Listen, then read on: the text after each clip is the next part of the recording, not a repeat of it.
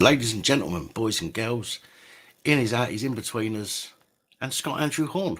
How you doing? Let me just confirm you can hear me first. Give us a thumbs up if you can hear me. You should be able to. I bloody well hope you can.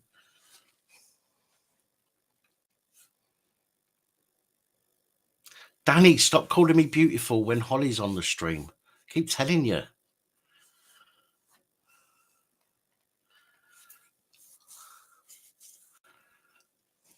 How you doing, Rex? Thank you, Mrs. W. Good evening, Lisa. Evening, Surf. Hello, Blitzer. Good evening, Nightbot. Hello, Richard. Hello, Lost Souls. Hello, Barry. Hello, Rob. Good evening, Danny. Good evening, Tiffany. Constantine, how you doing? Rex, nice to see you. Scott, always a pleasure. Jack Ablaze is in the house somewhere as well. Nice to see you too.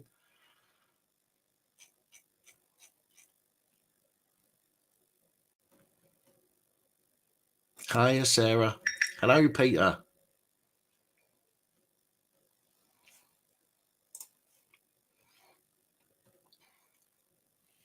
Hi, Danny. Evening, Budge. How you doing?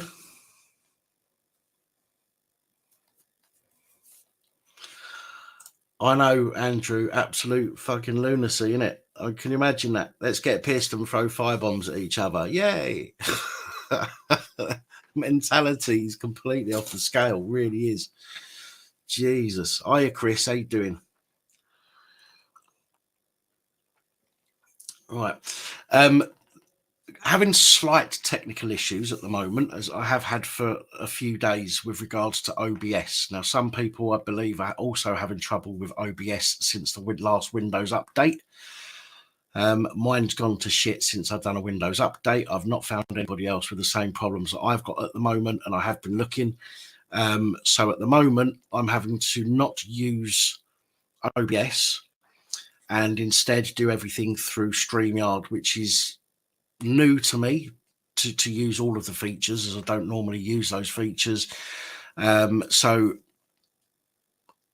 this is a sort of play it by ear live stream. We'll see how things go.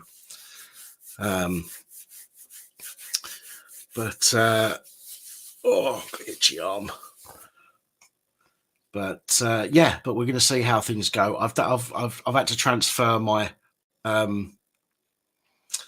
I've had to transfer my overlays from OBS onto here, so I've got some overlays to go on here. I did an audio check earlier, and Skype can be heard, or was able to be heard, and I'm hoping that it can be heard by everybody else that's watching as well. Okay, so we're going to have to see, as I say, we're going to have to play that by ear and see how that goes. But you know, we do our best, even in the face of, what's the word, misfortune or problems, whatever you want to call it. Evening, Johnny. How you doing? So, is everybody good? Is everybody okay? Have you all had a good weekend?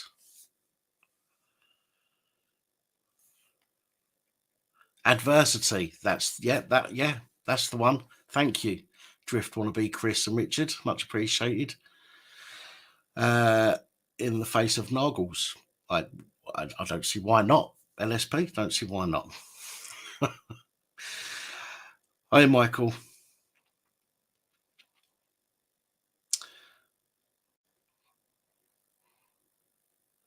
Hi, James. How you doing? Right, I want to make it very clear tonight that we have a birthday boy in the room. Probably going to get embarrassed by me saying this, but we do have a birthday boy in the room.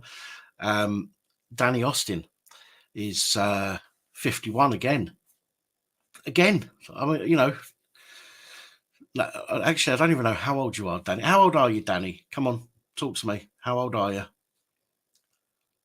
40 what? And no telling me fibs, because I'll find out.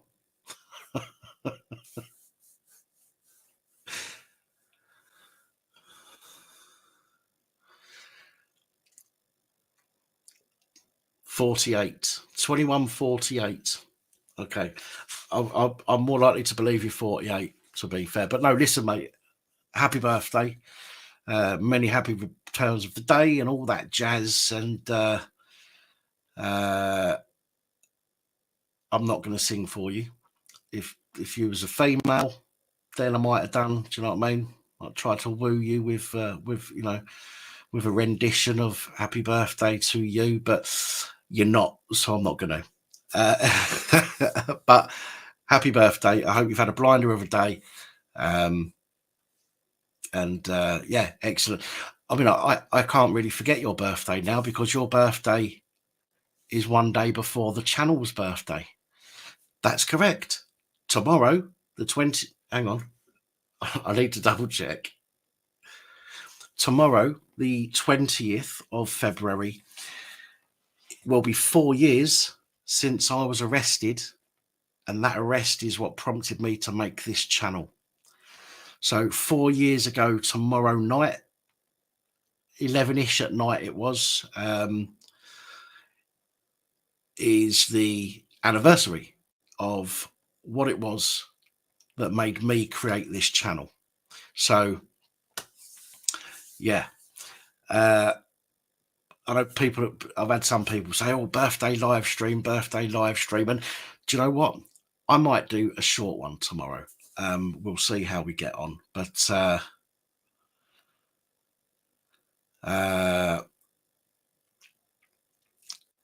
we'll see how we go. I've got somebody coming to see me tomorrow day, so that's why I put a few videos out today, because tomorrow I might not be able to put any videos out. If I do a live stream tomorrow night, it may well be that it'll be a short one, finish off very early, because if I don't put videos out tomorrow, I need to make sure I've got videos on Tuesday for you all. So we'll see how it goes. I don't know about tomorrow, Michael, but I'm going to get pissed tonight. So, for you, what did I get arrested for? Trying to take photographs, and I never even got to take those photographs, funnily enough. Dear, oh dear. Thank you, Barry, much appreciated.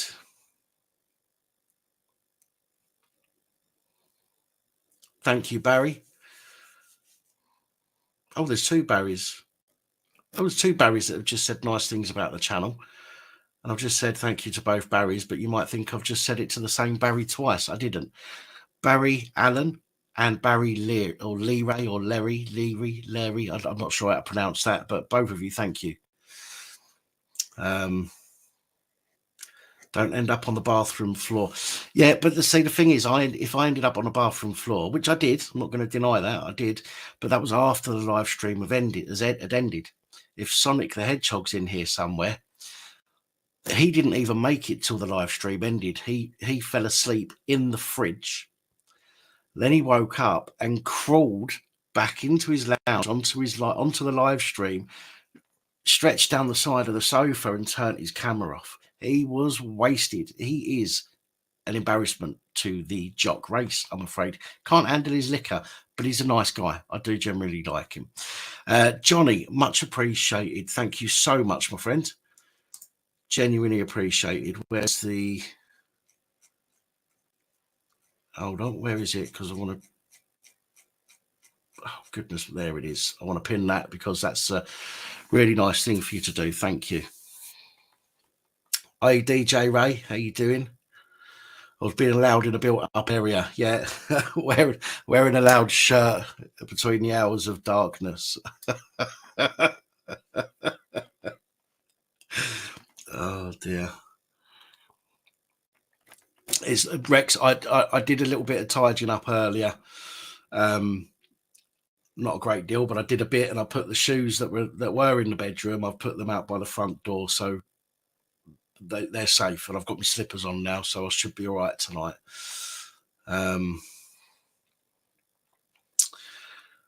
Reggie Photo, how you doing, mate? I'm okay, thank you very much. Much appreciated. Paul from PSNI abusing their powers. I don't even need to see the post. I know you're probably watching. At the least you're watching, because I've just had a notification saying that you've just mentioned me in a post. And now I know on every Sunday you put a post in your group that says I've gone live, and I appreciate that. Thank you very, very much. But I've not said thank you for that very often. I've said thank you in post, but I've not said it live on here before. So big thank you to you for doing that. Good evening, Princess Angela. No, Connie, we can see you.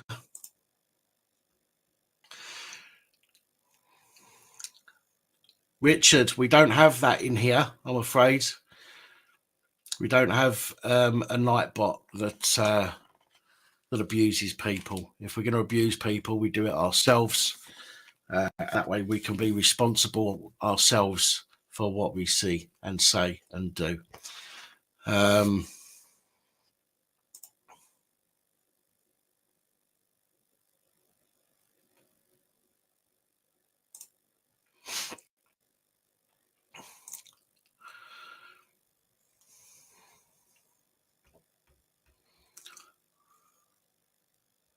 A couple of times the screen's gone plain white. Has anybody else noticed that? Can anybody else tell me? Has there been an issue with the video that you're seeing? Has it gone white or cut out at all?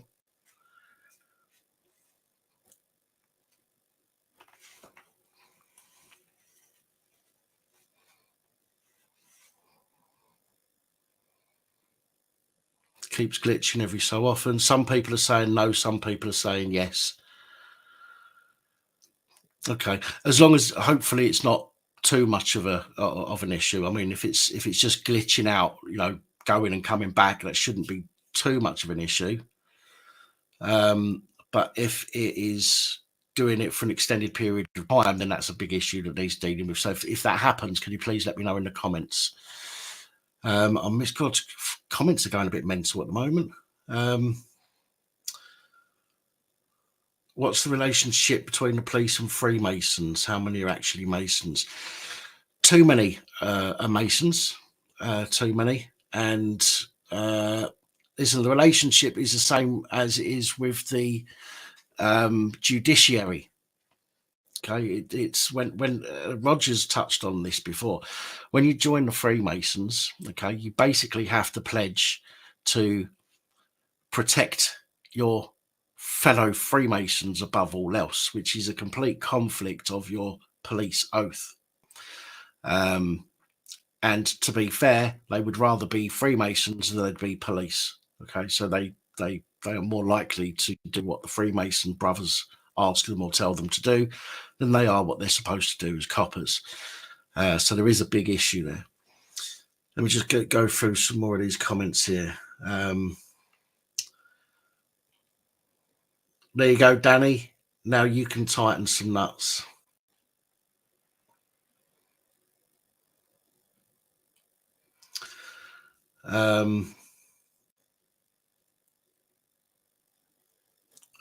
Yeah, no, we can see you, Connie. It's fine, but it's no issues. Thank you, Sarah. Oh, much appreciated. Scott, as far as I know, it's not been confirmed yet. The body that was found in the river, it's weird. I can't imagine how it can be found in the river. Wither? Who am I? Jonathan Wass? I can't understand how the body's been found in the river when they're supposed to have checked it all. It just, that's just another weird thing that's come up, isn't it? Let's be honest.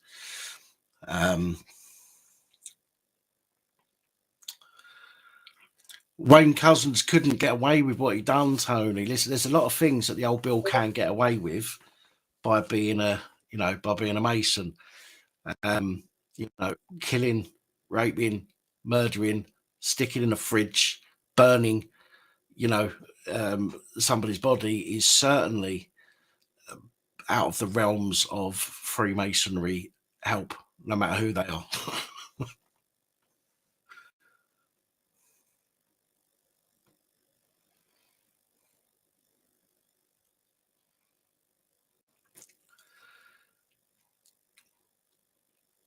Yeah, it's bollocks. If it's her, and I'm not saying it is because I don't know enough about it, I just know some of the headlines that I've seen. If it's her, somebody needs to answer some questions. Yeah, somebody needs to answer questions because all that fucking area had been searched. If it's not her, then where did it come from? When police have been there for 10 days, is it now? 2 weeks? I can't remember how long they've been there. So if it's not her and the police have been around there for all that time, where has the body come from? Yeah. So there's some major fuck ups going on there. Absolutely major fuck ups. How you doing, James?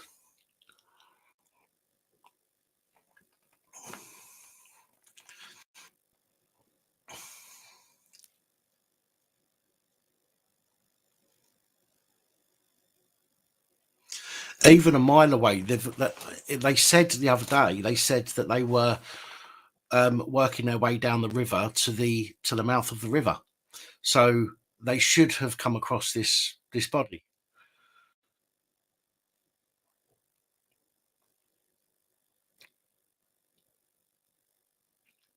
No, you're right, Stuart. About speculating, you're absolutely right, which is why I've not said whether I think it's her or not. I'm simply saying that, which is not speculation. What I'm saying isn't speculation in regards to, this body should have been found if it was, where they're saying it was, unless it was the other way, which is highly unlikely because the river would flow down to the mouth of the river. Therefore, the body should have gone down towards the mouth of the river. And if they worked their way down the mouth of the river or down the river towards the mouth, then they should have come across his body. So, I'm not saying that it's, I'm not making anything up. I'm not speculating. I'm just saying, generally, they've had diver teams out there for week and a half, whatever 2 weeks maybe, and they should have been able to find that by now. So, but there we go.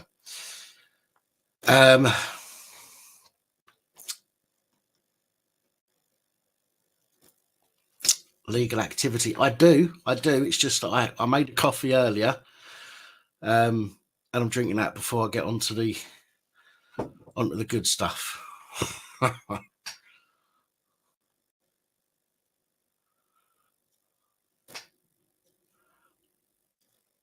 Hiya, Mr. McCrory. How you doing? I did give you a little shout out a minute ago because I got a notification pop up in the corner of my screen saying that you'd mentioned me. And I know that every Sunday you put a post up in your group saying that I've gone live. So I gave a little shout out earlier and thanked you for that. And now you're here. So I'll thank you personally. Much appreciated. Thank you. CJ Audits, how you doing, mate?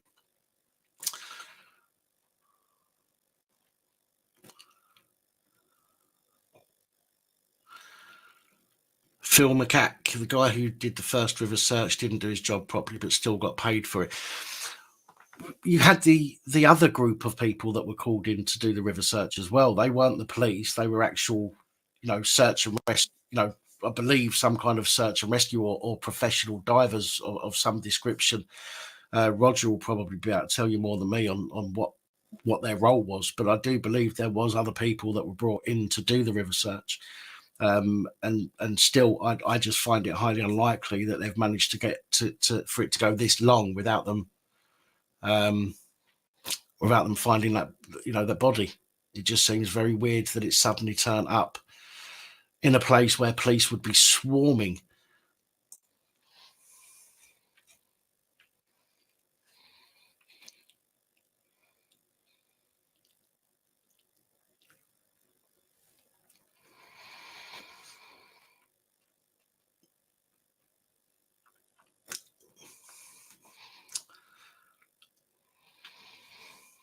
Volunteer search and rescue. Okay, cool. Thank you. Stevie Mac, how you doing, mate? No problem. Lost souls, no problem. Right, guys. So I'm gonna. It's 20 past 20 right now. I'm going to open the lines up in just a moment. I want to finish this coffee first, and then I'm going to open the lines up. Excuse me, and and we're going to get some calls in, hopefully, if there's anybody out there that wants to call in.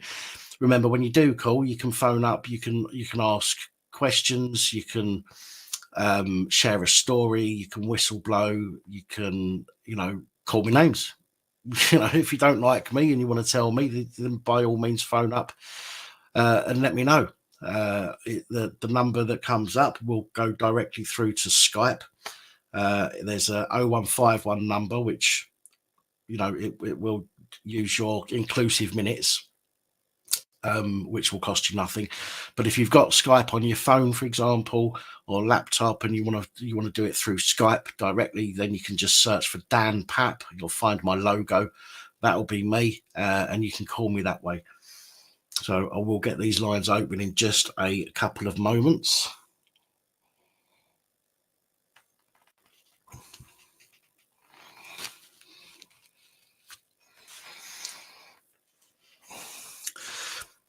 Barry, I'll tell you what, Barry, I've not, and this might sound really harsh of me, but I've not been that interested in what's been going on because, people are going missing all the time, and people are sadly being killed all the time.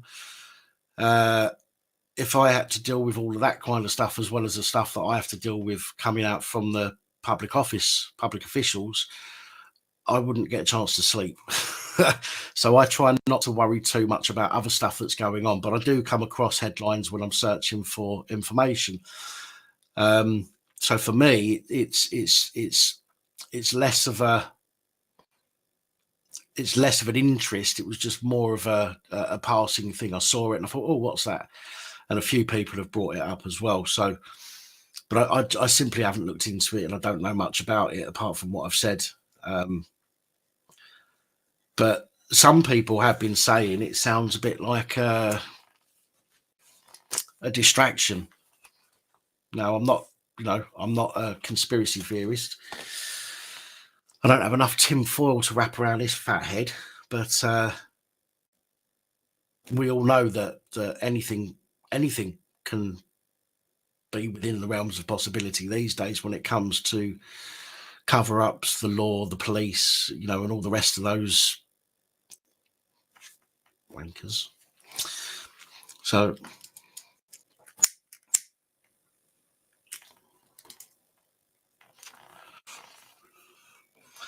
Subliminal Art, how you doing? I'll do my best to keep an eye out for them.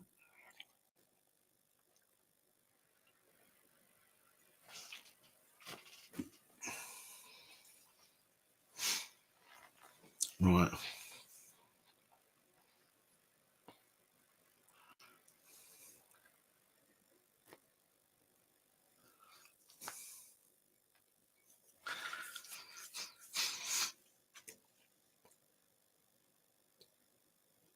Yeah, I'm glad you put apparently, bearded vet, because I was going to say to you, it's that's information that you've come across. That's like secondhand information, and we're not going to know. We're not going to know one way or the other because we have to literally work with what they tell us, unfortunately, and we know that people will bullshit, people will lie. It's just ridiculous.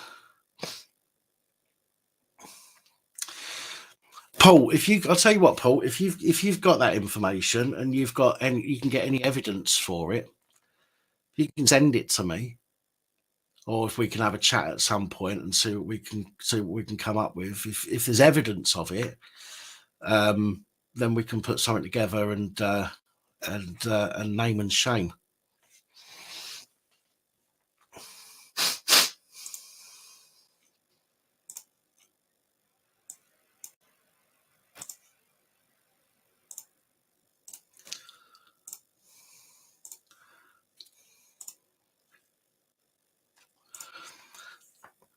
Okay. Ladies and gentlemen, boys and girls, in his, out his, in betweeners. The lines are now open. 01515289590, or Dan Papp if you want to call through Skype. You can still use the phone number to call through Skype. Let's see if these lines are working. I don't know if they are. I hope they are.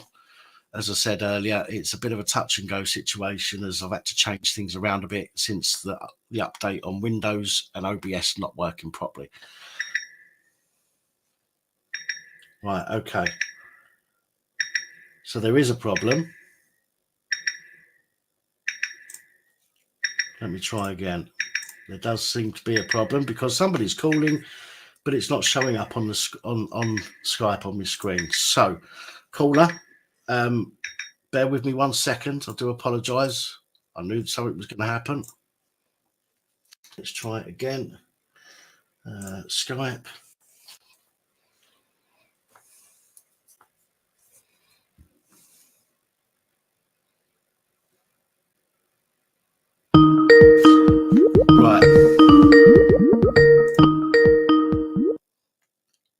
Right. Hello.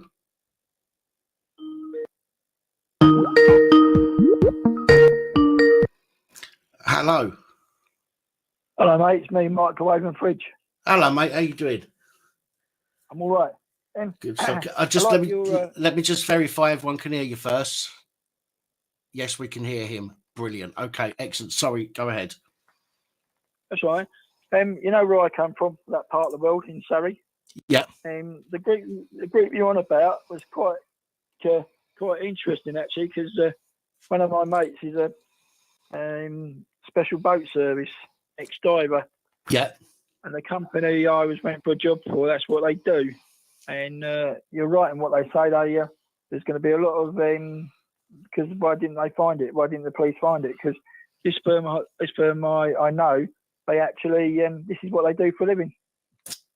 Yeah, yeah. I just can't imagine that they'd. I know Bearded Vet said that they didn't go down that far because there's a weir, and the body normally wouldn't have been able to go over the weir. But why would you still not check that far? And you would check. They did say they were going to check down towards the mouth of the river. I would have thought they would have at least checked up to the weir anyway, at the very least. But I can't imagine why they wouldn't search the entire length or at least past the weir. I don't understand it. Most of the guys that actually do that are like shallow water divers that go and look under the things of ships, for mines and stuff like that. So they're pretty well trained. Yeah. So they do it for a living, in the Navy and the Armed Forces. Who do you think trains the police? Well, the Armed Forces do, because some of them, this is a joke, it really is. And you feel sorry for the woman, the woman's parents, Yeah, of course. Everybody giving it, this and that, but well, it'll come out, as you say, it'll come out in the washing. Apart from that, how are you? I'm doing all right, mate, to be fair. I'm doing all right. A bit tired. Happy birthday tomorrow for your programme. Thank you very much. Right. Much appreciated. I haven't seen old Simon on. He ain't been on yesterday. I thought he would be. Was he not? I went to bed early last night. He's probably having a rest. You know, he's right. Well, take care, my friend. I'll speak to you next week. Yeah, you too. Take it easy. Bye, mate. Bye. Good night, mate. Ta-ra.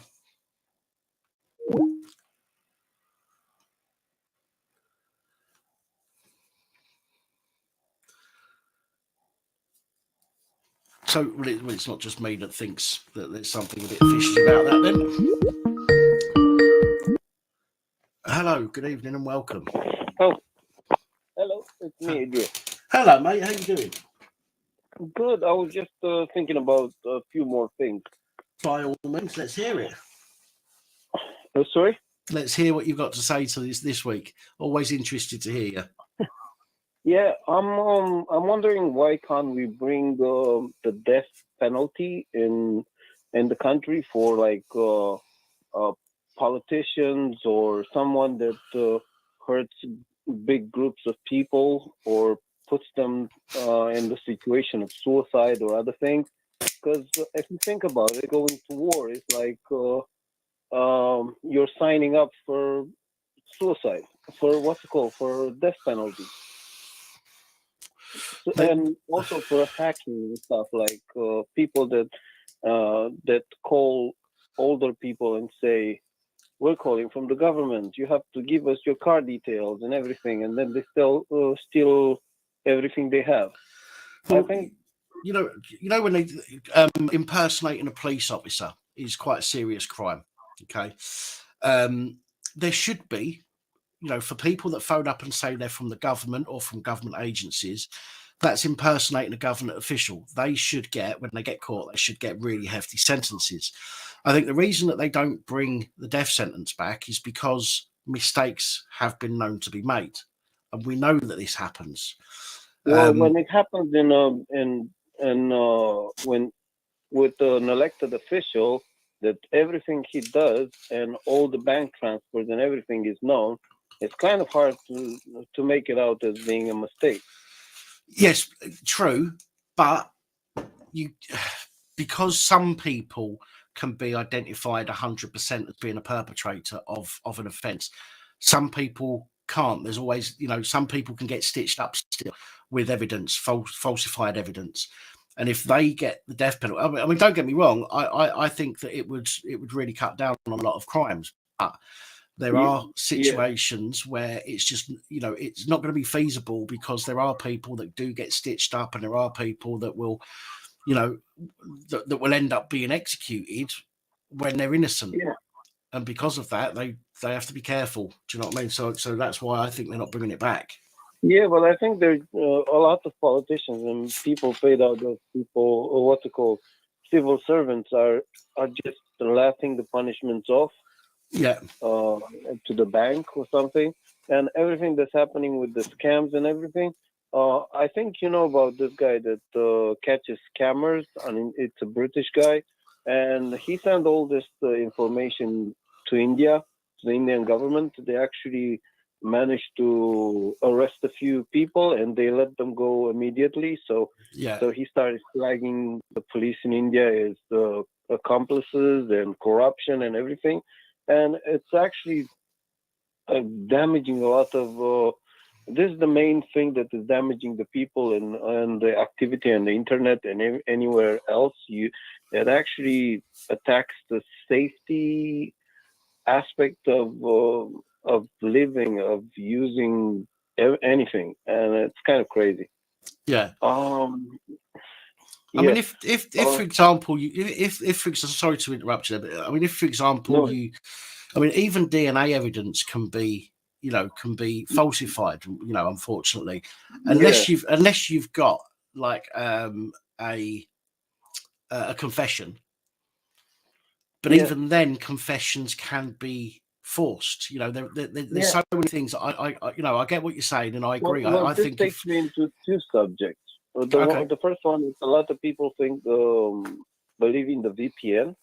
Yeah. So VPN has to be approved by the government. That's what I heard in China when I was watching this thing, because you can conspire to someone to hurt. So you never have you're never actually able to hide your activity. And I think if you're using a VPN, your activity would be actually harvested for later purposes and stuff. There's been some investigations into VPNs, and some of them do actually give your details over when asked.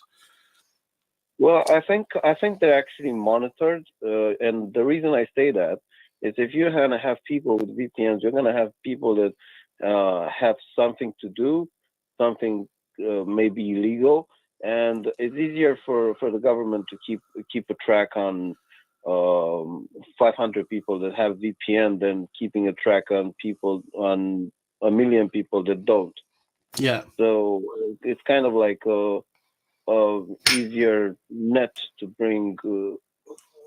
And another thing, have you heard of the Sandy Hook's elementary thingy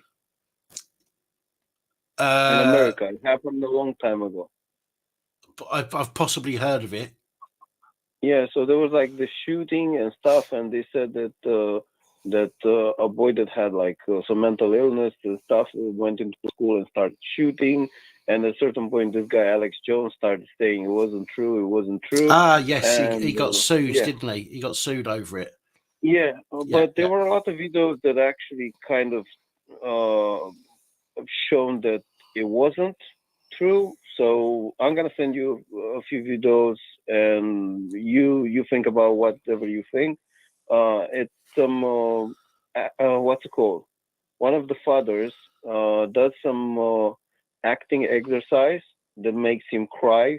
So he takes some deep breath, then he shakes it off, then it's just coming from laughing, and it's approaching the stage, and he makes himself like cry before the moment.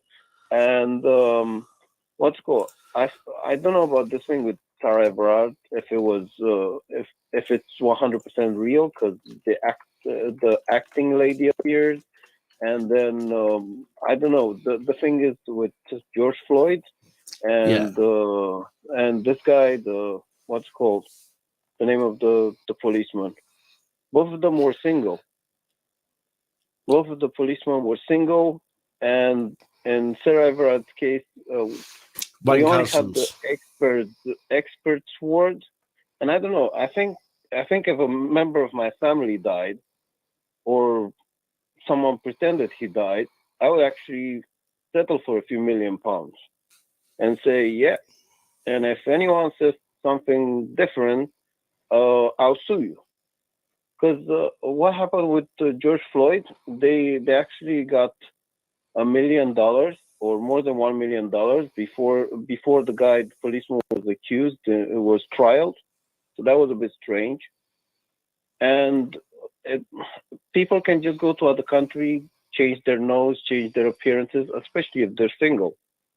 So that's a bit strange also.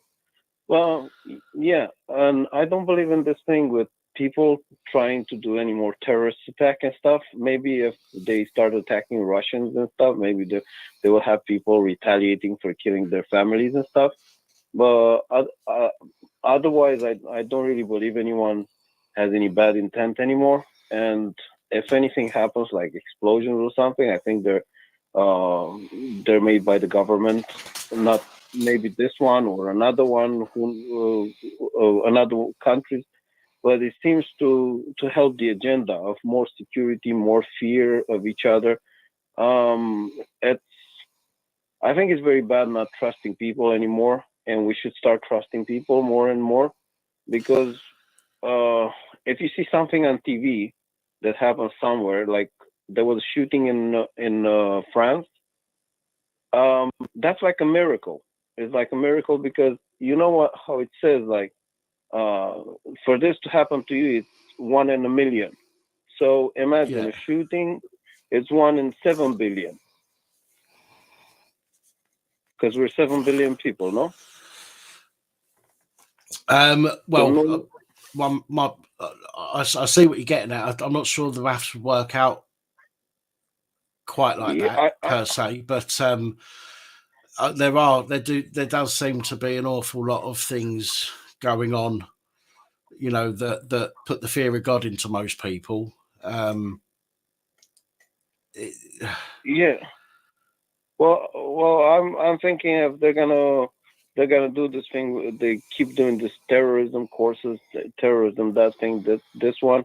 At a certain point, I think the government is gonna plan a terrorism thing, and we're actually gonna be afraid to go to football matches, concerts, everywhere. We're gonna pray to have like lockdowns and be put into capsules and everything. It's just crazy if we go on the fear part, because we were brave enough to go to war, and now we're not brave enough to, I don't know, trust another person next to us. It's just strange the way that it's going, because it's only damaging us. Well, it's not just about the trust, is it? I mean, let's look at through the pandemic.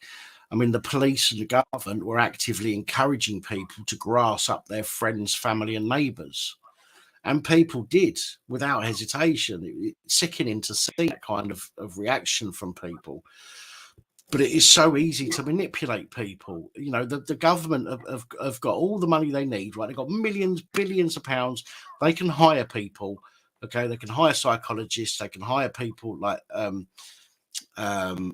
people that deal with behaviours and things like that, and they can manipulate us or the vast majority of us, into doing what they want us to do. It's sickening how so many people fall for it. Yeah, the strange part is that eventually I think we're gonna be enslaved. I don't know exactly how we're gonna escape this thing if the digital currency appears. And let's say Dan that you're gonna get a low score, and they say we're monitoring you not to get close to your loved one, call them anything. If you call them or something, we're gonna lower their score too, and they won't be able to use the bus. They won't be able to get medical treatment. They won't be able to do anything. I think you're just gonna kind of like sacrifice yourself somehow, not to go and meet with them. This is a very weird thing to avoid. So I said last time people should just continue paying with cash and make a fuss about not being able to pay with cash, whatever they refused. It's very weird what's happening, but at a certain point in my country, they used to have this this thing with HIV. Right. They did this. So children that got the first vaccine and stuff, they got positive for HIV, and at a certain point they started making these camps. They were testing they were making the HIV treatment stronger. So they actually managed to make it from the 1980 something. They started making it so strong that you can actually live with it. Well, Right. imagine this. Imagine a future where you're gonna get like this thing, and the government decides if you're gonna take another real pill to continue surviving, or if you're gonna get a placebo and your organs are gonna fail. This is just. Well, I think this is the ultimate stuff. But yeah, I had a friend that actually has that thing, and I broke ties with them because I was afraid of.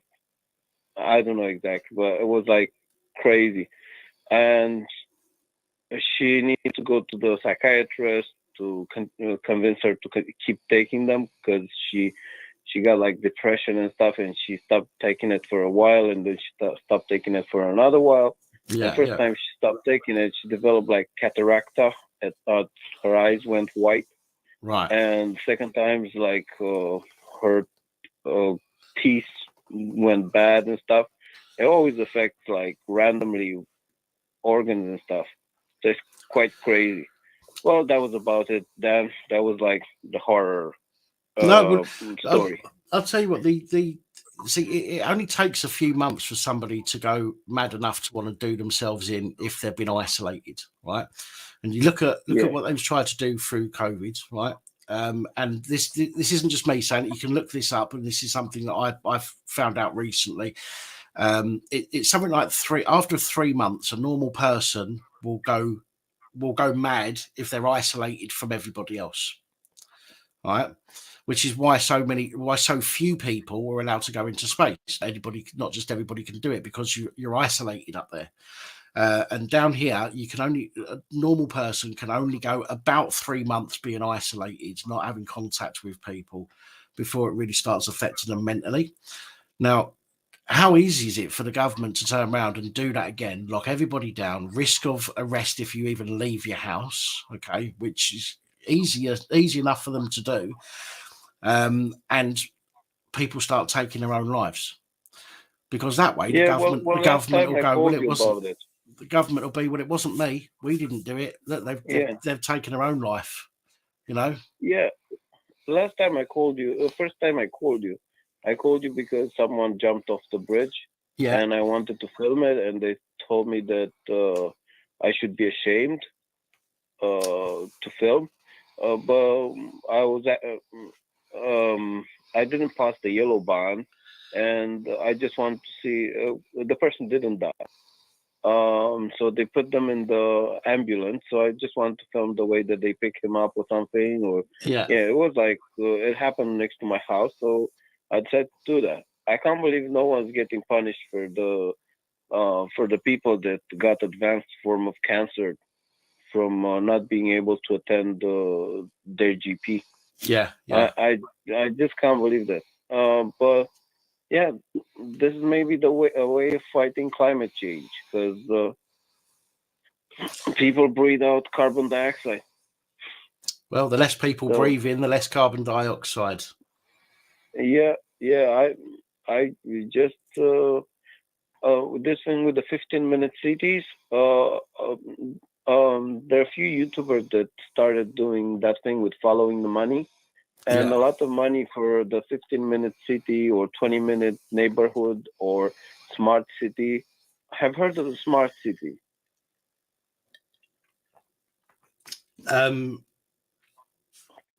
So I've they're kind heard of of the free ways of phrase. calling it. Yeah, so they're free ways of calling it 15-minute city, 20-minute neighborhood. But when you read the description for the first one, it sounds a bit different. So most of the money that are coming are from companies like pension funds and stuff, companies where people put their money in and don't need it for a long time. So including Barclays and BlackRock or other things like aside. So this thing with there are a lot of English companies that are doing this thing too. Yeah. So I don't know exactly. Maybe they're gonna they're just gonna implement them at a certain point, especially when they're gonna. You show the video with the guy pouring cement. Yes. Yeah. Yeah. Yeah, well, it was covered by the news, that video, and it was like such a bad light that they put on it. Irresponsible. What else did they say? They said something about vandalism. They made it in such a way that maybe people are gonna be ashamed or afraid to do that thing. It's just crazy. Yeah. Well, that's about it then. No worries. That's thank you very much for today. Adrian, listen, you. you're absolutely welcome, mate. As I've told you, you're always welcome to come on because you've always got some interesting points. So thank you for calling in. Well, thank you so much, Dad. All the best. No worries. You take care. Ta-ra, mate. You Bye-bye. take care too, Bear. I'll do my best. Bye now. Bye.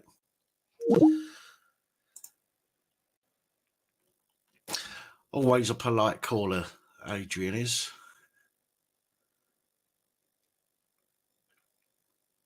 I've just opened Glyn's live stream and Crinkle's not on there. Hello, good evening and welcome. I made it. Hello, Scott. How are you, mate? Well, I tell you what, brother, third time lucky, but I got there in the end. Well, I have to, whatever number comes up first, that's the one I always go for. And sometimes it means that... I come up first, brother. I'm double lively on the phone, double lively, and then you had technical issues, mate, that someone else got through. Was you the first person that tried calling? I was the first, yeah. Right, I was on okay. The all right, okay, got you. How you been? Okay, mate, okay. Getting by, plodding along as you do. That's it, mate. Happy birthday for the channel for tomorrow, Dan. Thank you. And don't forget Danny Austin in the chat. His birthday today. Happy birthday, Danny Austin. Yeah, I'm gonna and I think it's Richard's birthday as well on Friday. He was saying in the chat. So on Thursday, I'm going to ping you some money, and I'd like you to ping Richard and Danny some money, if that's all right, Dan. Don't be soft. No, don't be silly, bruv. Your family. So little drink for you. Little drink for Danny, little drink for Richard, yeah, and I'll leave it up to you and I'll let you know on Thursday. Talking about what we've been talking about on the channel, this Nicola Bully things I've been following, and I've been quite upset by what's happened to her, as I'm sure everybody in the chat room is, and your good self is. And for me, Dan, there's something that's not right about the whole case, how it's been handled. Yeah. The fact that they should have been taking it that she's still alive, should have been taking it that she's perhaps had a mental health breakdown.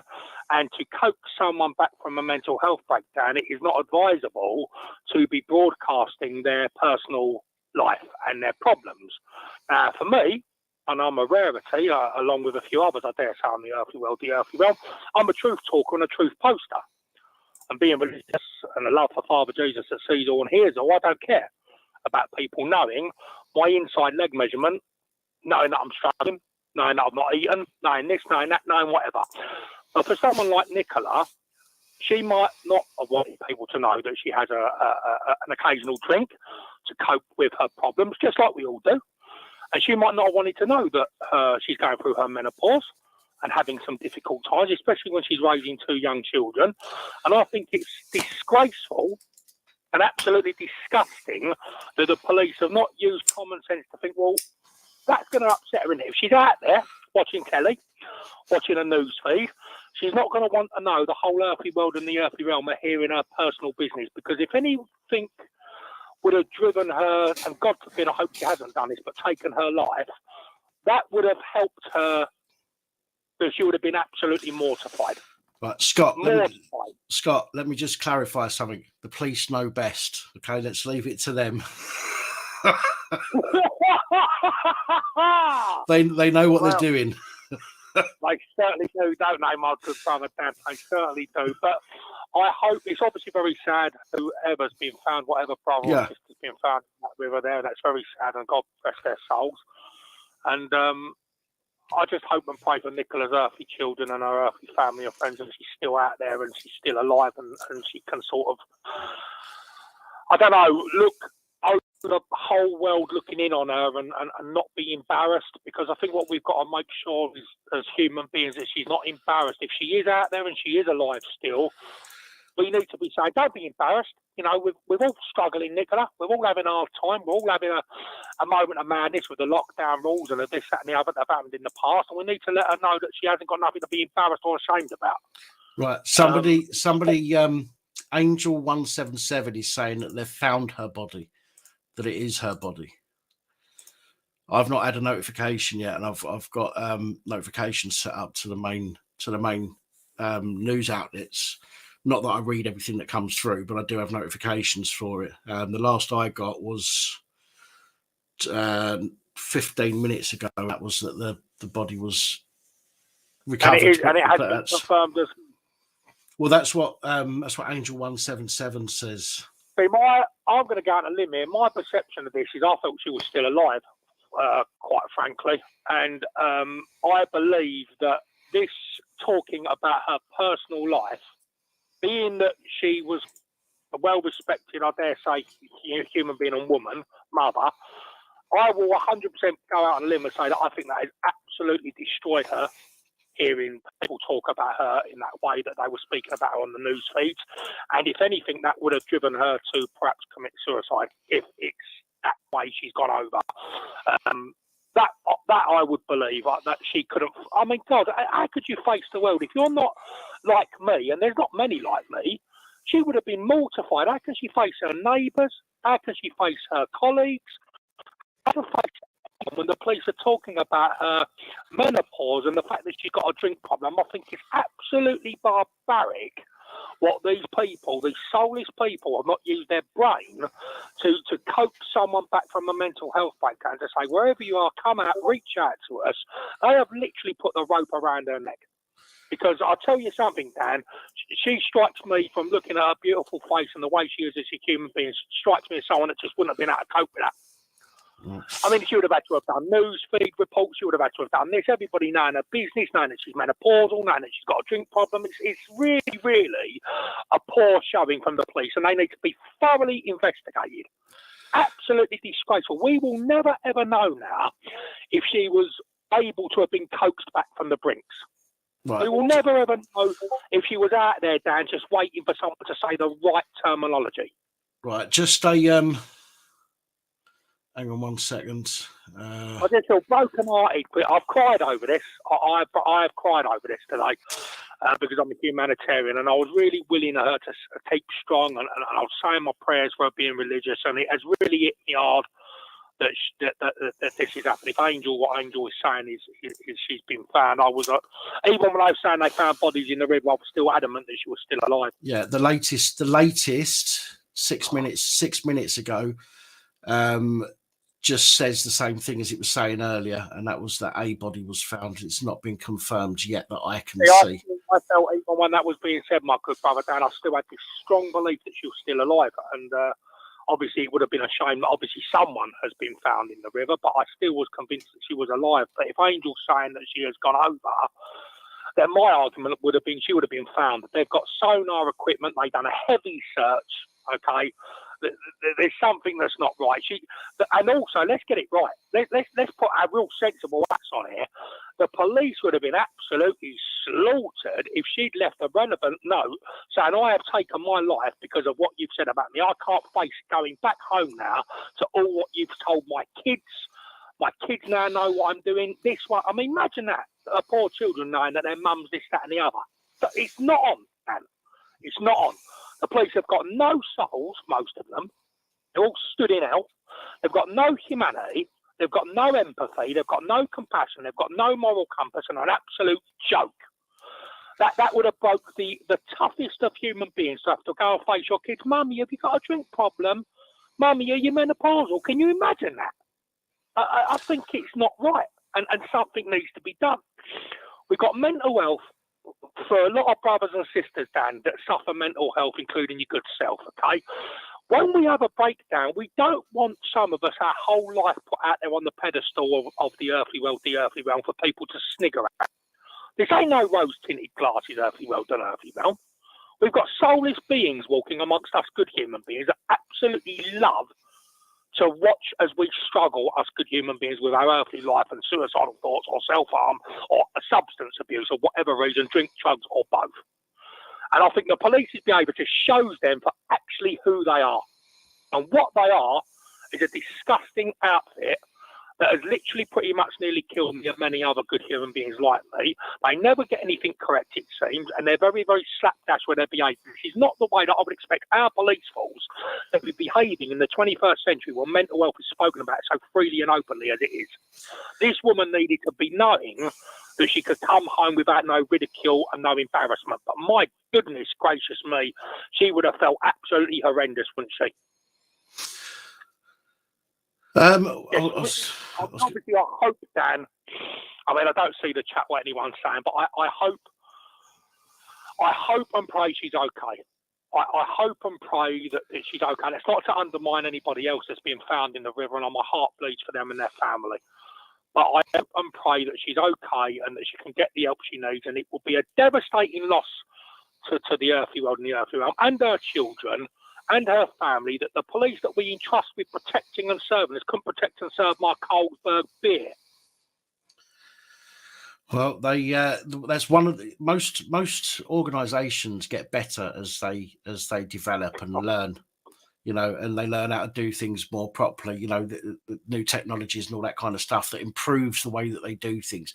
The police is one of those organisations that has literally, no matter how much money they take off of us and spend on stuff that is supposed to improve policing, has actively got worse and worse over the years. And I've said this many times, I simply don't see it getting any better anytime soon. No, I don't see how it can. No, I don't. I think they're too far gone now. They need to completely start the police all over again. It's an absolute shit show. And quite frankly, the police of 30, 40 years ago that you had mutual respect for, because you knew they had to do the victim factor course. You knew if they missed it by 1 second, they were out of the force. They had to be a certain weight, a certain height. They had to run the 100 metres at a certain time. Look at them now. They couldn't run 50 yards unless someone waved an ice cream in front of them. Yeah. And it's an embarrassment for the brothers and sisters that are good, that are doing the job with a heavy heart, that have got to be wrapped up around these soulless beings that couldn't give a rat's pajamas about us. All they've joined the police for is the pension fund, and people better start waking up and realise that's all they've joined the police for. They don't care about us. They care about retiring at 45 with a full pension fund, happy as Larry. Yeah. Now, the police is a joke. It's an absolute joke. They're murderers. They're rapists. They're paedophiles. They've got some of the most disgusting, immoral, soulless people that work amongst their midst. They don't get caught up with. They don't get pulled up with their mistakes very rarely. And the whole police force as a whole overall soulless organisation or soulless establishment that it actually has now become. And it was filtering on that level anyway, but the good outweighed the bad back in the old days. Now I'm afraid and not afraid to say, because I'm a truth talker and a truth poster, that the good are not outweighing the bad. And the bad are outweighing the good by a country mile. Of course. And we we need to do something, Dan, because these people, our brothers and sisters in the police force, were actually employed to protect and serve us. And quite frankly, they're not protecting and serving us. They've made a lot of brothers and sisters who I've spoken to in the past, and I dare say in the future, that have spoke about the police, they've got nothing good to say about them. They've either destroyed their life, wrongly arrested them, caused them misery, ruined their marriages. And it's just an organisation that, as far as I'm concerned, an establishment, it's just a soulless organisation, a soulless establishment with no moral compass and no vetting procedure. We need police back how they were 40 years ago.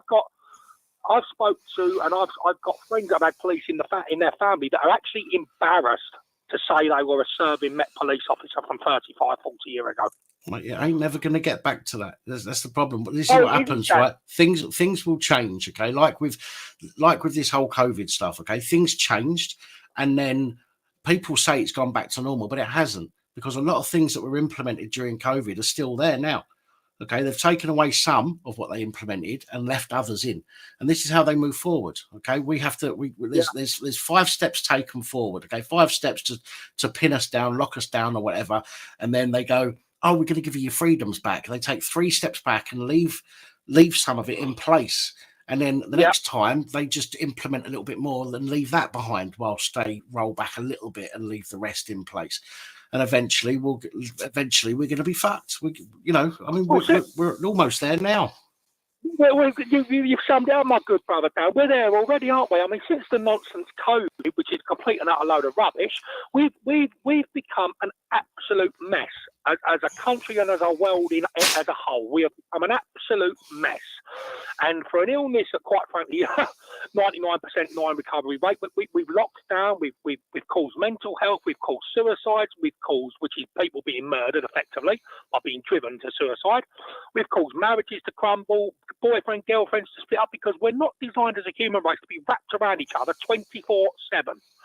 And this government has done this, and they're in big trouble on their feet day, and I do mean big trouble, along with the police and along with every other false position of power, soulless organisation or soulless establishment that are put on this planet to protect us, but couldn't protect or serve my Carlsberg beer, as I said earlier. These people have been gifted an ability to have a job to put their arm around their brother or sister that is outside their establishment or organisation.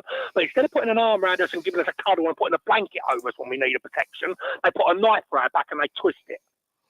Now, we've got a massive problem on this world, across the whole world, with people that are put in positions of power, because they're not doing it. But they're not doing it, Dan, for you, for Holly, for lovely Danny, for any of us on this planet, this earthly world, this earthly realm. They are actually getting involved in jobs for the little brown envelope, the little tickle on the balls, the little pat on the back, the little "you'll be all right, Jack, I'm all right, Jack," that old mantra. You'll be protected, don't worry, you're one of us, you're in our gang, the Get Along gang. And if they want to be in the Get Along gang, they can stand alone when we leave this world, because it'll be us going back home to them, and they won't be coming with us. And they won't be coming with us. And I mean, some of the things that I'm witnessing, you're witnessing going on this earthly world, this earthly realm, are actually very, very upsetting if you're a decent human being. I can't stand what I'm witnessing happening. And it's very, very alarming and very, very upsetting. And we've got so many brothers and sisters getting let down on a daily basis by people that are supposed to be our brothers and sisters, Dan. And they're not putting the arm around us. And they're not giving us the cuddle that we deserve, are they? Right. So, let's hope that there is changes. Let's hope that things are learnt from, if it turns out, it turns out that it's lovely Nicola. Let's hope that the police and many other organisations learn from these mistakes, because mistakes can only be learned by as long as you admit you made a mistake. Yeah. If you don't admit you made a mistake, you're never going to learn by the mistake, are you? No, but this you get me, Dan? We've got so many my brothers and sisters in the side chat that I love as well. We've got so many organisations being protected, so many establishments that are soulless, like the soulless establishments being protected, and thus for mistakes are never learned by. But this is the roundabout. This is the roundabout that we're on, Scott. Okay, nobody's learning from history. They try and hide it. They try and hide history and cover it up, and nobody learns from it.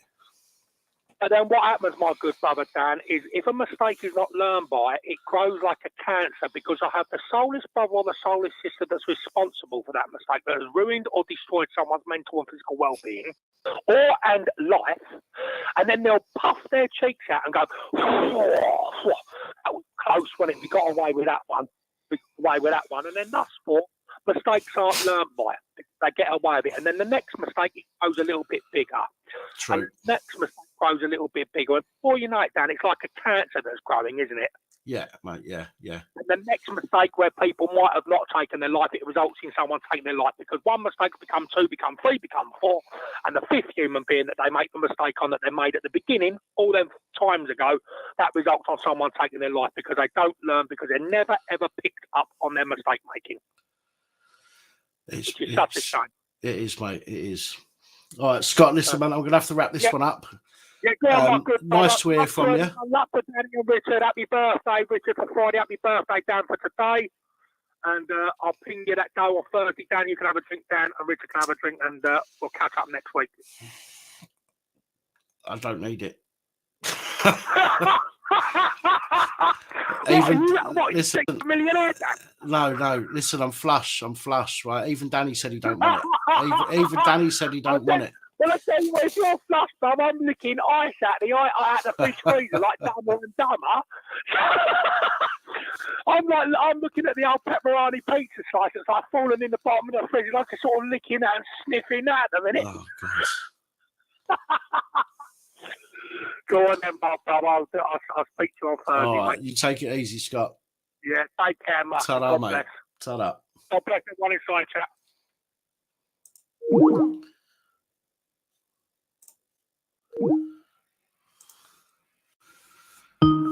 Oh, didn't even have a chance to say anything then. Hello, good evening and welcome. Hello. Hello, good evening and welcome. How you doing? My name's Matt. Hello, mate. How you doing, mate? Yeah, I'm good, mate. Yeah, just for your last caller as well, mate. Don't believe everything mainstream media's telling you. You know, it's a load of fucking bullshit, all that sort of like rubbish. And the other thing is let's go back to basics, like, yeah, how a body, sort of like, if it was sort of like whatever, it would be up there within days, mate. Come on. How many weeks are we into it? You're being bullshit again by mainstream media. Anyway, that's not the reason for my call. The reason for my call is that how I found my life through this bullshit, and it started in March 2020, Right. because I was just a total normie. I was just a normie. Basically, I didn't know nothing. I was scared. I was fucking telling my mum, like, "Oh my God, you need to lock up, etc., etc." Mm-hmm. But anyway, what I did, I followed excess death, and I traced it back about 40, 50 years of excess death. Every week is pretty much the same on excess death, right? Yeah. But Yeah. once we'd reached May 2020, we're in the lowest excess death of all time, right? Tracing this back all these fucking weeks, all these years. And I was like, what is going on? What the hell is going on? And anyway, it goes on, and it goes on. But we're still locked up. And then we get let back out. And I was sort of like, I mixed with a lot of people. I can tell you that. I mixed with a lot of people. And I was going out back into the raves, right? Mixing with all these people. But Yeah. what we were doing, right, yeah, they were herding us into groups of six. This was in the UK. There were groups in sixes into these like sheep pens, and we were just like, this is bullshit. But whenever you go to the bar, you group together. Oh, so everything's fine. Everything's fine when we go to the bar, but when you have to go to have a little dance, like you groups into sixes, and I come away from it, I was like, this is fucking shit. So anyway, we grouped together and we went to Corfu. We got about, I don't know how many, 500 of us.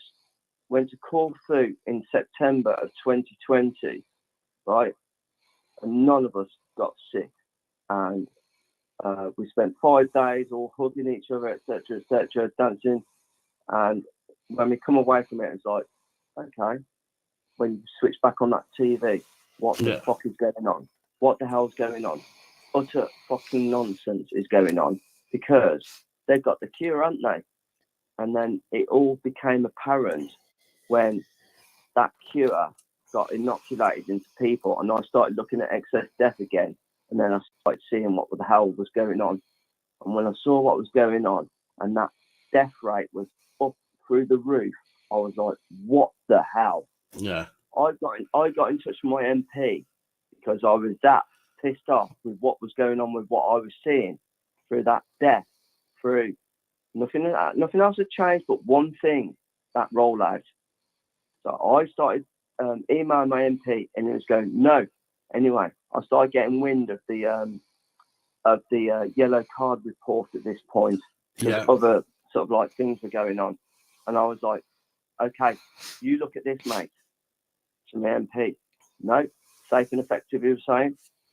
And I've just got to the conclusion about a year past all this presentation that I've been trying to put in front of what I would call a democracy, to say we are not in no democracy whatsoever.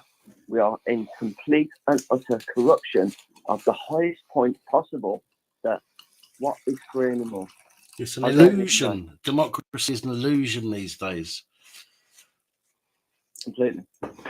Make it look like a democracy by letting people vote, but ultimately they've got their own plans in place already. They know what's going to happen. They know who's taking over. They know all of that stuff already, and letting us vote. I mean, at the end, why do you think we're not allowed to know what other people's votes are? Because if we knew what people's votes were, then it could be tallied up and worked out how many votes actually went to each person, rather than what we're just told. Absolutely, mate. So I've come to this conclusion, me being an absolute normie, and you know, I try and tell people this, right, yeah, and they don't fucking believe it, but it's what's happened in my life that I've worked it out. Now the thing is, right, yeah, is what the fuck do we do as people? Because we are people. We can gather all these people. I can see the protests and whatever. How do we get around this now to say, sorry, mate, we need our democracy back. We need our people back. We need our numbers back to say, this is it. We've had enough. We've had enough of you, mate. Right? The only way to do that is to get enough people to say, fuck it, I'm going to go and join that protest. Okay. But listen, there's 175 or 180,000 coppers in the entire country. Okay. Yeah. Now, if it wouldn't take that much, I mean, that is a tiny fraction of the population, right? In fact, a couple of cities, a couple of small cities could completely, or one small city could completely, outnumber the entire police in the country. So why people aren't turning around and saying, do you know what, fuck it, I'm going to go stand up for my rights. I'm going to go stand up for the rights of my brothers and sisters and the rights of my children and grandchildren. And I'm going to go to that protest, and where you get, all you need, all you need really is a couple of thousand people turn up, and the police's arse is going to fall out because they're not going to be able to fucking manage. They can't. They can't. But the thing is that people are a bit fucking dim, a bit fucking dumb here. And I'm going down to my gym. I bumped into an old guy. Sorry for a bit rambling on here, but I'm just gonna tell this story, right? Yeah. Old boy, right? He's probably like there. He's fucking 75, I'd say. And he said he'd lost his missus 3 weeks ago. And I says, why'd you live? Anyway, he says he'd lost it to COVID. And I said, okay, mate, how many jabs did she have? He said she had her last jab. This was like the booster 2 weeks previous until her death. I went, mate, do you actually realise that thing that was meant to protect her has killed her? Do you understand that? You fucking bleating. He was crying his heart out. and I swear I didn't even want to say it at that point, you know, but I'd said it, and even me, I was like, what the hell? Because he was crying so hard then, because he realised that it was the jab that had killed her. And I'll tell you what, I had to walk away in the end. I went, mate, I'm really sorry. I just like to walk away from it all, because this, and if you're a gym goer on this thread here, you will know when you start speaking to your fellow gym goers of how many people this has fucked up. I speak to so many people in the gym at the moment. One person was on the Johnson & Johnson when it started, right? Yeah, fucking myocarditis, and that was even when it started. Now I'm speaking to many more, and they're saying, I've never been the same. I'm not the same person. So this is not just, you know, us like looking at all these things that are going on. This is regular life, talking to people now about their regular lives, right? Yeah, and basically they are fucked up, and it's fucked up because of that. So this is no bullshit here. No bullshit. I'm talking to people, and I'm getting the real life back now. Yeah, thank you, thank you, Tiffany. It's exactly what I was thinking. Yeah, no, it's all right, mate. No, I'm going out there. I'm just looking for people. You know, I'm just I just like talking to people, and you know, sort of like I watched the stats on this, and I was like, okay, are they giving me the wrong stats? Because then a day you don't know whether like someone's bullshitting you on stats. You know what I mean? To maybe cause some sort of conspiracy theory or whatever. Listen, every time you're talking about percentages, okay, I can guarantee you the numbers have been massaged by half a dozen different people before it gets to the public. It's the same as the police statistics for crimes and things like that. The police know how to massage the statistics, which is why they'll arrest people for certain things. They'll get charged for something else, and then when it goes to reporting to the Home Office, they say we made X amount of arrests because of XYZ. But yet we get to hear about that. So we get to hear that there's an increase in knife offences, for example, people being arrested or people being stopped and searched. We get to hear about the increase, but we don't get told about the number that actually weren't involved in a knife crime or didn't have a weapon on them, but were searched anyway. So they massage and they feed us the statistics that make it look better for them rather than being honest. And it's just the way that's the way that it's always worked, unfortunately.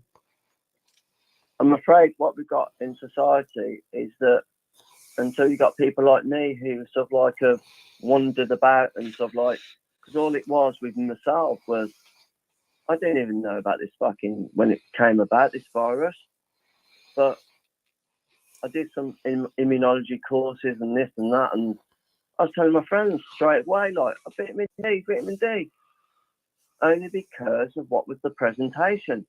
Presentation was coronavirus is vitamin D related. Anyway, regardless of that, I didn't realise it's on a bigger level, a load of bullshit, that they wanted to get this injection into people to basically cause what they've done. And what they've done is very simple. And the simple mathematic is that it's a business. The more they can injure, the more they can derive by prescription. The more they can do by the elderly, the more they have not got to pay out on the pension. Yes.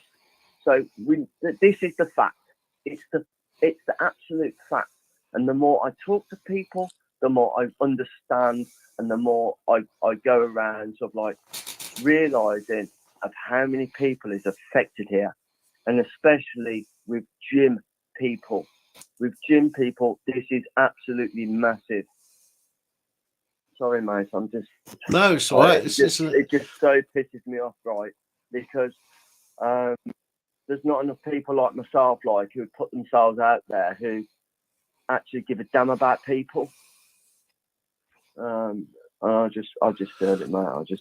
You know, I talk around with the gym. I get other people then talking within the gym, and then we'd all come to the common reasoning of this, and the reason is this, of what they've done, and it's not the mental. Well, there was a mental health cycle before what got injected into them, but when that thing has got injected into them, and the more they've taken, and as I say, like I've even give you an experience there where an old guy has lost his missus to it, and they've actually put COVID on the bloody death certificate. Yeah, as they did with so many deaths, death certificates had COVID on there, and that was, you know, I mean, you can't even describe how wrong that is. I mean, not giving people the truth about why their loved one has died. Dan, there's another thing to this, mate. My wife works for one of the biggest insurance companies in the world, right. And basically, when this all kicked off, is that so you imagine, most of our jobs, whether you're a fucking dustbin man or whatever, our jobs day in, day out, it's all sort of like this, that, you know. Anyway, it's the same as what she was doing, paying out in insurance. Yeah. This problem, pay out. This problem, pay out. Get me? Guess what was added? You get it. Yeah? Yeah. So, from an insurance point of view, this problem. Now we've got a new valid interest covered. This problem. Now we've got a new interest covered. So, we could go all the way back, right? If we've got sort of like an independent party here to say, well, okay, what's changed in society? Why have we now got diabetes, death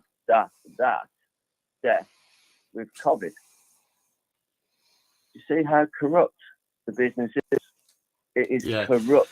Well, we know it's all about money, don't we? At the end of the day, it's the same as the medication the doctors prescribed. Pharmaceuticals is a massive money spinner.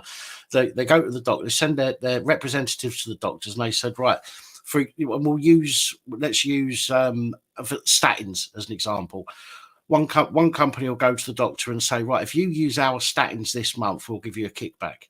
So what they'll do is they'll start prescribing a different make of statins to somebody, and then at the end of that month, another rep will come around and say, right, if you start selling our statins this month, we'll give you a kickback.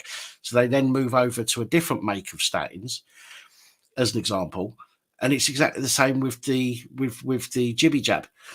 Doctors were being paid per person that they jabbed as well. 15 quid.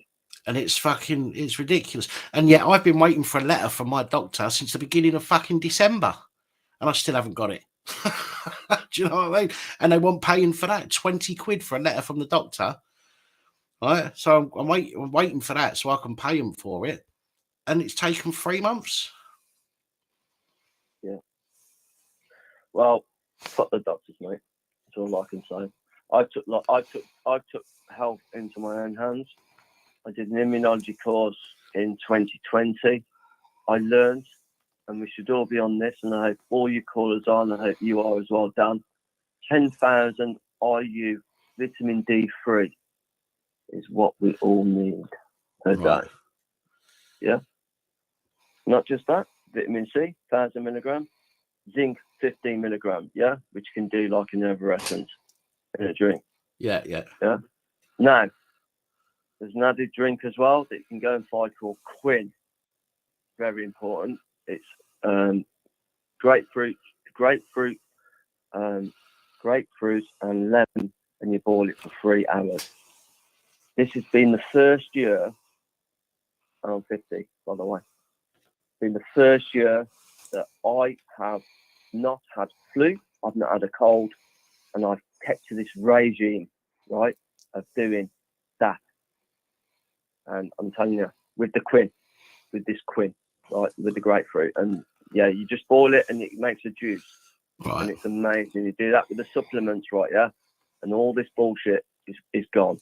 I learned all this through this COVID nonsense, right, yeah, but all I can do is just sort of like pass it on to your callers. If they want to look into it, they can. Yeah, and it's putting our health into another manner. Therefore, we don't need the doctors anymore. Yeah. We don't need the fuckers, because at the end of the day, what are they? Parasites. Pretty much, yeah. Bloodsuckers, aren't they? Same as the rest of them. Well, at the end of the day, we do not want to be on anything they prescribe. Yeah. So we're taking our bodies into an alkaline state, and that's where we want to be. Period. Oh, sorry. No, it's absolutely fine. No, it's absolutely fine. But I am going to have to wrap it up though. We've been on for nearly 20 minutes. But listen, I appreciate your call. Get your next caller on. Before you go, I just want to say I appreciate your call. Thanks for calling in. You brought up some interesting points. There are some people that call it conspiracy and all the rest of it. As far as I'm concerned, everybody, regardless to whether I agree or not, and there's some things I agree with that you've said, and some things maybe not so much. But I'm not going to fall out with people. I'm not going to take people's voice away and say no, you can't speak. You've come on here. You've been respectful. You've put your point across, politely, and I respect that and I appreciate it. So thank you for your call. Yeah. Thank you very much. Oh, mate, you take care of yourself. Good night, mate. Thank you. Ta now. Bye-bye.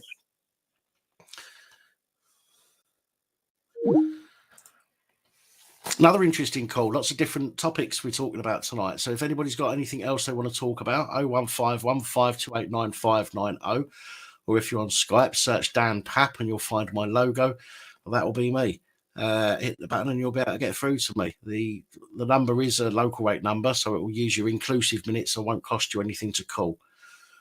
01515289590. Going to keep the lines open for about another 40 minutes or so. Before we move over to the panel and get a few people on the panel to have discussions. Who's messaging me?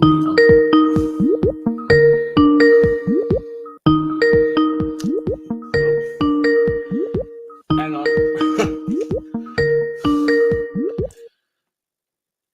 Hello, good evening and welcome. Hello, bro. It's Steve Whiteman. Hello, Steve. London. How you doing, mate? Hello, bro. I'm one of your, subscribers or PayPals or which one it is. Oh, right. Okay, so you're a member. Channel member. Yeah, I remember. Wicked. I'm just wondering about, I just clocked into you. I'm actually watching the Daily Earth call fire. I said that years ago. Right. My question is, have you been following what's been going on in Rotherham, where the coppers tried to set up our boys in regards to the illegal immigrants? I've not been following it. I have heard, because I do sort of have contacts in different areas that cover different areas. I have heard about what was going on, not in depth, but I know I was told the police were trying to incite it into kicking off yesterday at Rotherham. Yesterday. And obviously you've been, I'm not sure if you're a Scouse. You don't sound like a Scouser. My first wife was born in Dingle. Right, okay. No worries. I'm the other side. I'm the other side of Liverpool. I'm more Sefton. Yeah, I got married in, 1979 we got married. And, when I was in the military. I'd just like to see if you could actually cover this. I mean, I know how many coppers you pulled up, and they've actually been basically kicked out. As you say, another one bites the dust. Yeah. It's interesting that the government says, "Oh yes, we've got another 20,000 police officers coming in," and I'm thinking, well, basically, what I can gather is about 20,000 being kicked out. Right. Interestingly, you're absolutely right. There was about 20,000 cops that were laid off years ago. Then Boris turned around and said, "Yeah, we're gonna put 20,000 police back on the street." Look how that's turned out. Labour have now turned around and said that they're going to put another 15,000 on the streets. Okay, this is one of Labour's, and don't get me wrong, I've got a horrible feeling Labour are going to get in. Okay, next time round. To be honest, bro, if not one government supports our defence and also into securing Ukraine, and they don't put our guys our ex-forces and our homeless people on the housing list first, then not one of them are actually worth voting in. No, I agree. It should Totally be with you on that. It should be our servicemen and our civilians who are homeless, not through their own. I mean, I knew a guy many years ago worked for the Museum of London, and he was on loads of money. Yeah. And like most things, he got divorced. The wife took him to the cleaners, basically, and he ended up living on the streets. And one particular day, these people from Museum of London come out. I said, Christ, is that who I think it is? And it was. They brought him to Museum of London. They washed him up, cleaned him, got some new clothes. And he went from about £60,000 a year to actually living on the streets. Yeah. You know, and I think it's absolutely atrocious that this country treats illegal immigrants before our own people. And if any government is not prepared to stand up for our own people first, I mean, we're still sending bloody millions of pounds to India, and they've got fucking rockets being launched. Do you know what I mean, guy? Well, I went to cover a protest yesterday in Liverpool city centre. Now, by the time I got there, because I struggled in the mornings and all the rest of it, you know, excuse after excuse, but I didn't get there as early as I wanted to. And when I got there, all who were there were Corbynites. Okay, there was fucking loads of them. So I started filming, and I've got it on the channel, although it's quite hard to hear because it was quite windy and I wasn't set up properly. Excuse me. Corbyn came, stood on his steps. I know, he needs shooting. He's just as bad as fucking Putin, he is. Giving his spiel, okay, and he was saying saying things about, you know, let's deal with the racism, let's deal with the basically the rich people, let's deal with the rich people and the bought people. There are too many rich people and too many bought people. And I'm like, oh, hang on a minute, you've got money and you're part of the government, so you're bought. Okay, so you're telling people to get rid of people like you whilst asking them to like people like you and put you into fucking positions of power. You're an absolute fucking idiot, man. Yeah, you know, absolutely.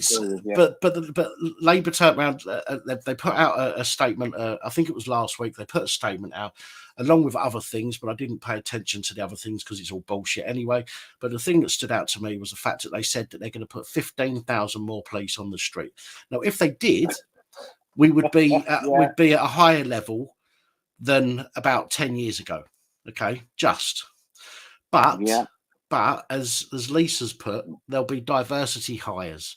And the problem that we've seen is a lot of these people, and this is some of the things I've reported on, as have other outlets that have said that some of the people that are being hired into the police don't even know how to write a crime report. Their English is that bad, they can't write a crime report out. Okay, now... Well, I went into the military police for a while, and basically I had to leave because my first wife, she missed her mum and sisters and all that from Liverpool, and I got to the point where I was taking the rules. What was it? Definition of theft, definition of rape, and to give evidence in court. How to actually do that? You actually do that evidence. But what I can see, the RAF are not taking no more white guys. You have to be black, and I think that's total discrimination right from the kickoff. Of course it is. They call it positive discrimination, but the clue's in the fucking name. Discrimination. There's no such thing as positive discrimination. Imagine a group. Imagine white people saying, for example, you know, I'm just going to use this as an example off the top of my head. We can't hire Muslim teachers as an example. We can't hire Muslim teachers you know, if you know, so we can only hire white people, right? And we're positively discriminating because of what we've heard about Muslims, as an example. Yeah, I mean, you could say we'd get strung up. We'd get strung up for that. Muslims, but we can hire Hindus. We can hire everybody. But that's exactly the point, though. That's the point. That we would get strung exactly. up for that, although you doing it for the right reasons, inverted commas, floating commas, whatever you want to call it, although it's being done for positive reasons, potentially, as an example, we'd still get strung up for it. So why can it be, and how is it okay to say we're not hiring white people, we're not hiring men, because that's another one that they want to try and stop hiring. They want to try and get more women in. And we're going to replace those potential hires with diverse people and women or trans people. Don't get me wrong, I don't care where you come from. If you can do the job, you get the job. Exactly right. Exactly right. It's not what colour you are, what ethnicity you are, or anything else. If you're transgender, it's if you can do the job. Of course, yeah, and absolutely. I totally agree with you. If they can do the job, then you take the best, because they're supposed to be the guys on the streets, and you don't take any riffraff. You take the best of the best. Yeah, that's available at the time. Totally agree with you. Yeah, totally agree with you. So, and that's where I stand with it. I don't care where you're from, providing you're allowed to be here. That's but that's a different matter. But I don't care where your background is. I never got a criminal record. I don't care what your background is. I don't care what you've got between your legs. If you can do the job to the standards that is required, not this lower standards that everyone seems to put in place to make it easier for people. If you can do the standards at the, do the required job at the standard that's required, you get the job.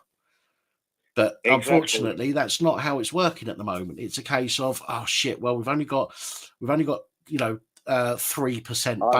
BAME people, so let's not bother recruiting people who can do the job that are white, and let's just find people that are BAME that can do the job, on a lowered scale of what you need to do, because it is. We all know that all of the recruitment processes have been lowered to make it easier for people to join. Hence why people have been getting in with criminal records.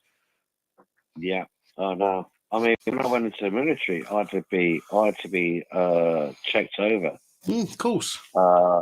It's, to me, when I left school in the late 70s, any job that you went to, you had to have a face-to-face interview.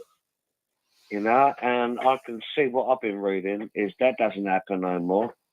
And it's all done on a fucking PC, and you have to fill this form in. I mean, Christ, who's filling that form in? Yeah. Do you know what I mean? You don't know who's filling that form in.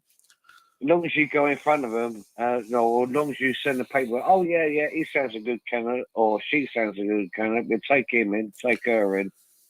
And when they get in, you just let a tiger loose in the sheep pen. Yeah. Do you know what I mean? I don't know, bro. But I have to thank you for your PAPs. I love watching them, especially when you say another one bites the dust. I love watching that. Even though I can't afford to send you more that I'm sending. Mate, listen, I mean, I'm 64 now. I'm disabled. Listen, I don't do it for that reason. Listen, I've opened it up. I've opened up ways for people to be able to support if they want to. But I'm not actively going out and asking people for stuff. In fact, I've turned some people down in the past.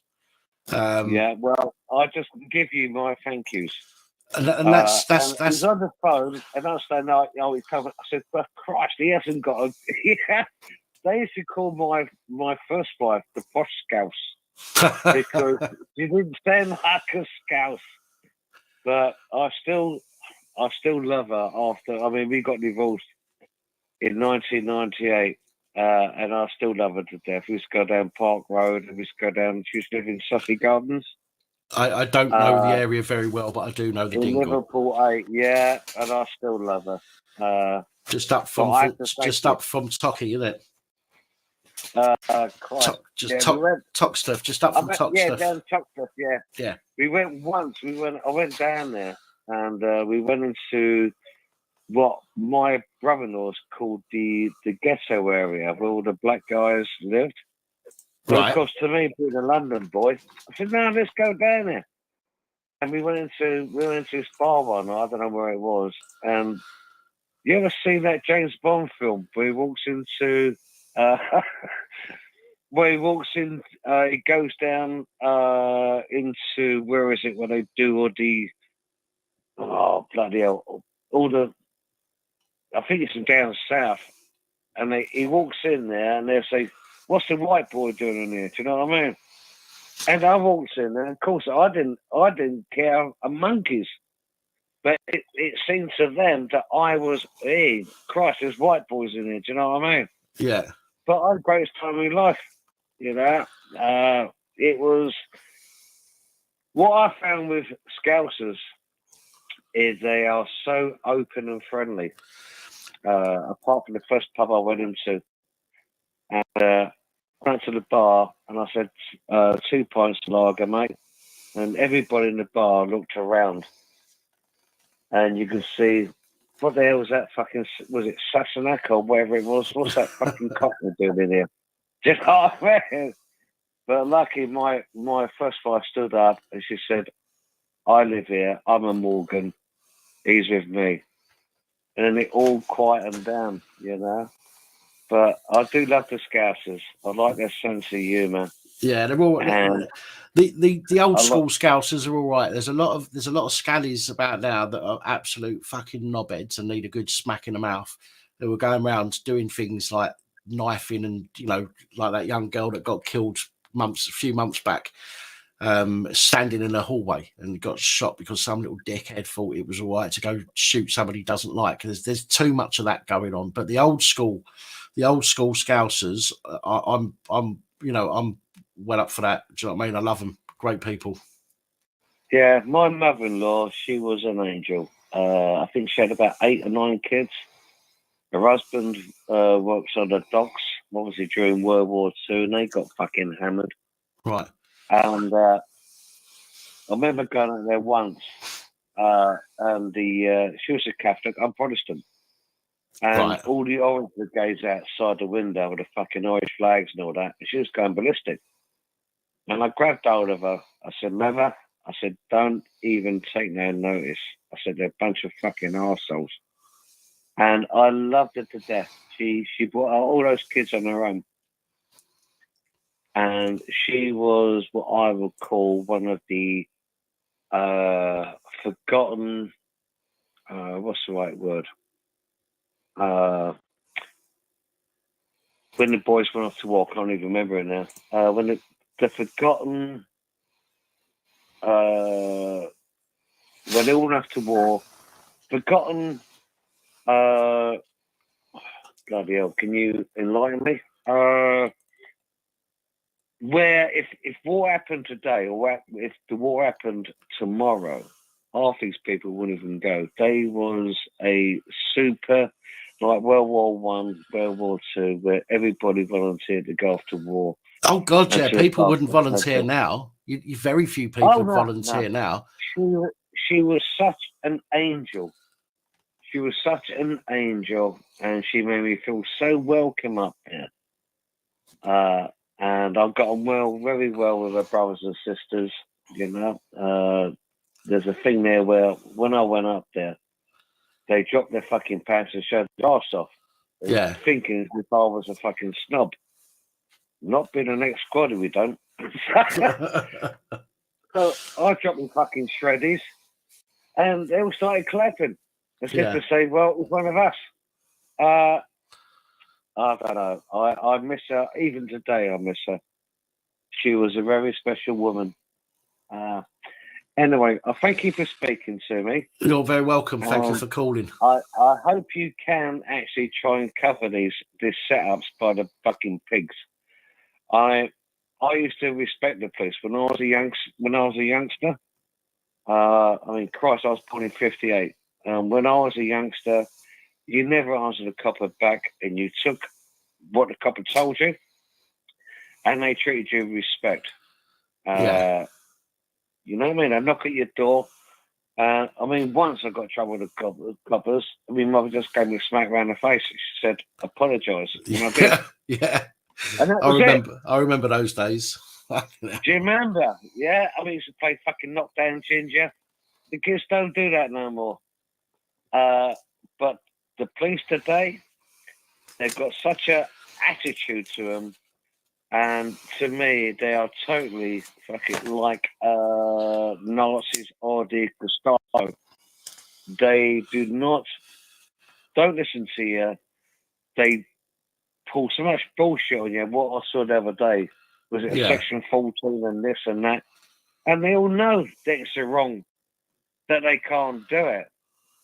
But I'm thinking, well, where's the coppers with integrity and honesty that can actually come out in the street and talk to these people? So yeah, you're totally right. There's not much we can do about it. As long as you keep quiet, or as long as you don't cause any trouble. Most of them didn't get. I'll tell you where they are. Most of them didn't get through the recruitment process. That's where they are. The ones with a bit of savvy, the ones with some integrity, they got cut off of the recruitment process before they got into training. Yeah, I totally agree with you. Anyway, bro, once again, I have to thank you for your channel. You look after yourself. I know you haven't been well too. You haven't been well too lately. I saw was it one of your tubes where you go for some tests with the Australian DHS. I'm doing my best. You know what I mean? I still crack on every day as much as I can. It's just I have chronic fatigue now, and I have difficulty with movement. So I can't walk too far these days, and it is getting worse. But I'm not giving up. Do you know what I mean? I'll still push myself to do what I need to do, but it does wipe me out. So I've got osteoarthritis in both legs. I've got suffered from prostate cancer, but lucky enough they took it out with the robot. Have you ever heard of the Da Vinci robot? You get a chance, have a look at it. It's called the Da Vinci robot. Right, okay. And the guy could be hundreds, if not thousands of miles away. And it's all connected by about 3D right, cameras. Yes, I've seen that. I've seen that. Yeah, so I had prostate cancer. They took it out. I've got incontinence from the front. I've got suffered from severe diverticulitis from the rear end. Right. So sorry. When I saw your no worries, bro. It's a part of getting old. That's the thing. That's true. It's growing old and learning to live with it. And then the army thing is basically overcome, adapt and overcome. And that is exactly what I'm trying to do now. But watching your YouTubes, it makes me laugh, especially when you actually rewind it when you make a cock up. I do generally. I mean, I used to leave more in than I do now, to be fair, but I still leave them in if it's if it's one that I think will get a laugh, I'll leave it in. Because we talk about some really dark stuff on the channel, and if I can make somebody at least laugh, at once during a video, bro. then it makes me laugh. It's got to be a good Do thing. you get much aggravation from the trolls? From the trolls, I get a bit of shit from trolls, yeah. But I can deal with them quite easily. I don't even need to ban them. Because none of them, they all just sit in the comments. I've invited them onto a panel to chat face to face sort of thing. But and they won't. They won't come on. No. So. Nah, they will sit in the fucking background. Right. Once again, I think it's about the third time. Yeah. You take care of yourself, bro. You take care of yourself. And I'm glad, hopefully in a couple months' time, when I've got my fucking Visa card paid off, I'll be able to update my my money to you. Listen. You really, honestly, listen. You can think about yourself first. You know what I mean? As long as you watch the videos and you like, and if you can share, that's more than enough. Honestly, it's very hard to share because I don't see my kids no more. My son's in Australia. My daughter's up in the Wirral. Well, then, if it's difficult to share. Sorry, right? If it's difficult to share, if you've got nobody to share it to, for example, which is fine. I know some people haven't. Just make sure you like the video and watch it from the beginning to the end. Because the more people that watch the full video, the better that is for the channel. So, I do, bro. that is as much help as most people can give, and I'm grateful for it. Right. You look, and by the way, why is there so many fucking coppers on your fucking couch and handcuffs? You're not into the old plastic stuff, are you? Well, all of these were brought for me by channel subscribers over the years, and it's rude not to at least put them up for people to see. No, that's good. Yeah, my daughter is a penguin lover. Right, she's got fucking thousands of them. She loves penguins, but she's never been into handcuffs. Right. Now you have to tell me. Do you have any women come around with handcuffs on? They don't come round with handcuffs on. They might get handcuffed while they're here. Typical Scotty. Yeah, typical Scotty. Yeah, they can put them on. Not even an old joke. Oh, where's the keys? Well, my missus said to me once, right, you can tie me to the bed. Right, so I put the handcuffs on her. She wears a 4-poster bed, so I put the handcuffs on her arms and on her feet, and she said, now you can do whatever you want to do to me. So I went down the pub. Yeah. Now you can do whatever you want to, and I went down the pub. That's right. It. Lovely. Look after yourself. Yeah, right? You too. Take it easy. Give my love to everybody up in Liverpool. Will do. I still love them. All right? Will do. You take care, bro. Ta-ra, mate. Bro. Bye now. Bye. Take care. What nice, jolly nice guy. Hello, good evening and welcome. Hello, Dan. All right. Hello, I'm all right. Who's this? It's Brian. How you doing, Brian? Right? All right. Brian is in AVC. Yeah. Yeah, how you doing? Now, Brian, I used to found a few times, like. I remember this was Brummie AVFC. AVFC, what's that? Yeah. Aston Villa. Nah, I ain't into football. Oh, in that case, I don't know. I found you when my brother passed away. When I told you, like, he had a blood clot and he died. Or a blood clot, Emily's in his stomach, and he passed away. Right. I feel like shit now, not remembering. Sorry, man. Sorry, man. Honestly, right. it's. I can make a twat of myself sometimes. My brain, if it's been a while, my brain doesn't work like it used to. So I'm sorry about that, man. It's okay. What's it up? That other guy was on about tablets, like, and I'm on I was on simvastatin, but I've changed them now to ivastatin. But right. I don't know if they're better or worse, because, like, still getting aches and pains, like. Right. Well, the statins are for cholesterol, aren't they? Yeah. It's supposed to take the cholesterol out of your system, and they do. Don't get me wrong. I don't know what other side effects they have, because I don't have time for that stuff. But I have taken them. My cholesterol was a 10, and I believe the scale goes to 10. Yeah. So my cholesterol was at a 10.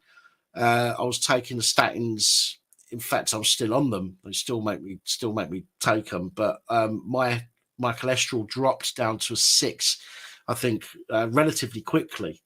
And again, I'm not saying that they're great. I'm not promoting them or anything. I'm just saying that some people will say that, that they do you damage. All I can say is at the moment they've done me, good. They've dropped my cholesterol down. Am you on ivastatin or simvastatin? Atorvastatin. Yeah, that's the one that I've changed to, because I was getting a lot of aches and pains. And my friend suggested that I try. I was on simvastatin, and he suggested I try ivastatin. Yeah. But there doesn't seem to be much change. Like, I still seem to get a lot of aches and pains. Oh, I'm sorry to hear that. But there's some other tablets I'm taking, which I can't remember what they're called. And I was taking what's the other ones I was taking? Paroxetine. But one of my mates, he told me the other day, he says it is safe to take the paroxetine when taking them others. He says because you can have terrible side effects. And I looked on the net, like, and it does say bad side effects, like, you know.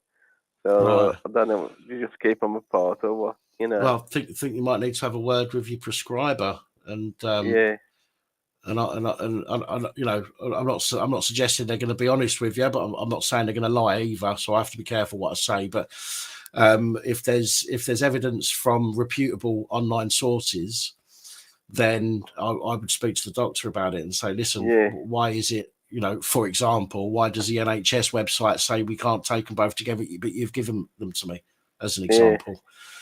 You know, or wait, you've got to be in control of, you know, if you're taking something and you have questions or concerns, you have to ask, because you're the one putting them into your body, aren't you? So yeah, you can't just sit there and you know, and just hope for the best. If you found something that concerns you, you definitely need to speak to your doctor about it, man.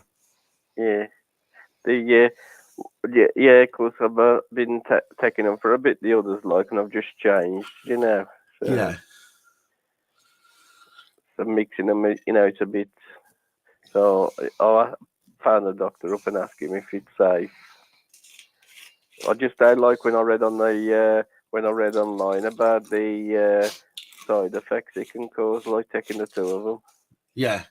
Well, it's going to panic you. That's not going to do you any good. Do you know what I mean? If you're going to be worried, you know, you don't want to be sitting there, you know, or living your life whilst worrying about something that could easily be, you know, wrapped up and you know, quite quickly by mentioning your concern.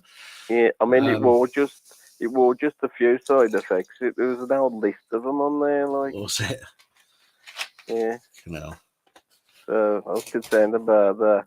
The other thing I was concerned about, like, I've just cancelled my TV license because I watch TV for about I watched TV for about a good nearly 2 years, like. And when I did used to watch it, I used to watch a program like every 3 months or something, like. So, you know, and it seemed a waste of time because I never watch it because I'm either, you know, reading my books or listening to music, you know. So, and I found up, I cancelled it online.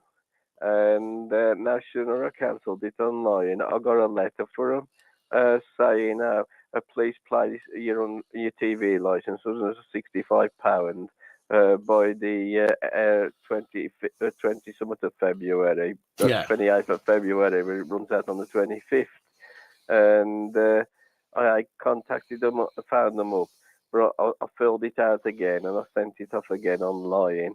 But it was in the week, so I had nothing from them yet. But, you know, is it best not to let them, you know, I've been watching the videos online from Chili John Carney and what's his name, Black Belt Barrister. And they said it's best not to let them in. Don't even answer the door. If you do answer the door and they say they're from TV license, close the door, go sit down, carry on with your day. Yeah. They will fuck off. They will fuck off. They won't keep knocking. They will fuck off as soon as you close the door on them and leave them there. They can't do anything about you closing the door. They can only get a warrant if they have a reason to believe that, you know, for example, you've said something to them that makes them believe you've got a TV license. I would suggest filming it as well. So if they do come back with a warrant and they say, well, we had reason to believe, you go, well, hang on a minute. What fucking reason? That was the conversation we had. I couldn't give you reason just because I shut the door on you. So go fuck yourselves. So that's what I would suggest you do. But if you do answer the door to them, just close the door in their face and go carry on with your day. Yeah. And now some people film them like on the mobile phones, but I don't know if that's a good thing to do or not. Like, well, you don't need to point it at them if you're worried, because some people do get worried about filming other people, and I get that. I understand that. Put it on record and just hold it in hand by your side so it can pick up the conversation. You don't need to film them directly if you're worried about doing that. But I would suggest recording if you can. But definitely just if you do answer the door to them, just close the door on them and ignore them. If you're the kind of person that looks out the window and you see somebody there with a clipboard and you've never seen them before, just ignore the door and don't even answer it in the first place. Because one of Black Belt Barrister's videos the other week, he says about like if you the CEO got a mobile phone or a laptop, they could say, well, you could download an app and you could have an app on your laptop or your mobile phone, which could enable you to watch live TV. They could, but I would suggest that they would have to have more than just that to go to a judge for a warrant over. Yeah. To be fair, for them to turn around and say, oh, they've got a mobile phone, so they could be watching television. I think a proper judge, okay, would turn around and say, well, that's not enough. Yeah. Because everybody's got a mobile phone, and with that being the case, then they wouldn't need to get warrants. They could just fucking come around and say, they wouldn't need to request a warrant. They could just have one that gives them authority to enter anybody's home at any time because they've got a mobile phone. So that's my opinion anyway. Again, it's not legal advice, by the way, but I would suggest that that's probably not enough for them to get a warrant to come back and look in the house just because you've recorded them on a mobile phone. Would you say it's best to open the door with a chain on it, or does that give them suspicion? I wouldn't. Why has it got a chain on? No, I just wouldn't open the door at all. Yeah. But if you do, because sometimes you might think, oh, it's someone from a parcel from eBay or something, and you might open it accidentally. Again, if you open the door, they're not allowed to obstruct you from closing your door. They can't put their foot in the door. They can't push the door open. They can't do any of that. All they are there to do is to ask you if you've got a TV license. That's it. They can't force you to talk to them. They can't force the door open. They can't make you keep it open. So all you do is you open your door, say hello, and you'll know it's them because they'll say, are you the homeowner? Are you the homeowner? The only people that ask if you're a homeowner is somebody trying to sell you something, at which point you just close the door on them. Anybody else will ask for you by name. Yeah. Yeah. Could if there is a few times, like, would they come round with the police, or would or not? Like, only if they've got a warrant.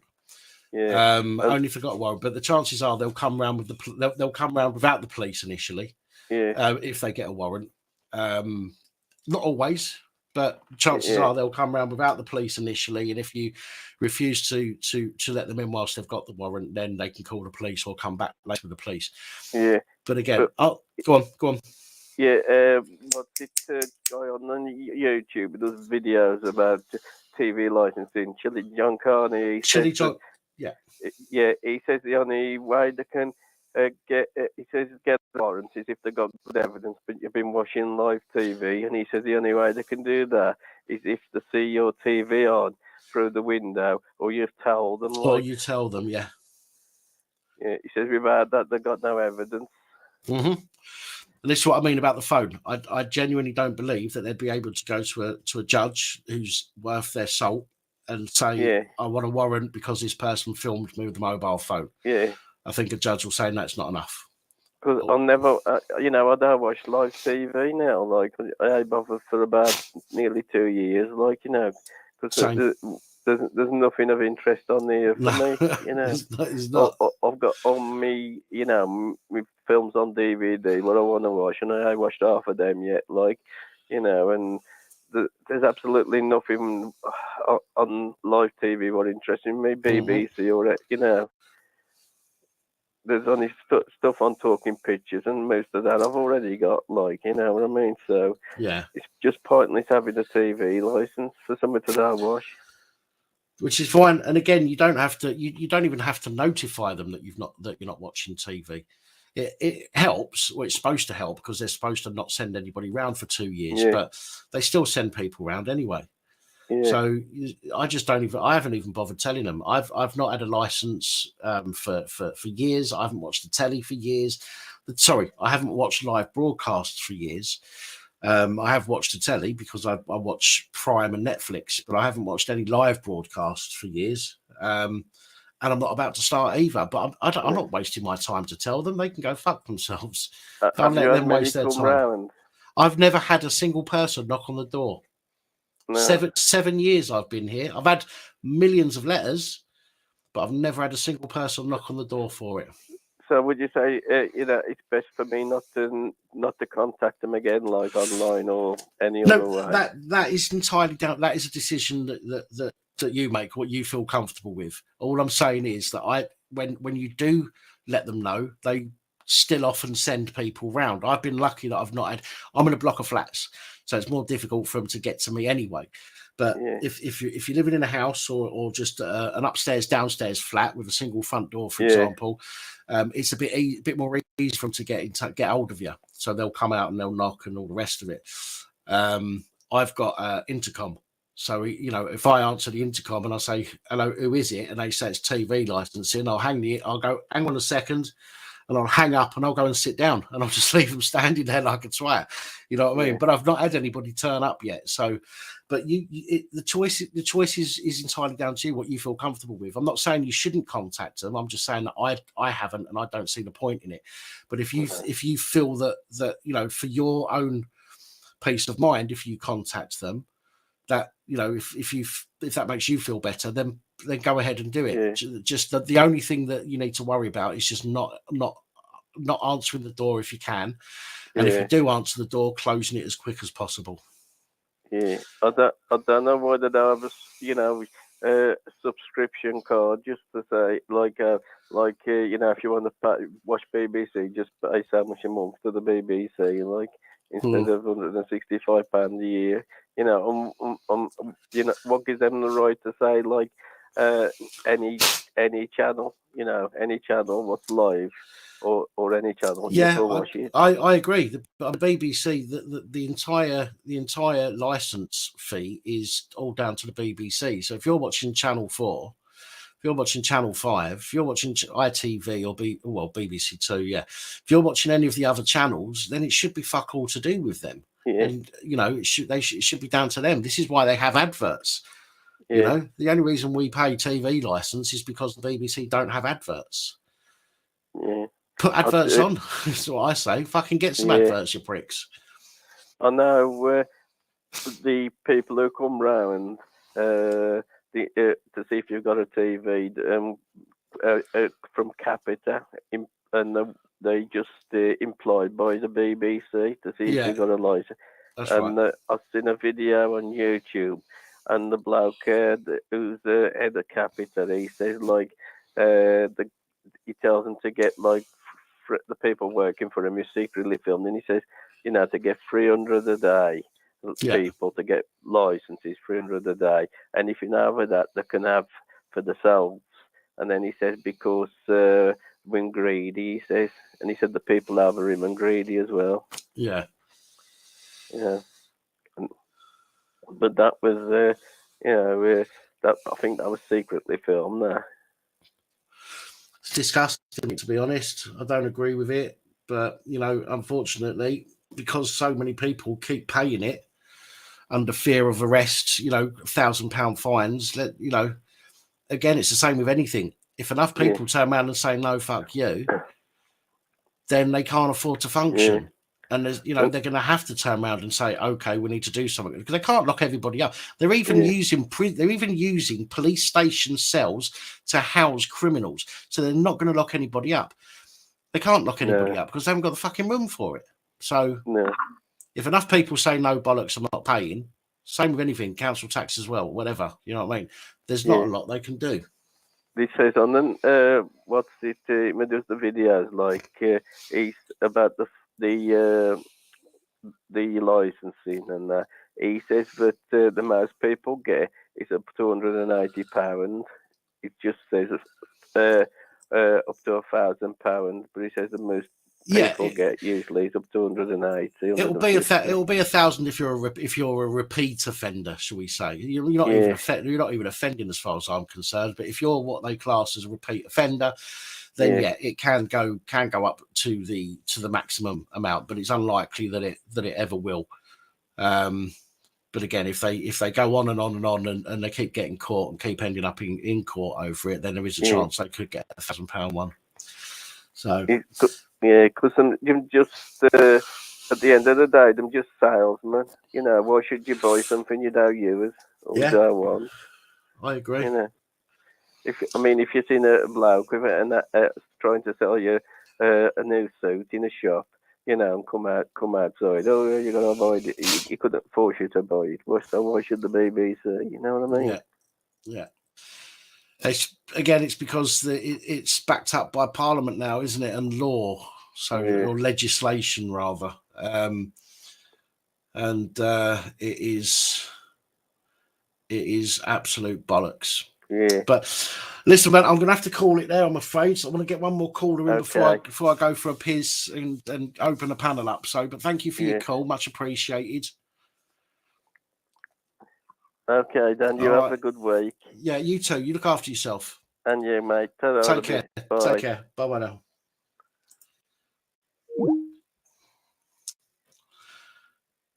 Vicky Story. Sorry. Hang on. Oh, hello, caller. 1 second, please. Vicky Story, your comment that you sent about half an hour ago now. My apologies for not getting around to that until now. Does the law keep records of cases dating back 40 plus years? If so, where would someone start if they wanted to find some info? If it's about yourself, then you should be able to get that for a subject access request. All of any offence that you've committed should really be on a enhanced disclosure. Although if it's on a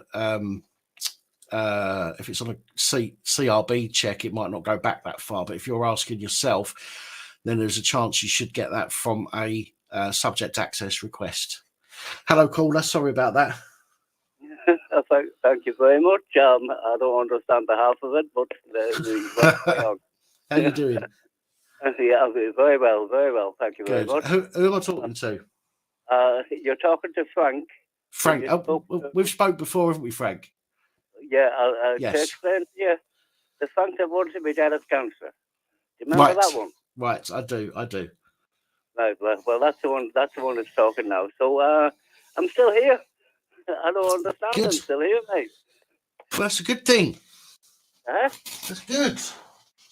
I'm here. What's that about? You're not about to give up yet. That's what it's about.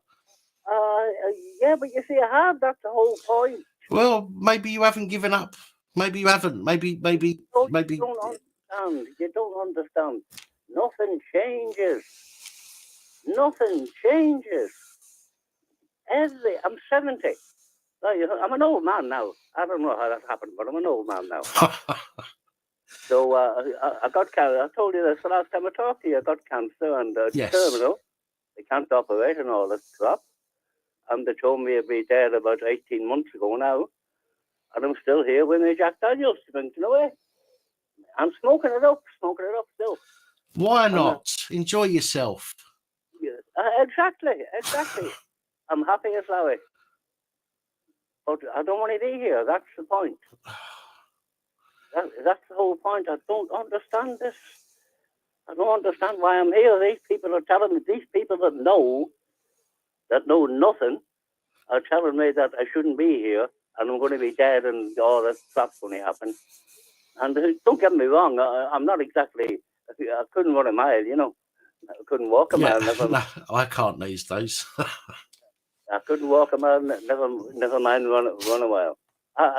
You see, what's happened? Let me tell you what happened to you. It's your fault. This is your fault. I talked to you on the phone and on your show, and then I used to watch you all the time. And you went away. Then you went away. You vanished. No, I don't. You say www. Not me. Don't do it. None of that. All that. Right? Don't do it. I've just bought a smartphone. There's nothing smart about it. I don't know how to use it. I don't know that these things, this technology, has left me behind.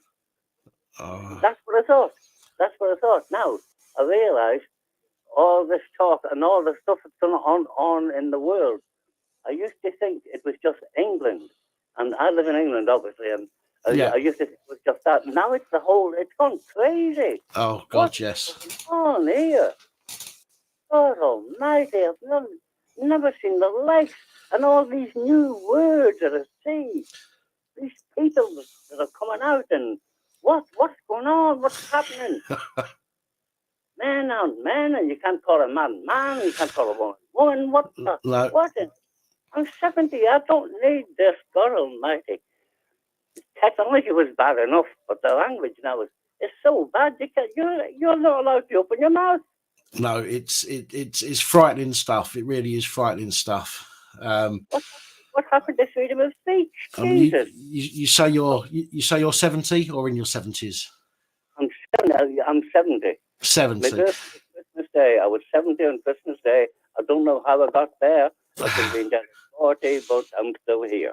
Well, if you're 70, you remember the days when there was some freedom of speech, when people were allowed to, joke and say things without every single person melting like a wet wipe and getting offended by it. Yes, I've seen it all happen. I've seen the change happening. That's the whole point. There, right from the when the unions were in charge, the people controlled the world. Yeah. Controlled the country. What happened? This change happened. Things happened. And the country got richer and the poor got poorer. Jesus. Well, frighteningly enough, normally it would take a long time for those kind of changes to happen. But if you look back over recent history, things have changed very, very quickly. Yes, I could write a book on it. I swear to God, from the 1960s, the 1960s on, I could write a book on it, the whole lot. I was seeing the changes happening. Yeah. And they're saying, what's wrong with society? I know what's wrong with society, but I can't say that on live on television. I'm not going to. Not my business. It's the government's problem, not my problem. It's between the parents and the government to sort it out, whatever it might be. But I've got my own answer. But I mean, that's my opinion. But I'm an old fogey now. I'm an old man now, so it doesn't matter. My opinion doesn't matter. Everybody's opinion matters. It just depends who's listening to that opinion.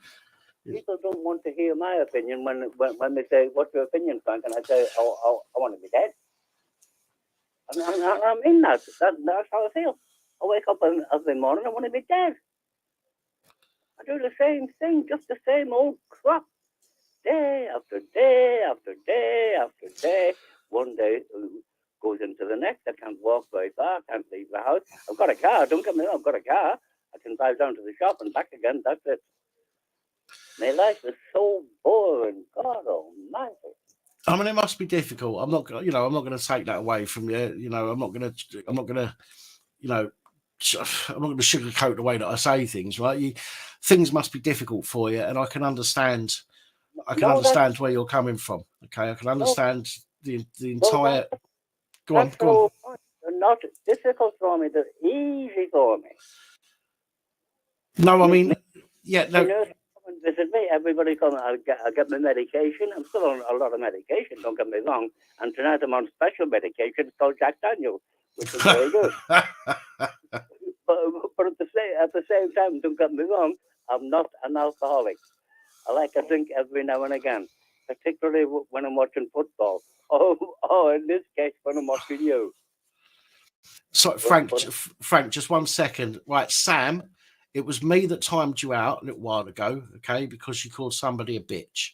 All right, I'm not going to have that. It's no, you're not going to attack people like that, okay? If you've got an opinion you want to share, then share that opinion. You got that wrong, mate. I don't remember that. No, it's somebody in the comments. I just want to clear something up with him. So you don't call people a bitch, okay? What do you mean? What do you mean in the comments? Do you mean I wrote a comment to somebody?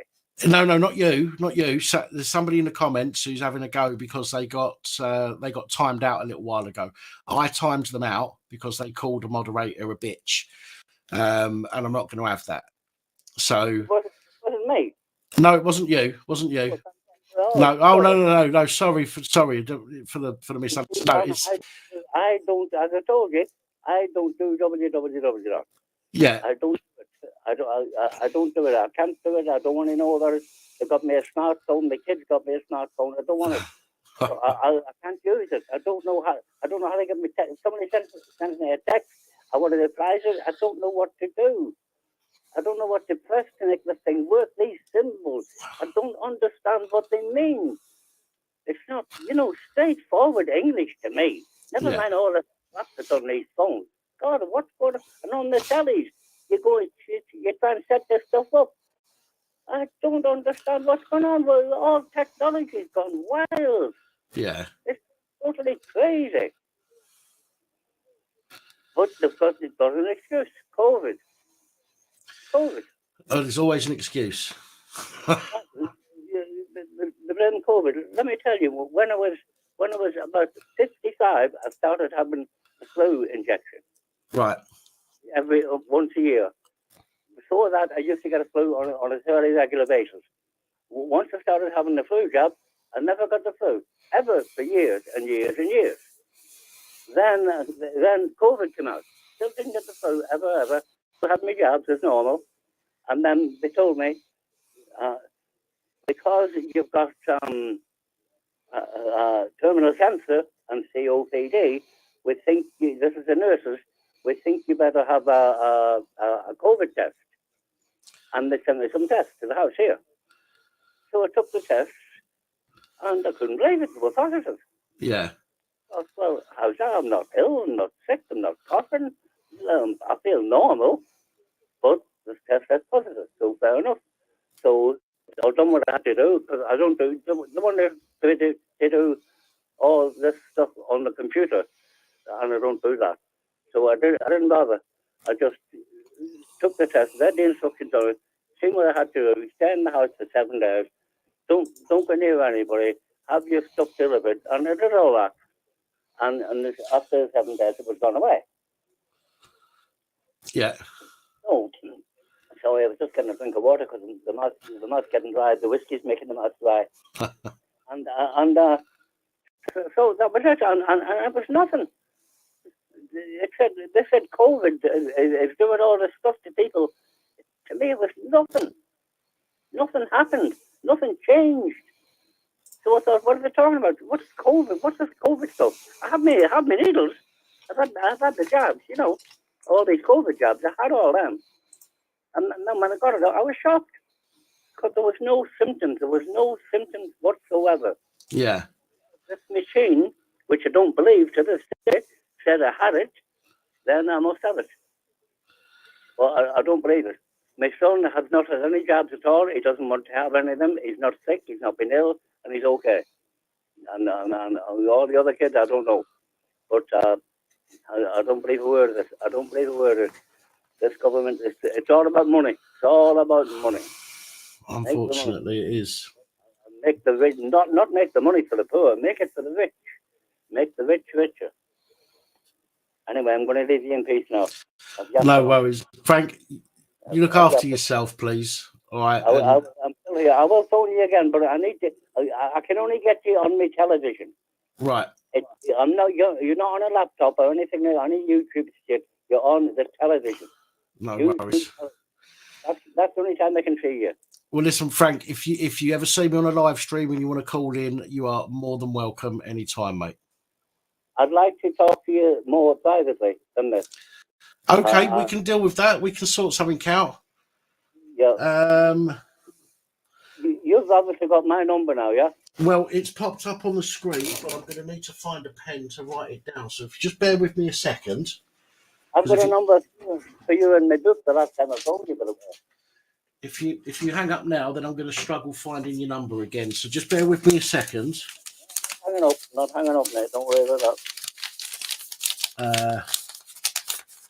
I don't want to put you under any pressure either. No. It's absolutely fine.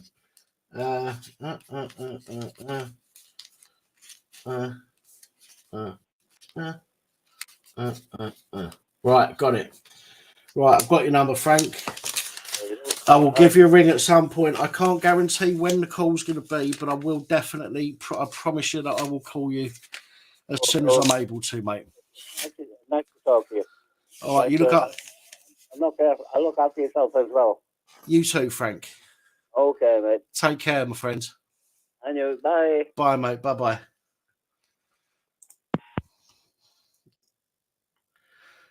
All right, I'm going to take one more call, and then I'm going to have to go on to. So I'm going to take this last call, and then I'm going to have to go on to the panel. Hello, caller. Hello. 2 seconds. Hello. Oh, through magic. Thanks very much. Who's this? My name is Tia. I'm from Oban in Scotland, and I've been following you for a wee while, but I'm just phoning from the talk crap side of point of. Okay, by all means, by all means. So I just think it's funny that a lot of things that are coming up all start with PO. Police, politics, post office, power. Yeah. That's well, it is. It is.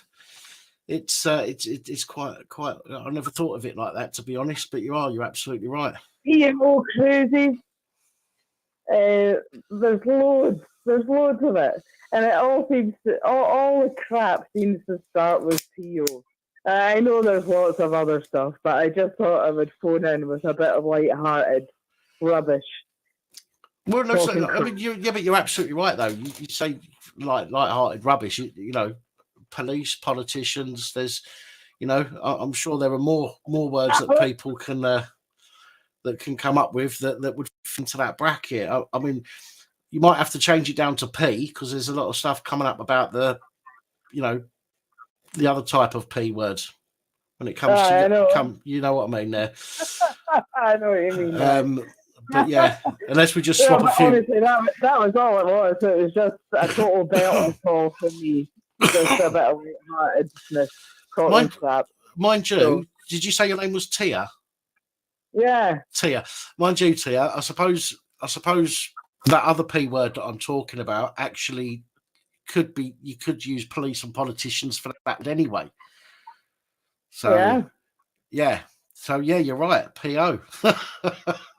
Yeah, post office, P&O ferry.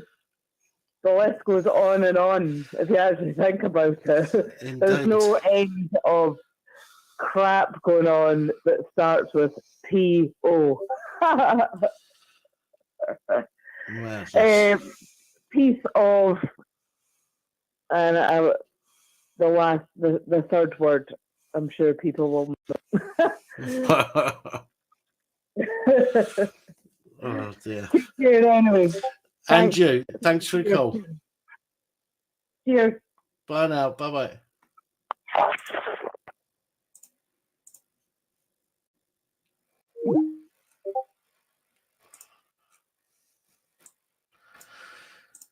Right, that's it, ladies and gentlemen, for the calls. I'm afraid I have to call it at some point, and it's now been approximately 2 hours. So I'm going to have to call it there, I'm afraid. If you haven't managed to call in, my apologies. I do have to try and balance. You know, I don't want to do too much phoning, because I mean that wears me out as well as other people. I want to give more people a chance of getting on. So we're going to open the panel. If you've not been able to get on by phoning, and you want to come on, you can come on to the panel, but you need to show your face when you first come on and you're in the back of StreamYard. When you come on, you don't automatically get put on the stream. I have to let you on the stream. So if it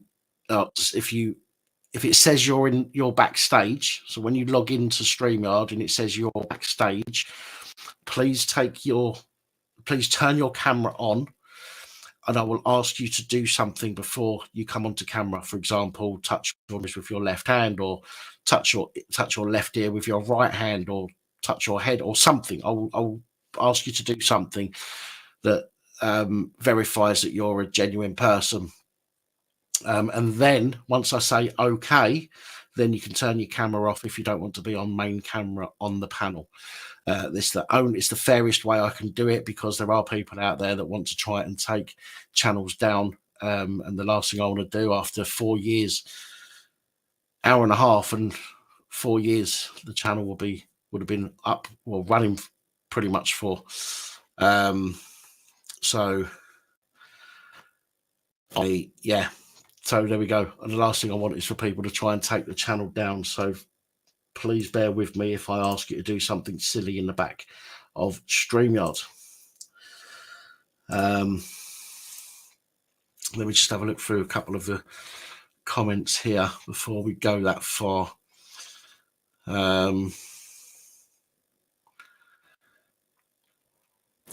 Yeah, a lot of love for Frank there as well. Thank you, guys.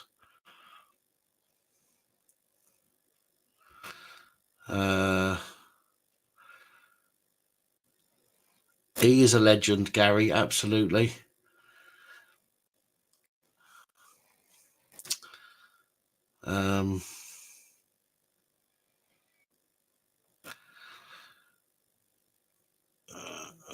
What else we got going on here? What have I missed?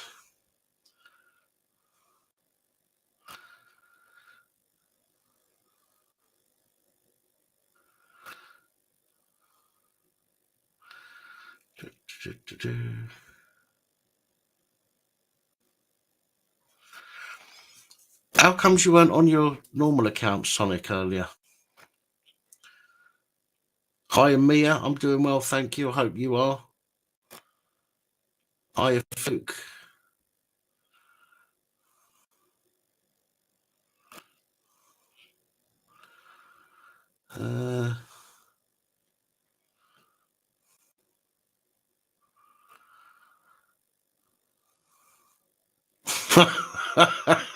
Sorry.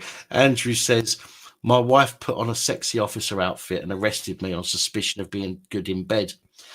After a short trial, I was found not guilty. That's very good. I like that.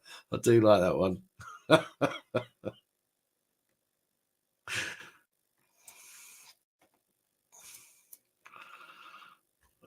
Oh, Jesus.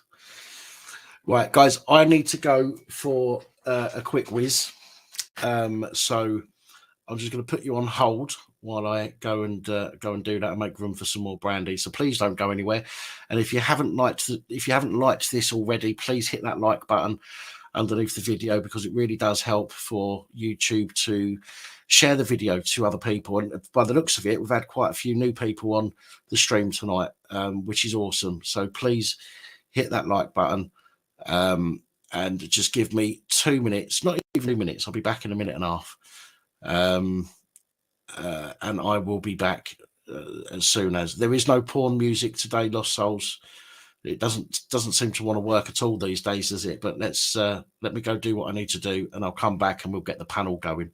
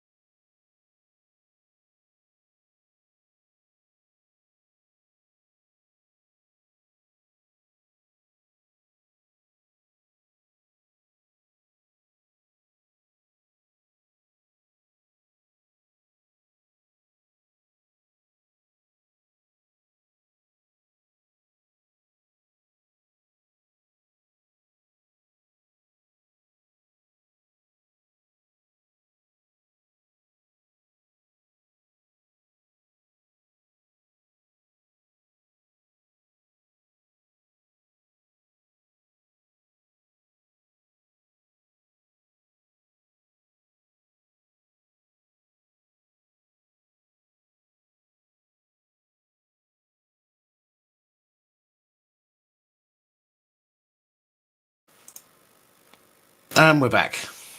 So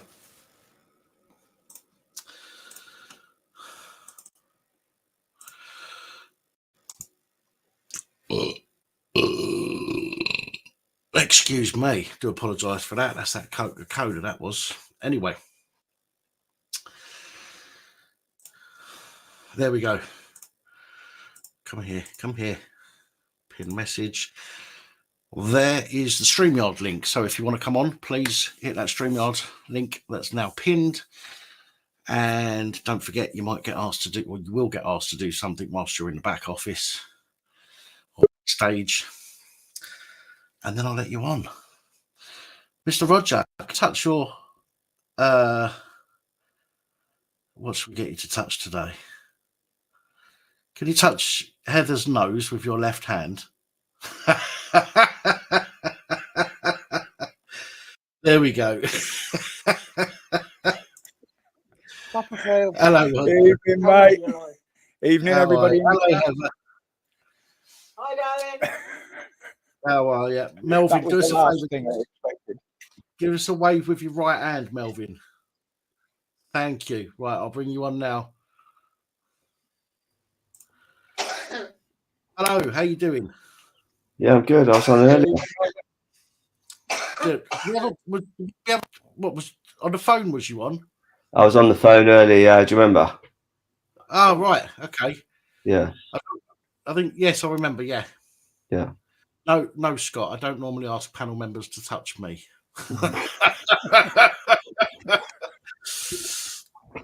How you boys doing? I'm good. You? Yeah, I'm not so bad, mate. Not so bad. You're liking that chair. Check out the lights going on. I know. Yeah. It's like an older version of Jack Blaze, isn't it?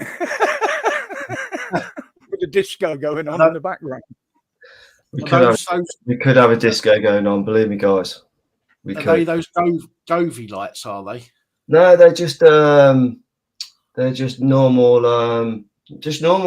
Normal lights you can get off the eBay, Amazon, whatever.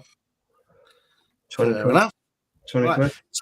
Taylor, just touch your left ear with your left hand, please, sweetie. Lovely stuff. Thank you so much. How are we? Right, Tina. Can't hit. You're muted at the moment, Tina.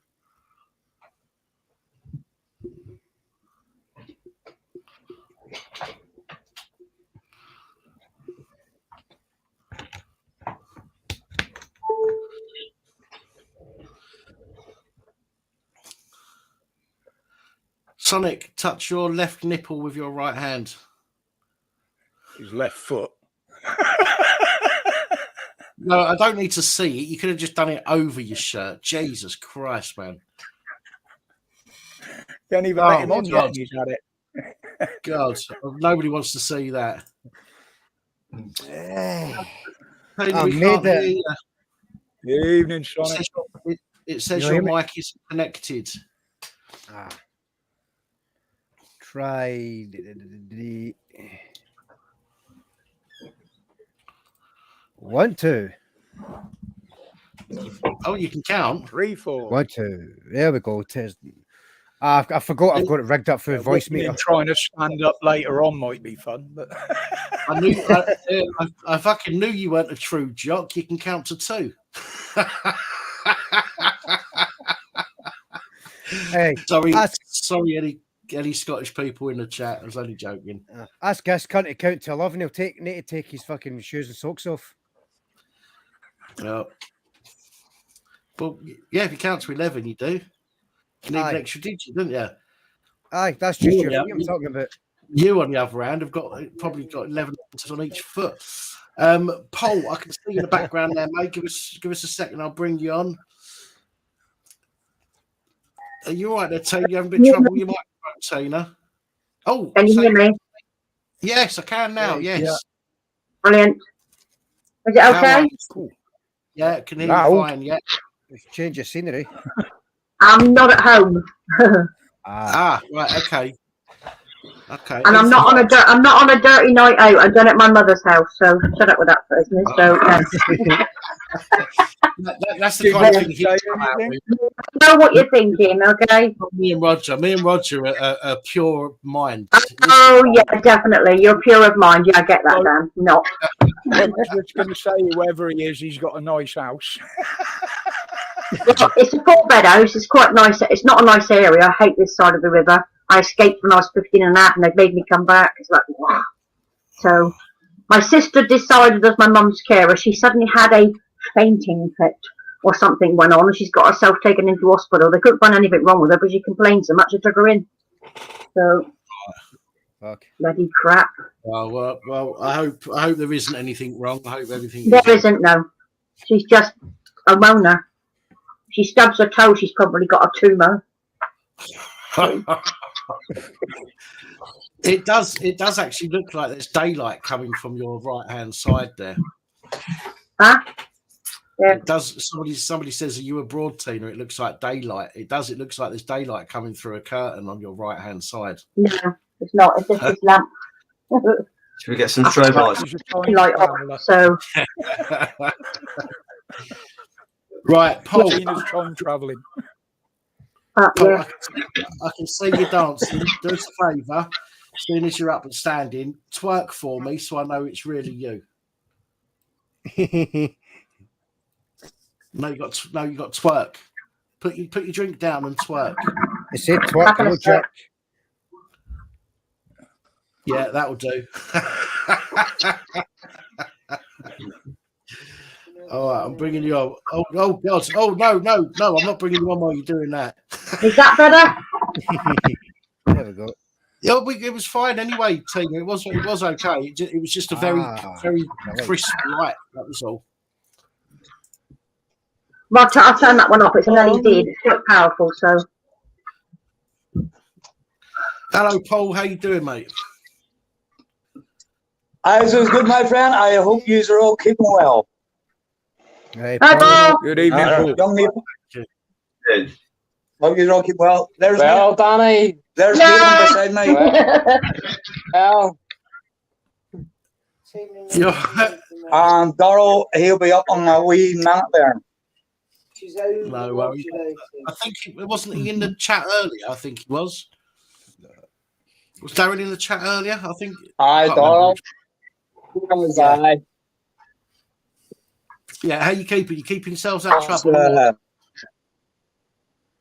I'm still dealing with a lot of people here. I'm getting a lot of people coming on board here now. Like sexual complaints have been made into the ombudsman. The ombudsman's not following up these sexual complaints by police officers. Police are actually now sneaking in and dropping cases where it comes down to their friends has raped people. I'm dealing with one person, and I don't care. I'm going to call this here out as it is, Danny. It's a PSNA, paedophile ring, mixed with paramilitaries, and a well-known taxi company in Belfast is trafficking these children back and forth to police officers' own homes. Right. I'm sorry, but surely the evidence has come up. I don't know if you heard me earlier when in the chat. If you've got anybody that's come to you with any evidence, any proof, then let's have a chat. Let's expose the fuckers. More than happy.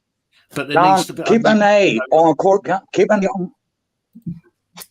eye on a court case tomorrow at Legenside in Belfast, where the PPS. I'm going to call the name of this PPS guy out as Neil Connors. He also does defence work and helps to get people convicted. Now this guy is on the PPS roll, and this one young girl went in to have the very first consultation with this guy, and he has been very cheeky and abrupt to this wee girl as a victim and making her out that it was her fault of this policeman raped her. How does that work? Now, the same police want this guy done. But there's also other police in this here that has come on here and trying to corrupt his case to get his case dropped. Now, this young girl, throughout this child trafficking and paedophile ring, has ended up on she's in a serious mess with drugs, the whole lot. I've been working with this wee girl earlier on the phone, I've actually been working with 3 different people today in 3 different areas where it comes down to police and sexual abuse on these people here. Right. Well, as I said to you, Paul, listen, I'm more than happy to call anybody out on this channel. Okay, if they're in one of those positions, you know that. I think you should know that. The only thing is, I need, if it's something that hasn't already been investigated, for example, if other people haven't already done the work, then I need to see something that can corroborate that. If there is anything that you've got.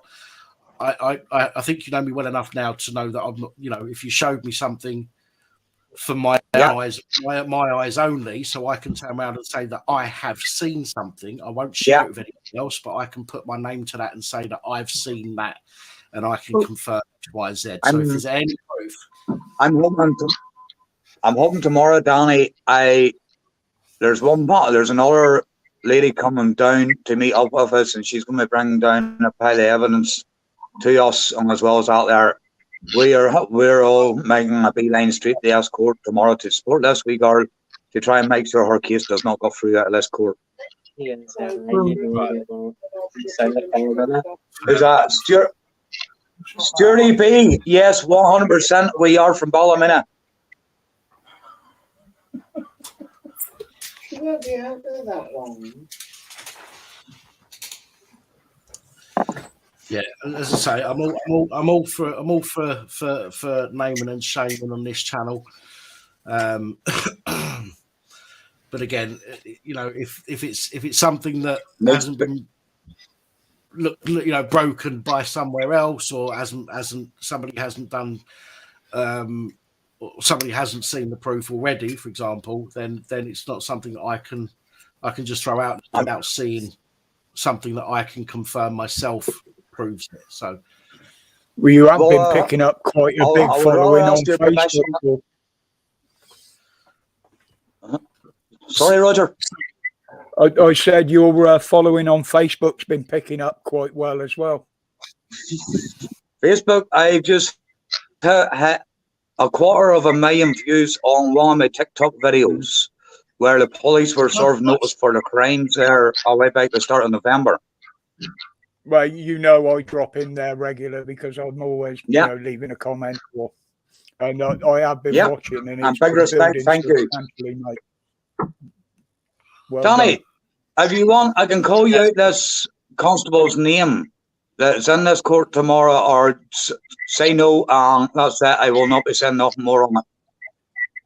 Give me a message on Facebook for now. You'll get one in from Nathan. You'll get a message in from Nathan here now, so you will.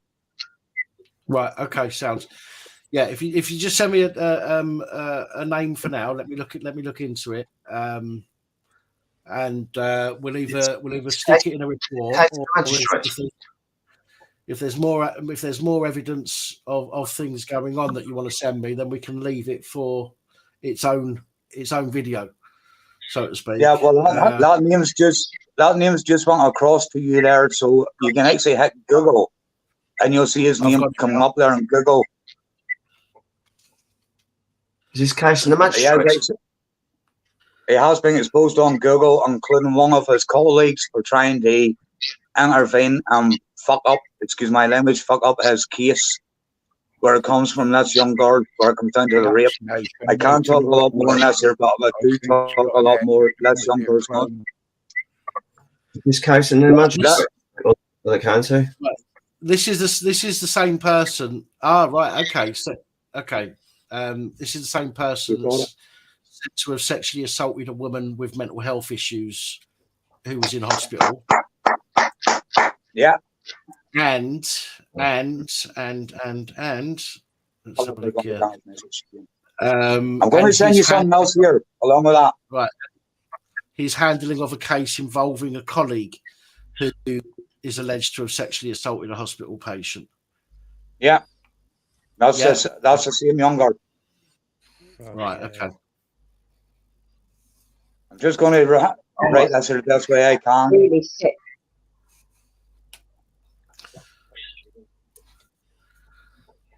fucking, it's everywhere, isn't it? It's just Yeah, vile. it is. Yeah. It's absolutely everywhere. The entire police force around the whole of the United Kingdom has gone to shit.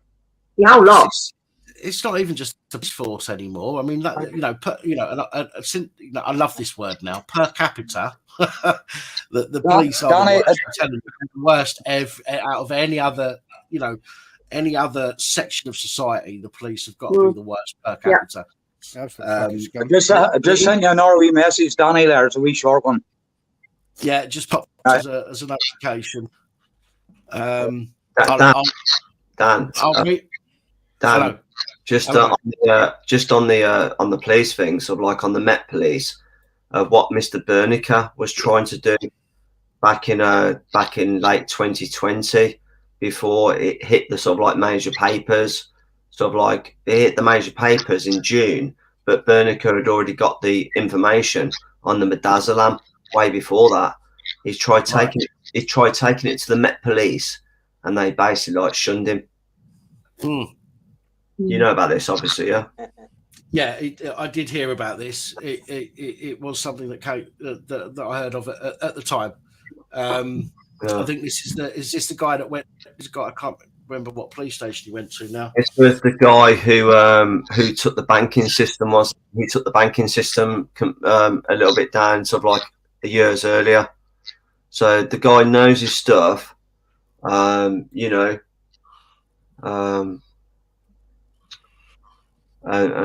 whatever. Basically, you've just got to look at the evidence. The evidence is clear, and it's very clear now because Dr. Campbell, come out, and I've not been a supporter of this guy, but he's just come out, and what he's just profiled in the last week or so follows that same thing with the midazolam. Basically, we are looking at, man, when you look at this thing, it's just so big. It's just, yeah, it's mental. Basically, it's frightening. It's genuinely frightening. People could say it's mad, it's crazy, it's all of those things, but it is genuinely frightening what has happened and what is happening, and what potentially is going to be happening. There's no other word for it. But did you hear that speech from the Pfizer spokeswoman at the investigations the other day? They accused Pfizer of fraud, and she replied, "We didn't commit fraud. We did fraud that we were told to do by the government." Absolutely. That's the American government. Did she really? She said that under oath. Yes. Okay. Can you? You got links to that video, Roger? You can send me. I haven't, mate. It was. It goes beyond this. Might have been Mayor Tusi put it out. It was on one of them channels. Right, I'll see if I can find it at some point. I think the title was something like, "Did Pfizer just say that?" or "Did she just say that?" Something like that. Right. All you have to do is go back to the Pfizer guy back in 2018. People wouldn't accept it. That's all you have to go by. The rest of it's history. He said it there and then, didn't he? Yeah. It would not be acceptable. They just have to find a way to make it acceptable. Well, why does the go on, Paul. Sorry, I see something I don't understand. Now, this has actually happened to me. The police complaints office here, now the one in Northern Ireland, which you know, is called the police ombudsman or ombudsman. Now, one of their head men by the name of Mr. Andrew Popwell is actually an ex-English policeman. Now, I know for a fact they closed down this other lady's sexual assault complaints. And not only that, see, last year whenever I did my very first live stream, I more or less done like a wee audit type thing. I hadn't got a clue what I was doing. But throughout that search, I told the cop 3 times to stay away from my privates. 3 times he grabbed me and groped my privates. I made a sexual assault complaint to Mr. Andrew Popwell at the Ombudsman office. I get a letter back, and it's actually sent downstairs. Your investigation complaint is closed, and there's all listed down. And guess what about the sexual assault? Not one word mentioned in the paperwork, which he was meant to investigate. And I'm going to be going up to the Ombudsman's office here very soon. And I see whenever them guys are walking into work in the morning, I'm going to have two auditors with me, either side of me, and I'm going to be protesting at the front door. Full-blown cameras on their faces, all walking into work. And I'm going to be calling them all out as abusers. And the back pockets of police here in Northern Ireland. I've had enough of these people. Right. Quite fucking right, mate. Name and shame the bastards. Do you know the only problem? I'm not joking you. I've just went through all my Ombudsman's paperwork down here, my complaints. I've got over 20 odd complaints downstairs there. Now, I pulled out 7 of these here because I want these here reopened, which I did come out there. All chief constables and all UK forces are to go back in and look at all the complaints of their officers. And the more complaints and about one officer, they're meant to be investigating this more. But guess what? Chief Inspector Simon Burns, bullying bastard from Cheshire Constabulary, bullies his own constables over there and gets kicked out over there over to here. And guess what? He's doing all the investigation of the complaints here. Fuck all. Per usual. Now, here's one son here. My complaints have you lodged and closed. They were closed and you. Roughly off the top of your head. You've had more than 10. Right, Darrell's going to be kind here and say 10 or 11 complaints. I see it's had more than I know. Nathan, how many complaints have you got? I've put in 6 complaints, but they took 11 of them there on 1 complaint. 11 complaints, and they wrap all these complaints up and as one comes back, all closed. Darrell's, all closed. Mine, all closed. Whenever I was actually phoning the police ombudsman last year to make a complaint, they were saying to me, we're inundated here with complaints coming at us at the minute. But how many do you see that's been pushed forward for prosecution? We do have one guy here. We actually do have one guy the police ombudsman's taken on board here. Why? Because of a live stream young Darrell done here in July last year, man, grabbing a young guy in handcuffs out of the police car to him. 6 other police officers standing around this guy, aiding and abetting attempted murder. Now, a few let's say it's 2 to 3 months later, this same cop is driving down by this guy walking down, slams on the brakes of the car, runs out, and splits the young guy clean down there in front of children and in front of witnesses and gets away with it. Tina, can you drop into the side chat there? Crafts was trying to talk to you. Sorry, Paul. One second. Yeah, pick it up and bin it. If you want to email me, I'll ask one of the mods to put my email in the chat. If you want to email me with some info on that, and I will do my best to take a look. If you don't mind, thank you. Excuse me, God, too much Coca-Cola tonight.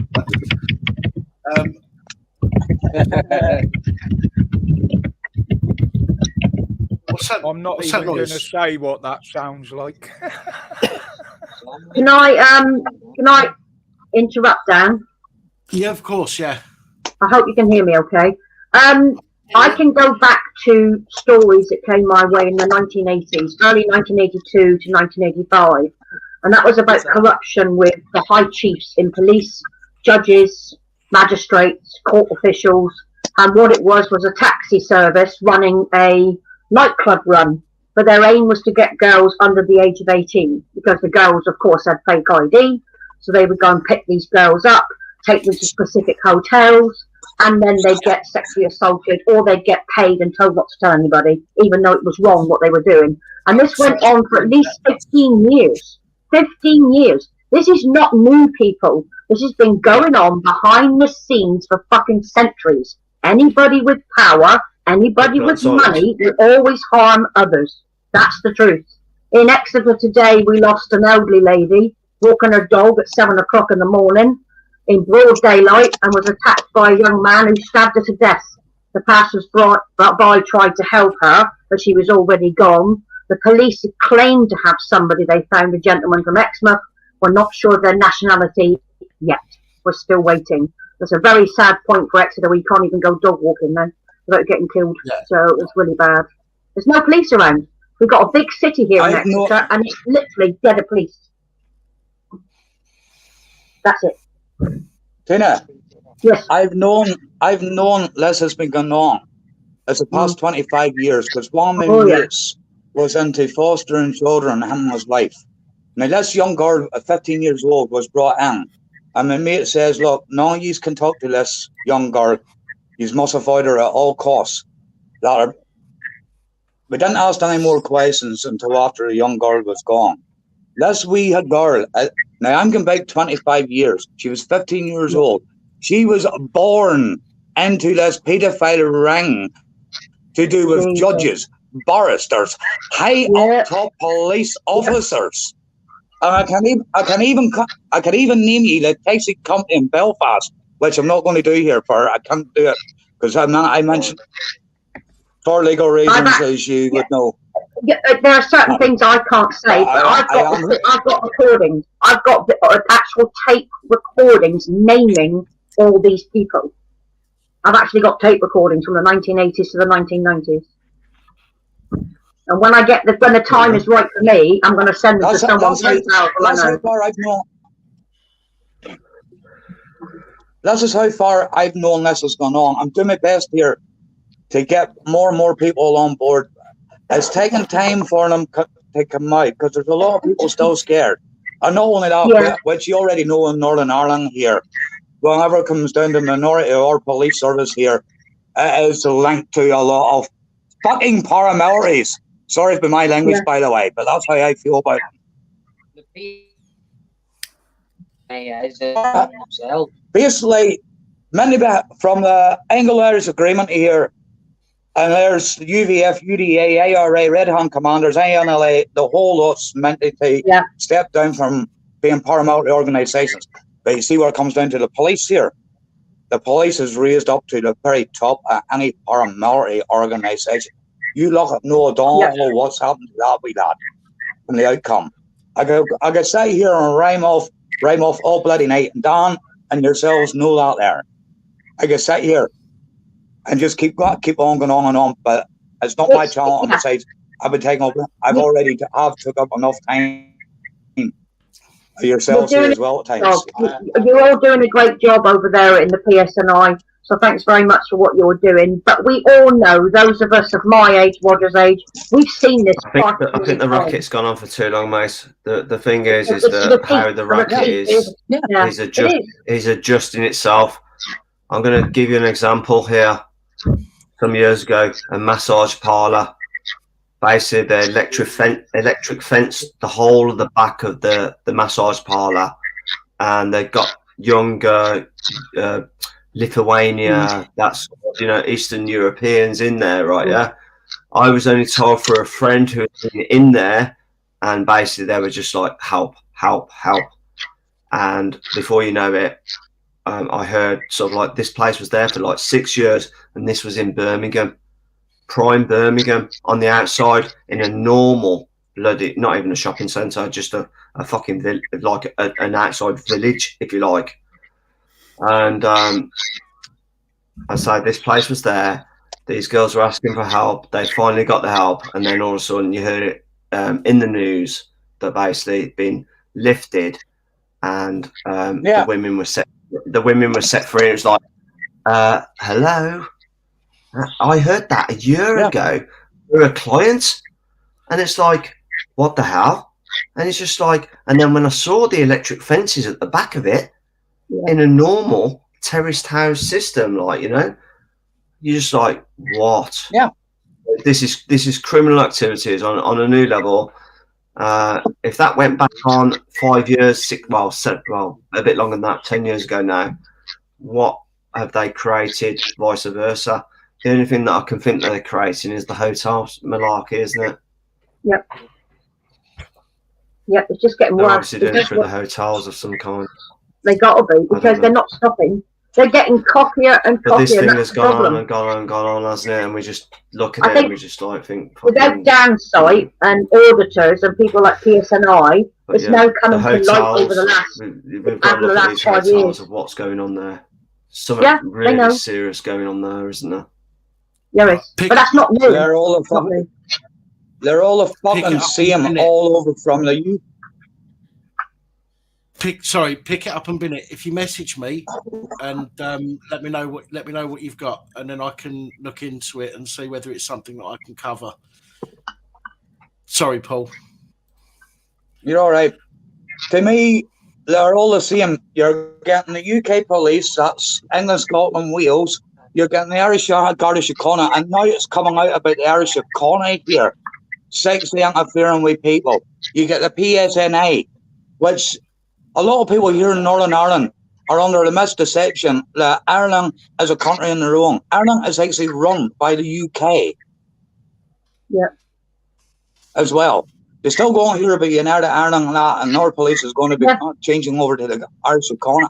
They're the same corrupt organisation. Who was it you said they're Nick Boy or Nick?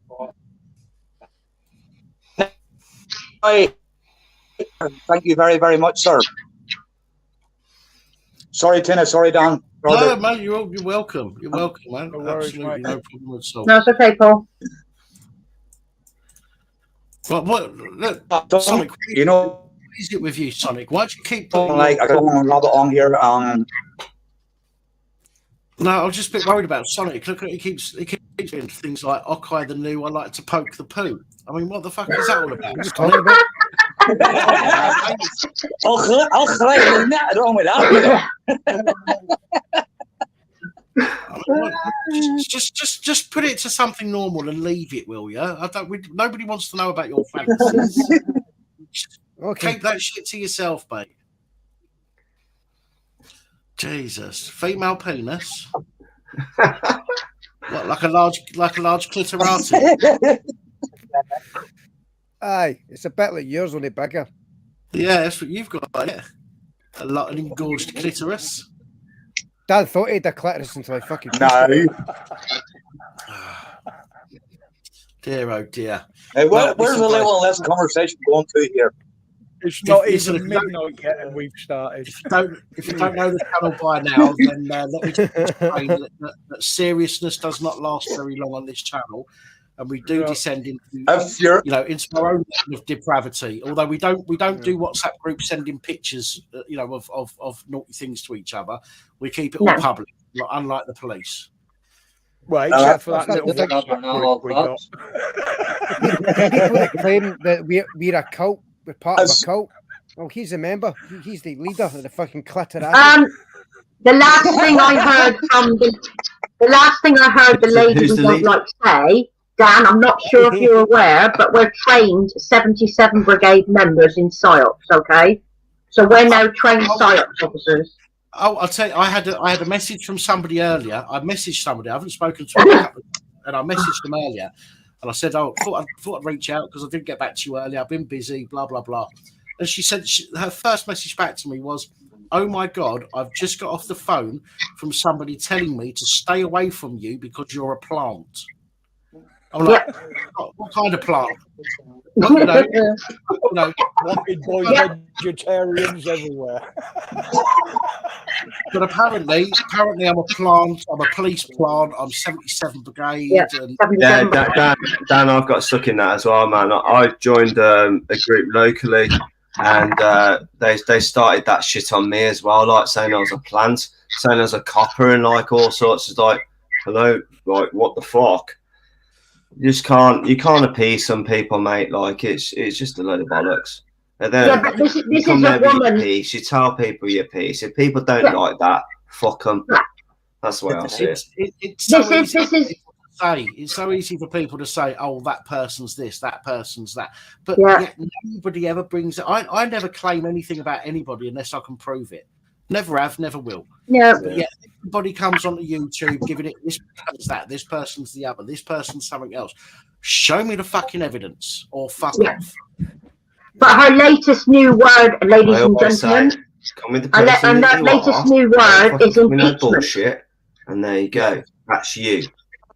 No, we got a person. Then we got a person. There was that time that Keith here tried to prove that I was a cunt, but I bet him to it. Yeah, well, you don't. Nobody needs to prove that. You know, we've just got to look back at the live stream where you fell asleep in your fridge. You cunt. Anyway. that time you picked up your train and cuddled the toilet. Right. Can I just need to answer somebody. I just need to answer somebody here. If you message me, pick it up and bin it, I will answer you. I am behind on all of my replies to people, but I guarantee you I will get to you. I will answer you. Okay. But email me. Emails that need urgent attention, I star them in my Gmail, and I star them, and then twice a week I go back through and I look for those emails. The rest of them, there are people that I know that send me emails on a daily basis, which I have to look at because they're to do with evidence and proof and links and things like that to stories that I'm working on, and those ones I look at every single day, multiple times a day. If somebody emails me, I will always read the message. I will always read the email, and then I will unread it. I will mark it as unread, and then I'll star it so it stays at the top half of my email list. Okay, and I will get to it. I promise you. All right. So I get what you're saying about people not responding and things like that. And trust me, what I do, you know, the amount of stuff I have to do is a hell of a lot of work, and I wish I could show people just how much hard work it can be. Roger will tell you. Roger makes videos on YouTube. You know, other people in the chat can tell you what it's like to make videos. When you're doing 7 or 8 a day, it is hard work. But I promise you, although it might take me a few days to get to it, I will get back to you. He did, Scott. And I only do one video a day. Didn't Roger? Roger will tell you, Scott, and so will Tiff and many other people. A couple of weeks ago, Sonic got a little bit drunk. Didn't have too much to drink, but you know, as I said, he must be a fake. He must be a fake jock. He disappeared. He said he was going to go get something to eat. Disappeared. We were sitting here for about 10 minutes, and we all said to each other, right, when you see the shadow on the door, everybody hide. Everybody just duck down and hide. And when he comes back, he'll think we've all fucked off or something. So we all ducked down. He's coming. We all ducked down. After a couple of minutes, we all sat up and went, where the fuck is he? Anyway, about 10 minutes, 15 minutes after that, he crawled in from the door behind him to the top left of him. He crawled in that door on his hands and knees, crawled down by the radiator to the right of him, the left we're looking at him, leant across the arm of the chair, and then turned his camera off. It was fucking funny. It was brilliant. God. At least I've not done that. And he's fallen asleep on a live stream as well. At least I've not fallen asleep. No way.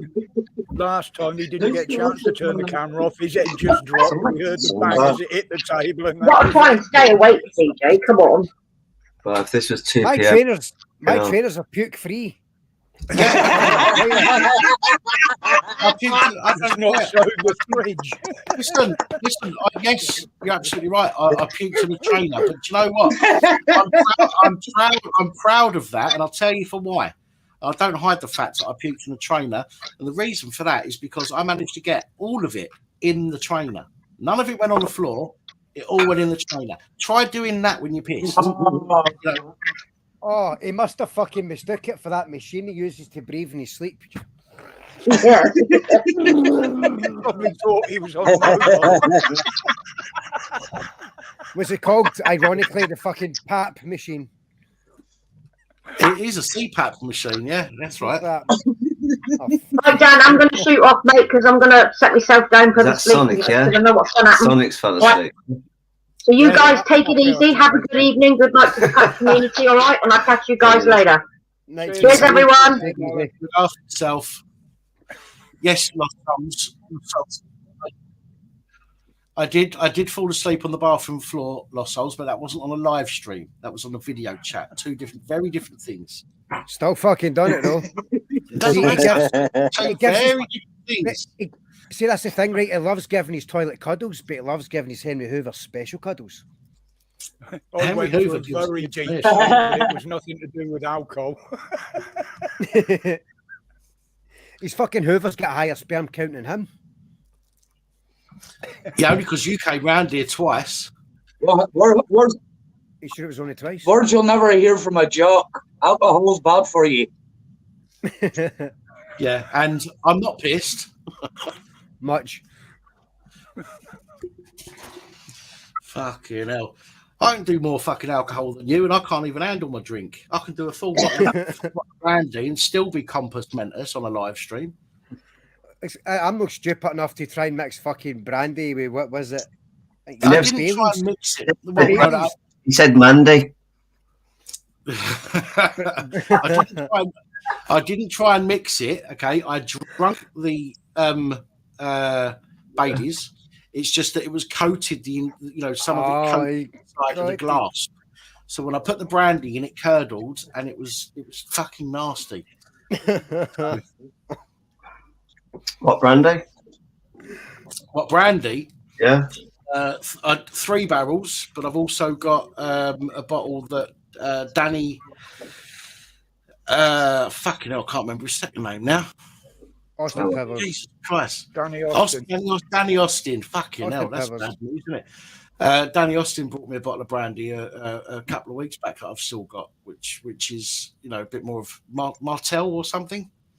A bit more expensive than the. Am I right in saying happy birthday, Danny Austin? By the way. Yes, you are. Not now. No, too late now. They're 2 hours ahead. Fucking too late, mate. You fucked it. It's all right. I'm still going to UK time. It's all good.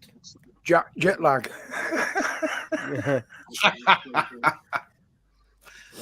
Go ahead,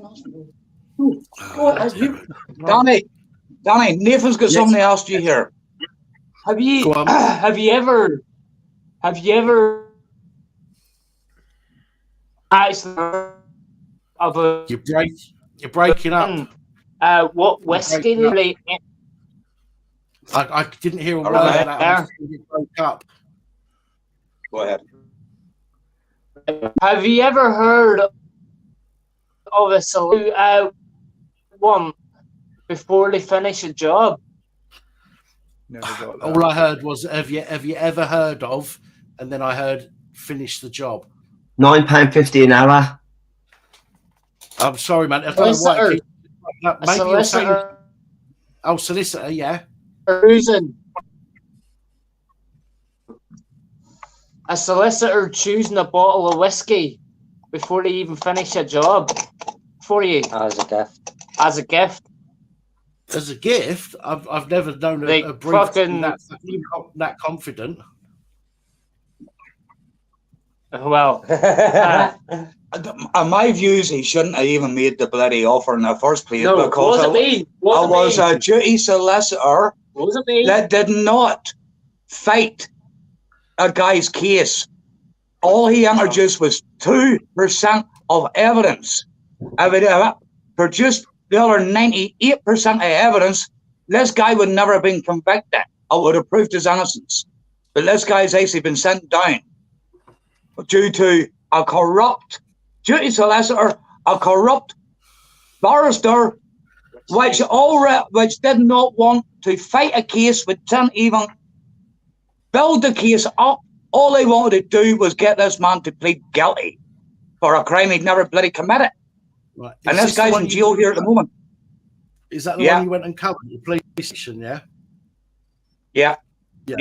And the courthouse. I remember you going. Yeah, I remember that. We're still trying to struggle to get an appeal put forward here at the moment because the guy just went down for sentencing there a fortnight ago. The case was a way back in September, which they threw out a one case overnight to straight into a High Court in Belfast or a Crown Court in Belfast. To a Crown Court in Belfast overnight. Why? because I'm standing outside the court grounds taking photographs of my family and people I haven't seen in a lot of years. And that because of that, they threw it out. Whenever we weren't even in the court grounds. That's how corrupt the system is here in Northern Ireland. It's fucking unreal. The corruption goes from the ombudsman to the PPS, to the police, to judges, to barristers.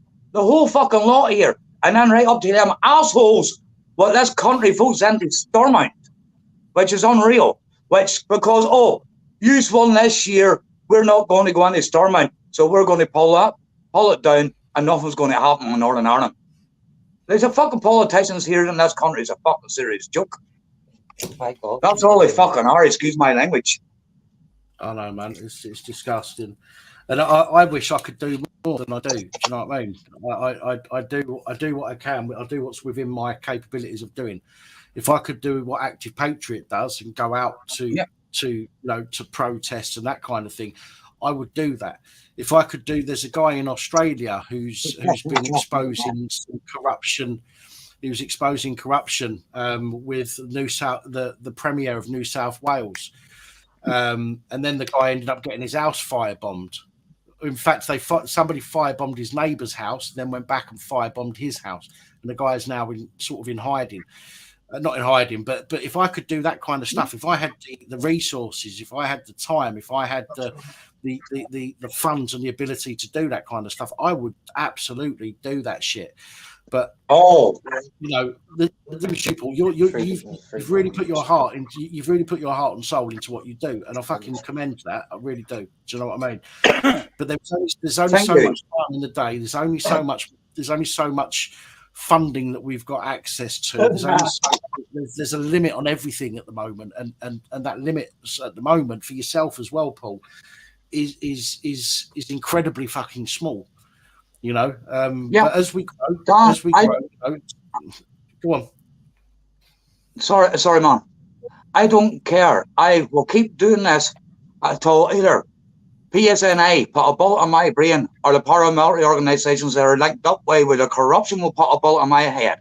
I don't care, but I'm going to keep going here. Man, I'll be straight with you. I'm down the road and nearly completely and utterly broke, and I don't care. I'm still going to keep doing what I'm doing, and I will help people out whatever way I can. I've been on the phone earlier on. Other people contact me here about serious sexual assaults from police, and I'm actually trying to build a team up here now with people. Someone to do paperwork, someone to do this, other ones to try and help people, even right down to a drug rehab, to try and help some people that's pulled in here by police and they've ended up with drugs. I'm doing my best to get people together, and I think the day with a few phone calls I've made, I'm going to get that support now.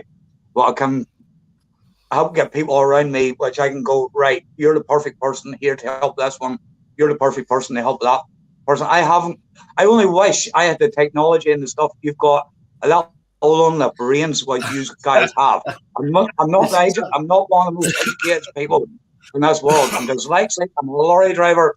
I've never done this before, bar watch cops. It's over 40 years here from after they murdered a 12-year-old child. It should have been me whenever I was 11 years old that night.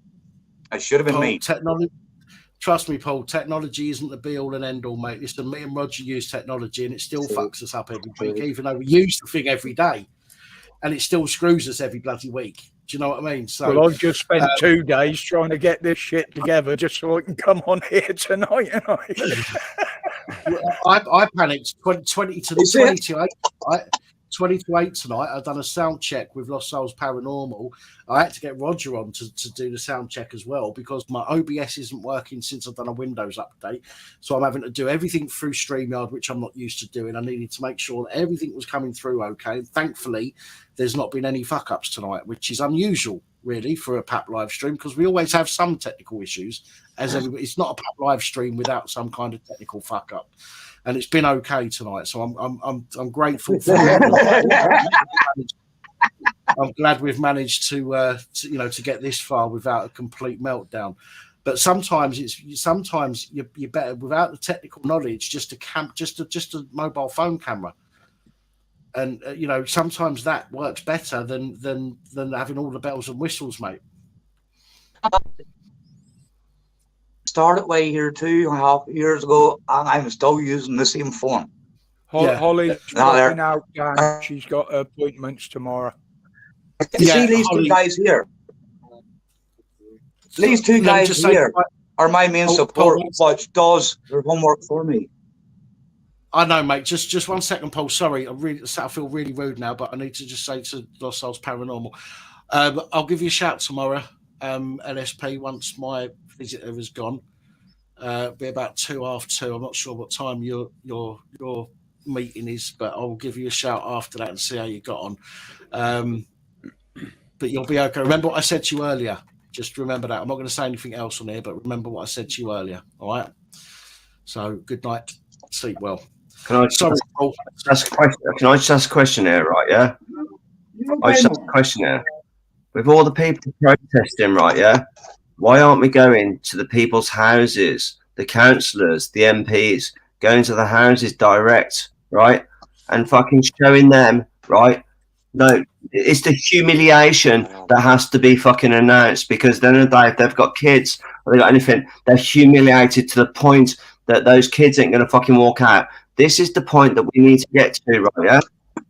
That's where I think. I'm sorry. I just want to bring that to the attention of everyone, because I went on my first. Sorry. I went to my first. I went on my first protest in London, and the what I saw was just like basically the power of the people, right? Of what this can achieve. Now, when it's at the doorstep of these people who are trying to put it on us, now we're in the power, right? Because at the end of the day, you're coming away from the police power, you're coming away to the humiliation. And once we get to the humiliation, that's when it all fails, because they can't turn up for work. They ain't going to be able to turn up for work. Somebody said in the comments earlier, "Be careful, Dan," and that's because I was talking at the time. I was saying about how many police there are and how many people in the UK there are, and that it only takes a couple of, it will take 1% of the population, 66 million people, 1% of the population to turn up in one town. That's it, 1% in one town. And that will completely annihilate the fucking police. They won't be able to fucking handle that. But see, won't do it. Roger, if I'm right, you seen a video I posted up earlier on today, where it was regarding a Dublin protest where it came down to Sinn Féin. But a couple of weeks ago, I've got videos sent to me privately that I can't post up here in the north, because it's actually down in Dublin, these protests, where it comes down to asylum seekers, these new asylum seekers coming in and raping children.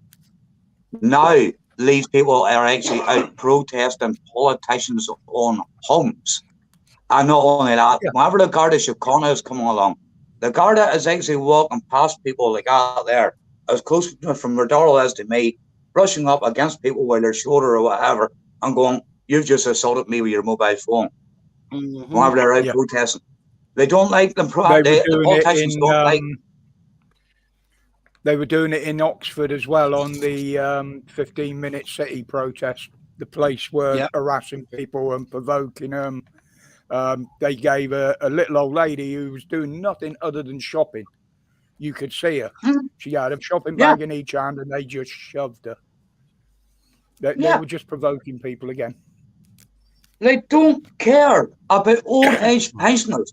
I have posted videos up in my group where they're assaulting and abusing an old age pensioner, 79 years old. I have posted a video of them abusing and assaulting, searching a young autistic lad at the age of 14, slapping handcuffs on this lad just be searching in front of his mother.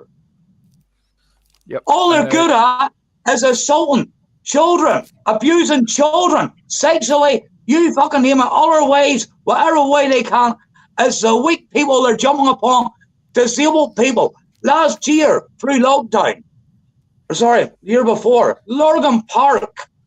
This girl's mother passed away. She went down to the park to be on her own. She didn't want to be near people. Now she is wheelchair bound, paralyzed. Yeah. 3 cops. 2 of them dragged her out of the wheelchair, caught on video, throwing her up the path while another constable pushing her wheelchair. Like, what's the fucking sense of that? Can she run away?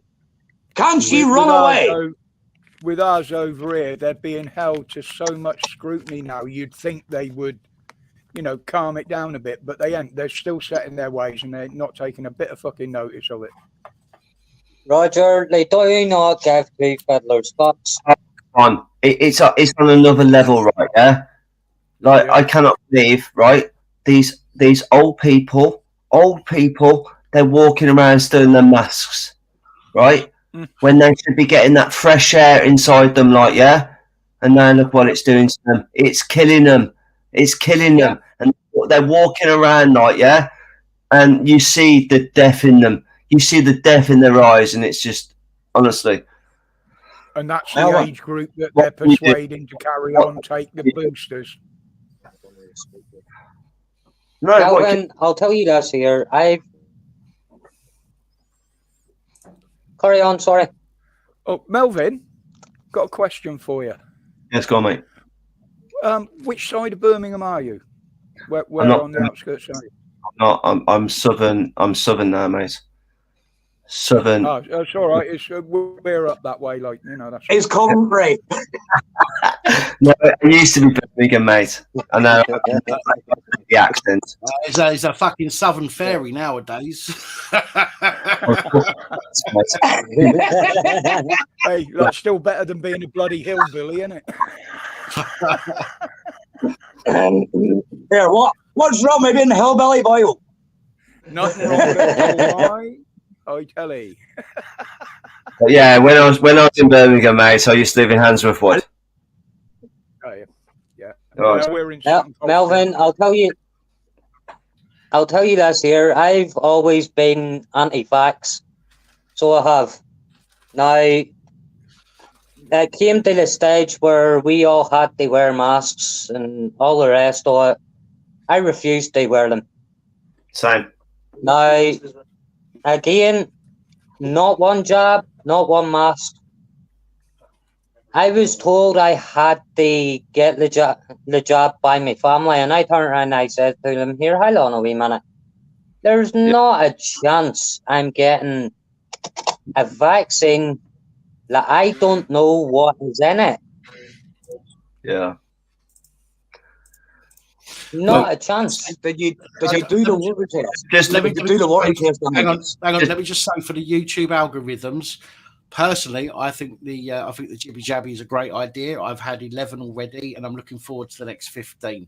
So I just for the YouTube algorithm and and the people watching the silent, I think the jab is a fantastic idea. And although it's sadly killed many people, that's not the fault of the Jibby Jabby. That's the fault of the person. Well, I'm on number 5, and I'm not feeling that well. That's the fault of the fear mongering.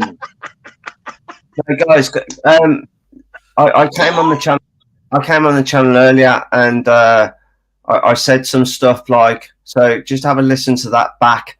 But I went to Mexico in 2021, I think it was, when we stood under some shit like, that we had to wear masks on planes. And all it was, I soon learned that basically you just tell the flight attendant when you're getting on, I'm sort of like, I don't have to wear one because of this. And they just let you off. But what they do when you get on the plane, right, yeah? And this is pretty shit, to be honest, yeah, because my whole family, got 2 kids, like, yeah, and fucking Mrs. sort of like, yeah, get your fucking mask on. I was like, what the fuck are you doing? And, because I knew the way around it, but she weren't having it anyway. And we went to Mexico. I fucking paid for it. Kids had to get masked up. Fucking Mrs. masked up. I fucking never. And the thing was, like, yeah, when we took off, she came on board and she went, oh, yeah, today, like, we've got 5 people who have got special reasons that they don't have to wear the mask, but we need you all to wear one. The rest of them, like, yeah. And I was just like looking around, fucking having the time of fucking life. What's the fucking sense, Mara? It's a bus you're on. It's a $10 you're fucking on up in them skies. I ain't had none of it, mate. At the end of the day, like, yeah, I never have. The thing is, I was out flying. I was out flying in probably July 2020, I reckon it was. I took my first flight, and as soon as I went out to Turkey, and literally I was on the beach like with loads of these other people like from Eastern Europe, like, yeah, and none of them, they weren't having none of it, man. And when I started speaking to the people, they were just like, no, this is complete nonsense. So what we were hearing in the West, Western propaganda, yeah, these people over there were going, nah, fucking bullshit. And that was the difference. And that's when you saw it. That's when you went to these places, and then you go, okay, this is the difference to what's going on. We were just Western propaganda. And that's... I have actually gave up now completely watching TV, and even while the news is on the radio, I just turn it off now. Well, you were talking about the TV licenses earlier on, Dan. Now, I just got a letter from TV licensing there. Was it yesterday? Letter from TV license there yesterday. I didn't even open it. I wrote on it in red pen. For red pen, you're classed as the living man, and you're writing in blood. Never fill in forms in black pen. Do what they say. Capital letters in black writing. Go ahead, Roger. Sorry. Sorry, I was just saying good evening to Ricky. He's just joined in. Ricky, sorry, man. I don't even respond. See, the thing is, like, the way that I see it, and I get where you're coming from, I understand where you're coming from. The way I see it is, if you respond in any way, shape, or form, that is giving them confirmation that you are there. If you don't respond, they've got no idea who you are. They've got no idea. If you say, I'm not contracting with you, that basically says I'm the person, but I'm not getting into a contract with you. So then they know who you are. They know who you are and where you are. So the best thing to do is, I think, is just to, I tear it up in the bin completely and just forget about it. They come to the door, as I've said, you open the door, they only ask for the homeowner. So they go, are you the homeowner? So you know who it is. You know it's somebody you don't want to talk to by their introduction, at which point you close the door, end of, and then just go carry on with your life. As I say, I get where you're coming from. I do. I don't necessarily. I don't with the envelope. Say again. Sorry, man. Sorry. No, I was sorry. just going to say. Go ahead. I was going to say I don't. I don't necessarily go with all that. I do not consent stuff. Okay, that's not me knocking you. Okay, because some people do that kind of stuff. Okay, and they understand that stuff. Perhaps more than me, which is why I don't follow that route. I just think that there are those kind of things never seem to get listened to or paid attention to when people go to court, for example, and they say I don't consent and I'm not I don't stand under your authority and this, that, and the other, and there isn't a single person really that I've seen that's gotten away with that kind of thing. Now, although I understand why people have that idea, I just think that we have to fight fire with fire. So they use legislation against us. We have to use that same legislation against them. I believe in the what's it called? The document from 18, whenever it was. You know what I'm talking about. The what's it called? Magna Carta. Magna Carta. I get the Magna Carta, and I get all of that kind of stuff. It's not the Magna Carta. No, I know, but to do with like English common law and contract law and that kind of difference. Okay, I do understand it. I just don't think that there's any proof out there at the moment that it actually works as well as people want it to. And again, I'm not knocking you, because I do understand why people have that idea. And if somebody can show me, so please don't take this the wrong way, Paul. I'm not trying to be horrible or embarrass you or anything like that at all. I'm just going to be completely honest with you on my point with it. If somebody can say to me, right, look, here is proof that this works, legitimate proof that this works, I will look at that and I will make a decision. If I think it works, then I'm all for it. But at the moment, I just haven't seen anything that proves that any of that kind of thing works. And it's a shame. If I can get the right proof for you in the next couple of weeks, I'll get you. If you can, if I get the proof in the next couple of weeks. I am. Again, because I don't knock people. I don't try and ridicule people. I just need to see. I don't knock people. I don't try and ridicule people. I just need to see that something works. If I can see that it works, then I'm all for it. Right. If it can't be taken out of your wages, then there you go.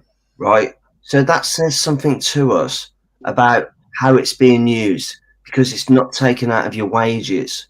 Yeah. So once we get to that solution of why is the tax not taken out of your wages if it's a tax? Yeah. Well, yeah. Why I actually wrote in that envelope.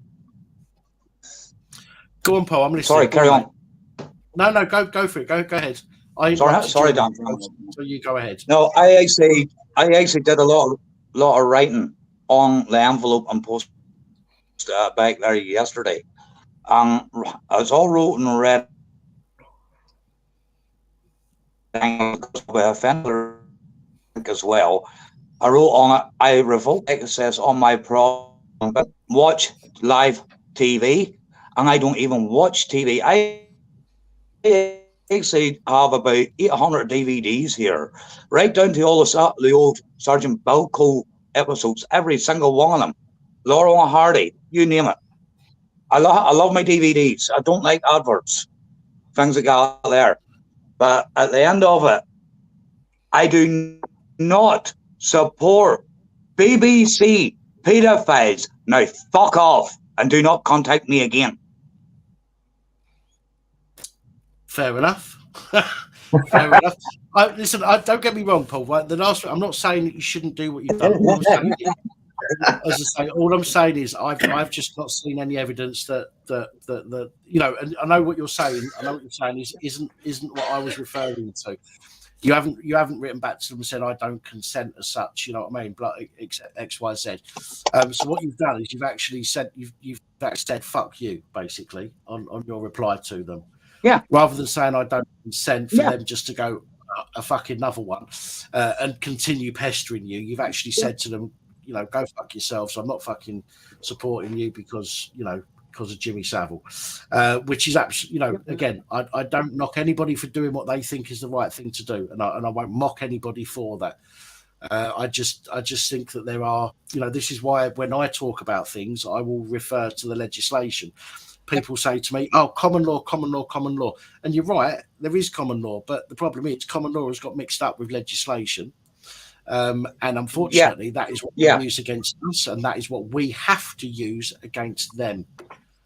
It's fire with fire, water with water, unfortunately. I think it comes down to service. If the service is not being provided in its full content, like that, basically, you should not be paying for the service. And that's it, sort of like, so you've got so many points. You've got so many points on the council tax that you can basically say, well, I'm not fucking paying for LGBT. I'm not paying for these fucking migrants. So you've got them on so many points, but we're not using it in mass. Because if we used it in mass, that's when it all fucking ends. Everything ends if we use it in mass. You're right, and I can't disagree with that. I cannot disagree with that. As I've said many times on the channel before, unfortunately, there's just not enough people willing to put themselves on the line at the moment. Well, I fucking am. people get scared. They're scared of the consequences. What I say to consequences. What I say to people like that is think, that there are consequences that you can face right now, or there are far worse consequences that your children, your grandchildren can face in the future. What is more important to you, giving your children the future that they deserve, or you not being told off? Let's get one thing straight. No, I'm going to raise a couple of points here. But the one about the TV license. Darryl was in the bath here in my house. Now he brought the sound bar out to the hall and connected it up through Bluetooth, blasting music. TV license inspector landed to my house and was beating the fuck calling out of my door. I was in England at the time in the lorry. Darryl didn't answer the door, but he seen when I get back and he told me, "You want to sing a cheeky letter and also they get a cheeky phone call from me. Tell your boy to come back and knock my door the way he did, because I'm going to respond and defend myself whenever he's trying to damage my property. I will knock him fucking out on my property as defending myself from protecting my property from being damaged." Now, defending yourself and your property. Now, the other point I want to raise there, what you're actually talking, Danny, that police doing their duties properly. Now, police adds a North Down Facebook page. What do? They take a photograph of a female constable, not constable, holding a hairdryer like that there.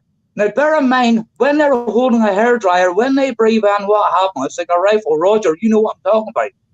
Breathe in, breathe out. Breathe in, breathe out. You aim it to a wall. Proven fact, the wall is moving between 4 and 6 miles an hour. Proven fact with them fucking hairdryers. Now, these two clowns in police uniform take a photograph of her standing with the hairdryer at night on an empty fucking road. On an empty road. I shit you not. You know what? People go, "Oh, very good job, catch the speeders." But a lot of people went waiting, you go and catch criminals, crimes on the act instead of standing on an empty fucking road. It's all photo opportunities. Yeah. It's the same as, I want to know why or how they've got people taking photos of two coppers walking along the highway. Who the fuck's taking that photo? Number one. Who's paying for that to take the photo of two coppers? Or they've just arrested somebody at the side of the road for drink driving or something, and they're doing fucking selfies like this, going, "Yeah, we just fucking nicked this cunt for not having fucking insurance." Who gives a fuck? Carry on doing your job. Nobody cares. Just do your serious threat. I've frozen. Yeah, you've been breaking up all evening. Can you still hear me there, Dan? Yeah, you are breaking up a little bit though. I think his prison's isolated. Is his prison on? Go put if you can hear me, Dan, I'll come back on here. I'll end this. I'll come back on. All right, mate. Go put some money in the meter. Yeah, that is a problem they do have from Ireland. I've got relatives over there, as you know, because my mum was Irish, and their connection to the UK sometime on live streams is appalling. Well, it shouldn't be. It shouldn't be. I work in telecoms, right? Yeah. Yeah, so it shouldn't be, but I know how all the more heavily censored I know over how as well. all the connections work all across this earth, right? Well, whatever you want to call it, right? Yeah. And basically, everything is connected. Every bloody thing. It's all underground. It's all there. Connect that. Yeah, Paul's always had a problem with the connection. Yes, so maybe they're throttling it. I don't know. But at the end of the day, it's from here to China, here to Thailand, here to it's there. And it's all underground, mate. So all this satellite bullshit you're told about. His connection from his mobile phone to whatever he's connected to from that, it's a problem he's always had. Yeah, well, it depends on whether he's using, if he's using, the phone network, then yeah, problem. But if it's using white. Right, guys, Dan's jealous because I have a landing strip on my head. Why would I want to be jealous that you've got a fanny on your head? You silly jock twat. Anyway, I need to go for a piss really quickly. Okay, so Go for a wank. Okay, keep the conversation flowing for me and let me know if anyone's not. Yeah, no worries, mate. I won't be a minute, guys. I'll be right back. Enjoy your wank. Oh no, wrong button. I don't want to put you on live stream while I'm going for a piss. So we'll not see much anyway. Won't see much. Anybody anyway. run into any aliens lately? Anyway, apparently there's a few a day about now. Whoever believed that shit? I've always said if they're that intelligent, they wouldn't want to come here. Fuck off again. So basically, like, yeah, I've got a few mates, right, and it's fucking funny. It is funny, and I hope that you're not into this bullshit that is this QAnon or whatever it's called. QAnon shit. Yeah, but it is absolute fucking nonsense. But they believe it, and they are so sort of like thinking they're with it and whatever. And then when you look marching around on the American bloody mountaintops again with the signs like. Yeah. Welcome. But it is absolute fucking tribe. It is bullshit at the point. You know, it does not fucking take. You know, we just have to understand it's fucking bullshit, isn't it? Yes, it is, Dave Kelly. It is. It's just a distraction. Yes. Yeah. What's a distraction for? You know, they've known these bloody balloons have been going across for years. They've been flying them across since the Second World War. And now all of a sudden they decide they're going to shoot a few down. Oh, have they? Across us. Yeah, but have they? We're back. Yeah. I mean, the Japanese were flying Fugos across during the war. No, but have they? The thing is, right, yeah, have they been pushing these balloons? Well, the Americans admit they've been flying them over regularly. Listen to where I'm going to take this, right, yeah? And this is why I ask all these astronomy groups and no one can answer me. They all just sort of like, yeah, right. All these spacecrafts that go up in the air, why is it no one can ever capture a picture of a spacecraft up in the fucking space? Ask yourself. Yeah. They reckon they have, but most of the pictures they've shown have been explained. It needs to be asked because at the end of the day, right, yeah, if these things are floating around, how come no one can see it? Clocking devices. They're not fucking Klingons, you prick.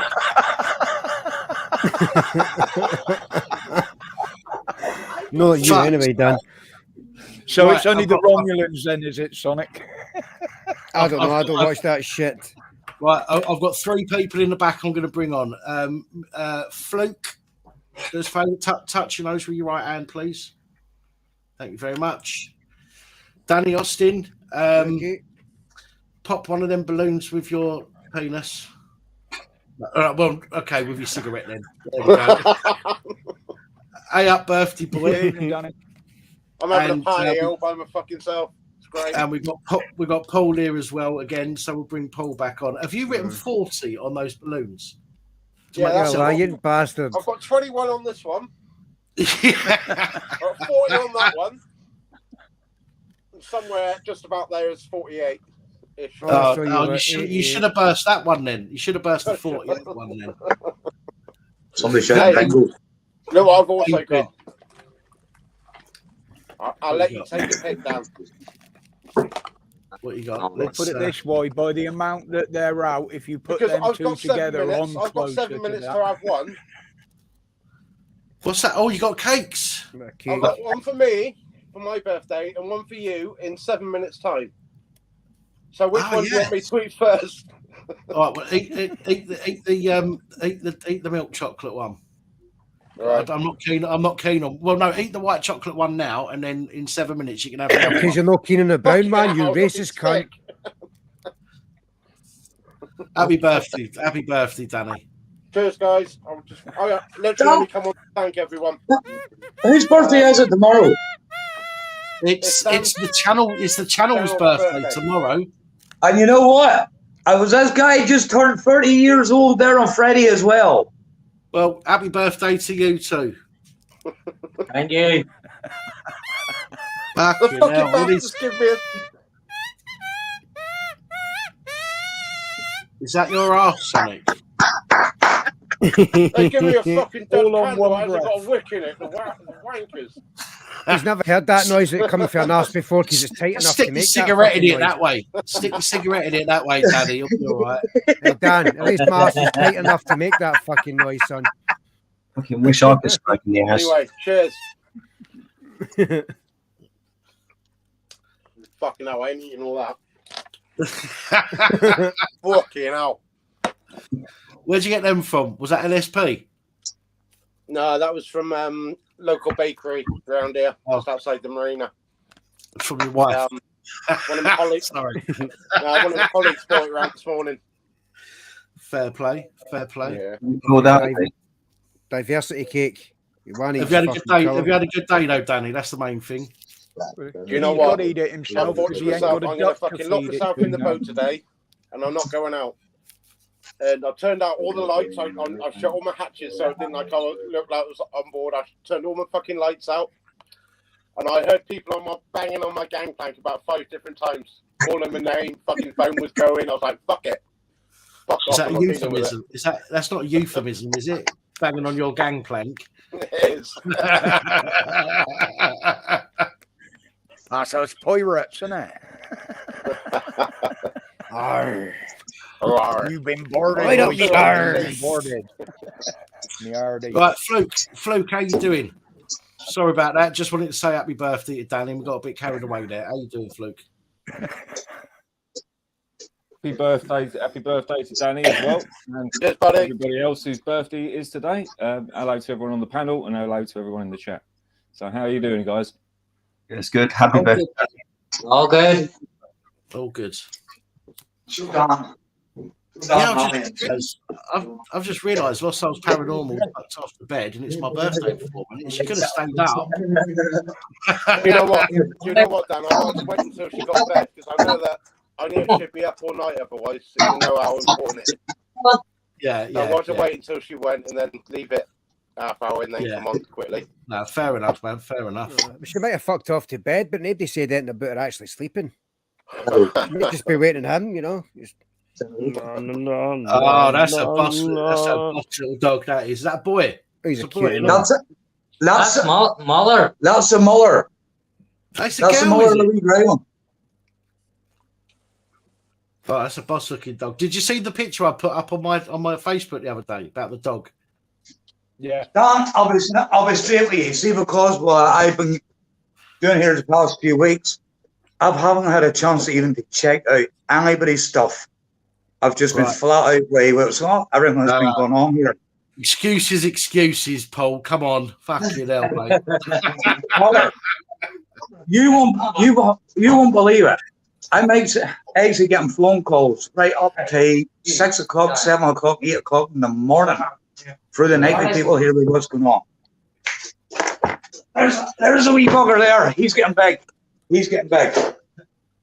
There he's there. They're only young. They're fucking young, aren't they? What's her name? They're only Sorry? young. They're only little ones, aren't they? They're only young.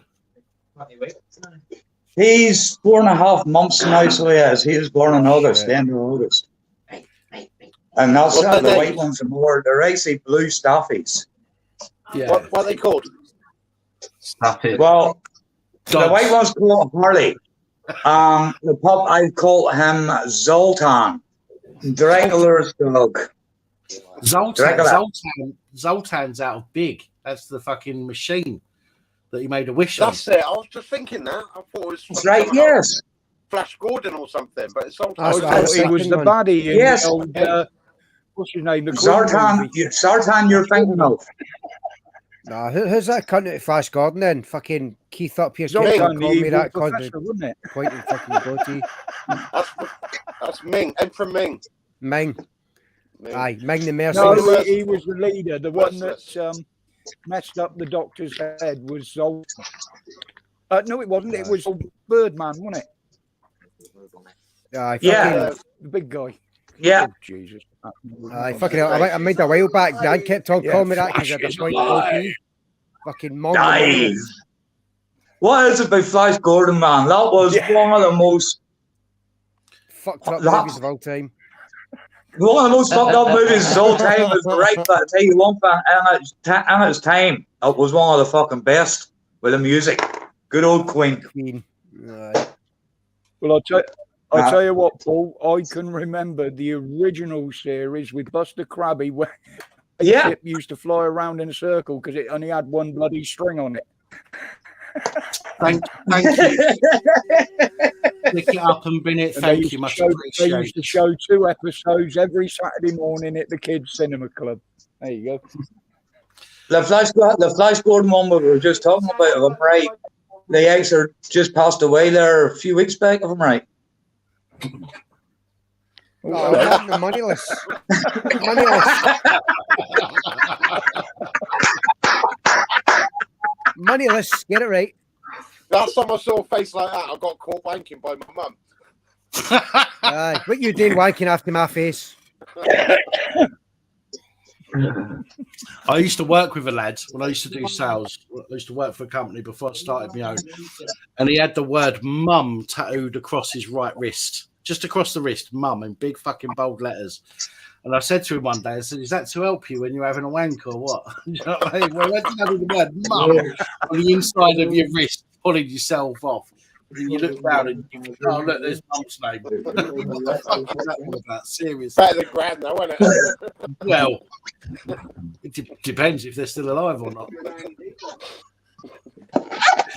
And little did you realise his mum picked him up every night. She probably did. Probably did. It was funny though. It was funny. Fucking hell. Sergeant Bilko. Pirate copies.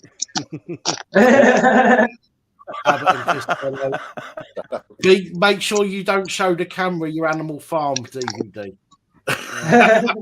What one? Centurions.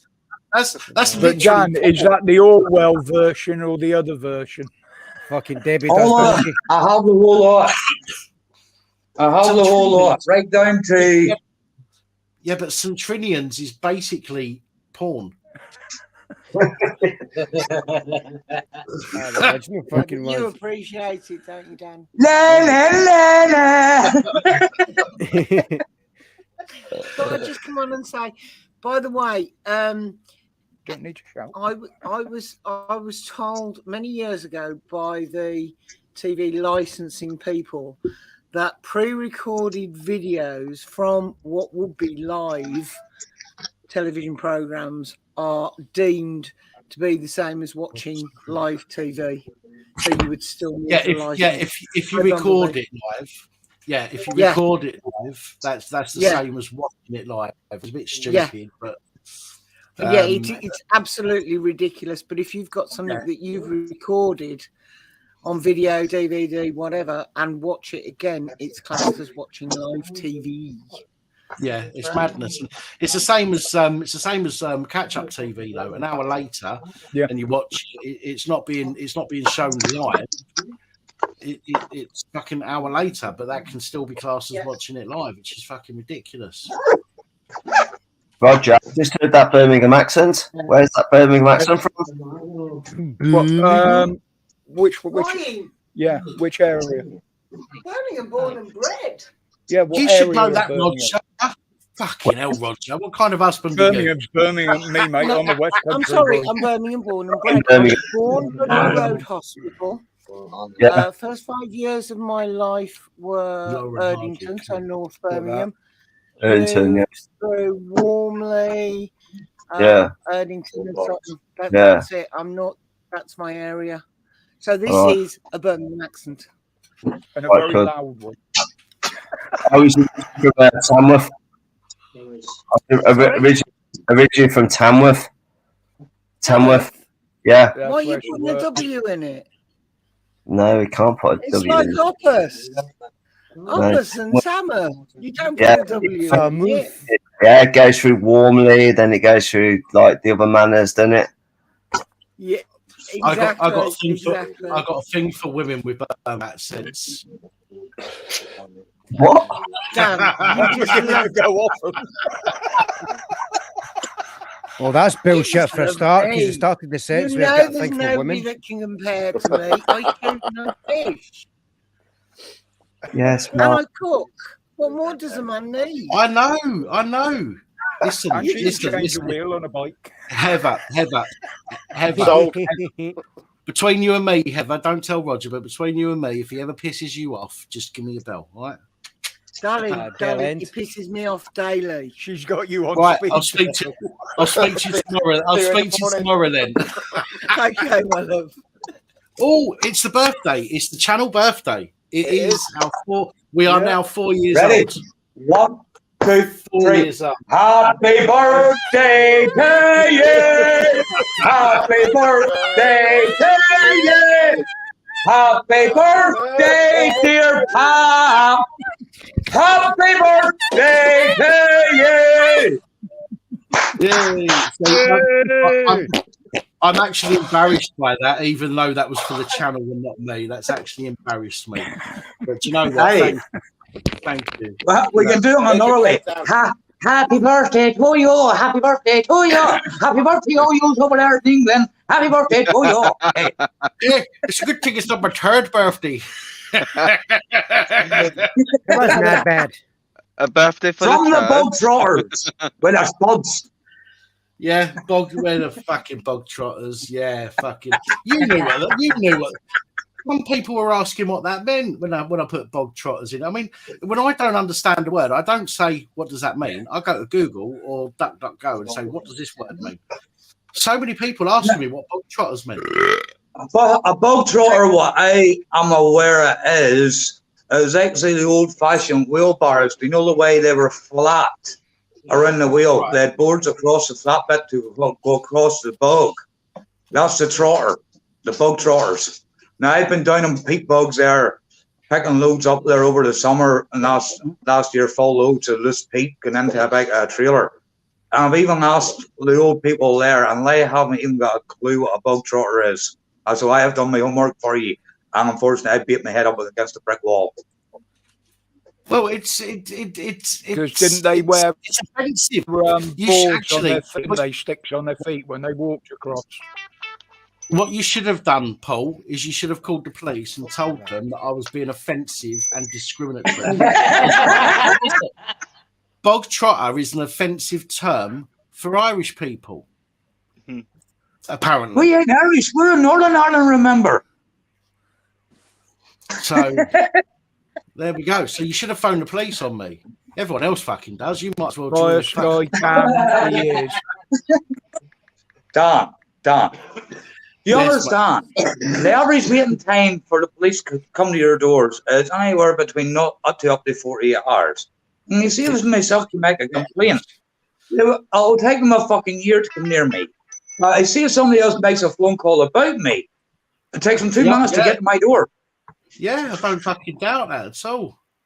I'm still waiting for police to turn up at mine. The amount of fucking complaints that have been made against me by specifically a certain person, some of you know who I'm talking about, without mentioning names. Yeah. I'm surprised they haven't come knocking on my door. But then again, I was told, or it was said in a live stream that a particular couple had been told about me. So I went out of my way to phone that particular copper at their particular force and spoke to them.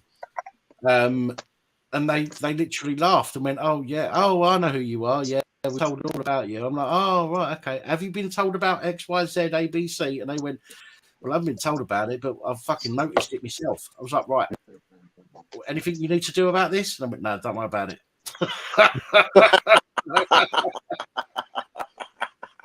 This is correct. It is correct. That was the best thing to do, actually, Dan. Just go and do that. I'd rather do. Listen. Yeah. If somebody calls me out, I've been called some things in my life, right? And each time I have been the one that have gone to the police. Now people say to me, "But you fucking hate the police. Why would you go to the police?" Well, the thing is, the police are there for a reason. I will use them for that reason. I won't phone them because somebody's offended me and waste their time when somebody could be getting stabbed. I won't phone them because I've disagreed with somebody. I won't phone them because somebody said something nasty about me in a fucking tweet. Yeah, I've got to get a policy in the door in a fucking minute then. I will use them for what they are there for. And that is if a crime has been committed. Now, whether they do their fucking job or not is a different, completely different story. But I will call them and use them for what they're there for. Okay. And plus, you covered your ass now anyway, haven't you, by doing that? Yeah. So people say to me, you're a fucking police hater, blah, blah, blah. I hate, and I've said this, don't know how many times, I hate vent police. Okay. I hate the way that police have become, and I hate the way that police react. Now, if I've got an issue, don't get the wrong idea. if I've got an issue, like a legal issue, somebody's committed a crime against me, of course I'm going to call the police because that's what they're there for. Just because I call out the bad police or the police that I think are bad, okay, some people might disagree with me, that's absolutely fine. But just because I call them out, it doesn't mean that I won't use them for what they're there for. It's the same as if I was calling a fire brigade out and then my kitchen was a fucking blaze. If my kitchen was a blaze, I'd call the fire brigade. Regardless to what I think of them, it is their fucking job. So I would do exactly the same with the police. It's their fucking job, right? But the thing is, right, yeah, how many times do we actually fucking need them? We don't need them. Well, we're paying for a service we don't need. Well, I wouldn't personally, I wouldn't say we don't need them. Okay. And I'm not, you've got an opinion, that's absolutely fine. I respect it. I don't think, look at BLM say we want to defund the police. I think that's a very, very bad idea. I don't think we should continue funding the police as they are until they start fucking doing their job properly. Okay? Do we fund them? Does it take care of fund them? If the thing is, if they were on commission, let's be honest, if they were on commission, we'd be fucked because they would be nicking them right and fucking centre for nothing, just for a bit of commission. Okay. So they need to be paid. They need to be paid a reasonable wage. But the people in charge, the people that are supposed to be in charge, the Home Office needs to make sure that every fucking piece of shit that is working in the police has been checked thoroughly. And I mean thoroughly. They can check us at the side of the fucking road and find out every fucking little bit of detail about us, but yet they can't check the people that are getting a fucking job with them. Do me a favour. 100%. Yeah. Dan, Darrell wanted to say something there to you. Go on. I've asked this here question multiple times to multiple different people. And it's a question that always sticks out to me. It's in a song of Tom McDonald's. Brilliant. So it is. Okay. You order food from a takeaway shop. And you ring the police. What actually comes to you quicker, the police or the food? The food. Oh, the food. Food will. Yeah, good answer. Someone was going to say earlier on before my line cut off there. In Northern Ireland, you done the wee spiel there, Dan, about the Justice Security Act. Now, they dropped they dropped down from a serious threat here to a substantial threat, right? But throughout this here, what do we get? The police are under so much threat because of paramilitaries here in Northern Ireland. Bear in mind, there's been peace here for a long bloody time. There's been no bombings, no shootings, no. But police will go and sit in a queue at McDonald's, KFC, Costa Coffee, Burger King as well, and also throughout their time, which they're meant to be fucking working, will walk into a mobile phone shop to get their own mobile phones repaired on service time. And bear in mind, folks, the taxpayer is not paying these corrupt companies anymore. Not to mention sitting wanking off in park fucking benches. Yeah. or getting pissed in the back of a fucking police motor. Paul, what about Patricia boy. Shh. Paul, just one thing, right? Paul, one thing I've been seeing on the videos, right, yeah, is these people going, migrants are welcome. Migrants are welcome. What is all this? What's going on? Migrants are welcome, Mom. Yeah, I personally have been in Diesel Alley and Cali, pulling in with 2 large boxes, empty boxes coming back up from Toulouse, where the aircraft parts were taken out. So it's empty boxes I'm bringing up. I've had 35 of them bastards around me trying to climb up the straps, up the back of the fucking lorry, and underneath the fucking trailer, trying to find somewhere to hide. Now I'm getting out of that lorry with a club hammer in one back pocket and a Stanley knife in the other back pocket. These bastards are stabbing lorry drivers. They're getting into the back of a trailer. You want to see the damages it's done, let alone getting into the back of a beer lorry. Amount of damage there. This man's own personal boat. They caused 60 grand damage in this man's boat. And then they're landing over here to the UK, to Northern Ireland, to Ireland. And they're raping children. They're molesting and raping, gang raping children. I put a video up on my own Facebook page, I think it was, or it was a YouTube channel. It's this young guy. Now, this young guy is gay in Dublin, running up in the street with only his top part, which is clothed, where he was gang raped by 4 asylum seekers in Dublin. Fucking disgusting. Let me just say, just again for balance, and in case anybody looks at this live stream, later and decides that I need to be punished. Not all immigrants. I'm all for your. Don't say you need punishing. She's got a bloody bullwhip, hasn't she? No. All I want to say is that, from my point of view, okay, there are some genuine people out there that need help. Okay, that have come from these places, absolutely genuine, need help, need support, and I'm all for that. However, and this is where I start getting called a racist by some people. The majority of people that I have seen are not the kind of people who are in desperate peril, who are not the kind of people who are trying to escape from a war zone because they've got children. Okay, if they were, why would they be coming over here and throwing their mobile phones and throwing their passports overboard so that they can't be identified? Surely, if I was going to another country and I wanted to seek asylum, I would go over there and I would say, look, here's my passport, here's my papers. I can't go back because I've no idea. Asylum. Okay, let's check you out. Okay, and then hopefully they would be able to check me out, see that yes, I've got some criminal records. Yeah, won't deny that, as everybody knows, but nothing serious enough to stop me getting into another country. So why would I hide that fact? Why would I want to disguise that fact and hide who I am? There are too many people that are coming over, in my opinion, and this is opinion only, who are coming over again simply because they can, simply because that life here is going to be far better for them because they're given everything on a plate. Again, I don't discourage people from coming over here who genuinely need help and support. I am all for that. Okay, I'm genuinely all for that. The same as I would expect if our country was being destroyed.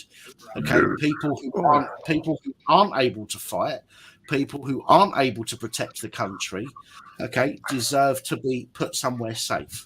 Everybody else should stay here and do what they need to do. Okay, and I would try. I genuinely, if there was a war here, I would genuinely put my hands up and say, I will fight for this country. 100%, hand on heart, I would say that. Okay, at the moment I can't because fucked, which is why I'm trying to get that dealt with by the doctors so that I'm fitter. Okay, so that I am a fit person, I can do shit. If it ever got to that, I would, as I said, I'll generally put my hands up and say I will fight for this country, as I think every fucking able-bodied English person should, male or female. If you've got young children, fine, you need to be somewhere safe, and that's exactly the same with these other countries. But the problem is when you see these videos of we'll call them refugee camps. when you see these videos, how often are you seeing women and children? How often are you seeing women and children when they're being filmed? Well, this And it's not, it's it's not in like the background, but the old blue circle goes now and again. it's not like Active Patriot, for example, who's going out to these places. It's not like he actively avoids filming people. His camera's going all the time. He will film everybody that's there. And there is very few women, very few children. What the fuck is that all about? There is a serious problem there. You know what I mean? Yeah, so much for women and children first, eh? Yeah, exactly. It's got nothing to do with women and children. This isn't anything to do with You politics. understand? It's a fucking army. It's moving in here. Yeah, and I watched a video the other day with Dave Cullen where he interviewed, he shared a lady's video who's been trying to get this building in the Republic of Ireland and house homeless Irish people there. And the local government, she's been fighting for 3 years to get this building, which hasn't been used for 3 years apparently, and turn it into a refuge for homeless Irish homeless people. And now the council are trying to say to her, no, you can't use it for that anymore. It's got to be used for Ukrainian refugees. You know, go figure that out. And if you want a little bit of a tidbit on this one, is the Ukrainian refugees, right? Now, in Canada, right, Canadian citizens that were living abroad were not allowed to fly back into Canada, right, unless they've been jibby-jabbed, right? But if you were a Ukrainian refugee, you could fly to Canada without a vaccination, right? Now, the funny thing is what if you was a Canadian passport holder and you were living in Ukraine, then you can't fly back to Canada without the jibby jab. Go figure that out. I think we're all someone has just been brought up here to me. We're all in agreement here, right? That basically everything is being fucking atrocious. You know, I don't even want to fucking say it, like, yeah.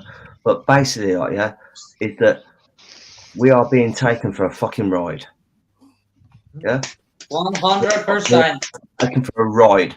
Yeah. Someone going to bring up there what you said there about we're getting took for a ride. What about the soldiers that were actually meant to be retired that had to go back and stand and do duty for the Queen's birthday? Look at the way they were treated. Or sorry, the Queen's funeral. The Queen. I'm got mixed up there. The Queen's funeral. The soldiers come back to do their duty to help do their honour and bury Queen Elizabeth. Does any of you ever have you heard what way they were treated? Right, carry on. Can you hear Nathan okay here? There's actually one that I know personally, and he was left. They told him that he would be able to get his food at 7 o'clock at night. What time did his food arrive to him? 7 o'clock the next day, PM time. He done 24 hours without food. He actually ended up going to bed and spending the full time sleeping because he was that hungry and they wouldn't even let him order food in. What happened to all the screens? What screens? Exactly. That's a very good question. Pat, Danny Austin's Flicks. What are you the talking Tables, about? Powers, Powers and Jacks, they're all spinning circles. No, I'm all right. I think it's my internet connection, to mate. fucking go again. I can't see anything. Connection. Yeah, everyone else is still moving, mate. Fucking. Yeah. Sorry, just going back to the migrant thing, if I can. Hammer time. You might want to just look into something called. See me? You can look it up on YouTube. It's still on YouTube, and it's people of a certain religious persuasion who say that Ishmael will invade Edom. Yeah. Now, if you look that up on YouTube, you'll see exactly what it's all about. This is a completely contrived thing that benefits those people, and they're trying to sell it to people on the basis that it's a political thing. And again, it's a divide and conquer thing. So the left people are saying, "Oh, bring in the refugees," and the right people are saying, "No, we don't want any refugees." And do you know what I mean? And that's the divide and conquer aspect of it. So it makes it seem on a mainstream level to be a political issue, and it's not. Or is it that they bring the people in that they can use the names on the register for when the vote comes, that they've got all these people to vote? It wouldn't surprise me. Labour's going to get it anyway. Yes. Labour's going to get in anyway next, Yeah. okay? Because let's face it, Conservative are fucked up completely. But Labour are going to fuck up as well. They're promising everything that they've promised before, the same as every other motherfucker that promises shit and never delivers. Okay, they're promising 15,000 more plod. How the fuck are they going to get 15,000 more plod on the streets without foregoing the proper recruitment process like they have been for the 20,000? They cannot do that. Okay, so we end up with more fucking scumbags on the streets, okay, than we've already got. Right, and this is the point that I was going to make about this, because the point of this is, when we're talking about the immigration issue, right, is if you're going to spend that much money employing 15,000 more people with an IQ of a fucking bucket of shit to fucking walk around your streets wearing a fucking uniform, why have you got an army, a navy, and an air force that can't protect your fucking borders? Stay safe, everybody. And when you go back to the left versus right status bullshit, it's irrelevant. And if COVID taught us anything, it should have taught every statist idiot in this country that you would have got locked down under Labour, you would have got mask wearing, closed your businesses, everything else under Labour, and you would have had the same under the Conservatives, because they ain't running this country.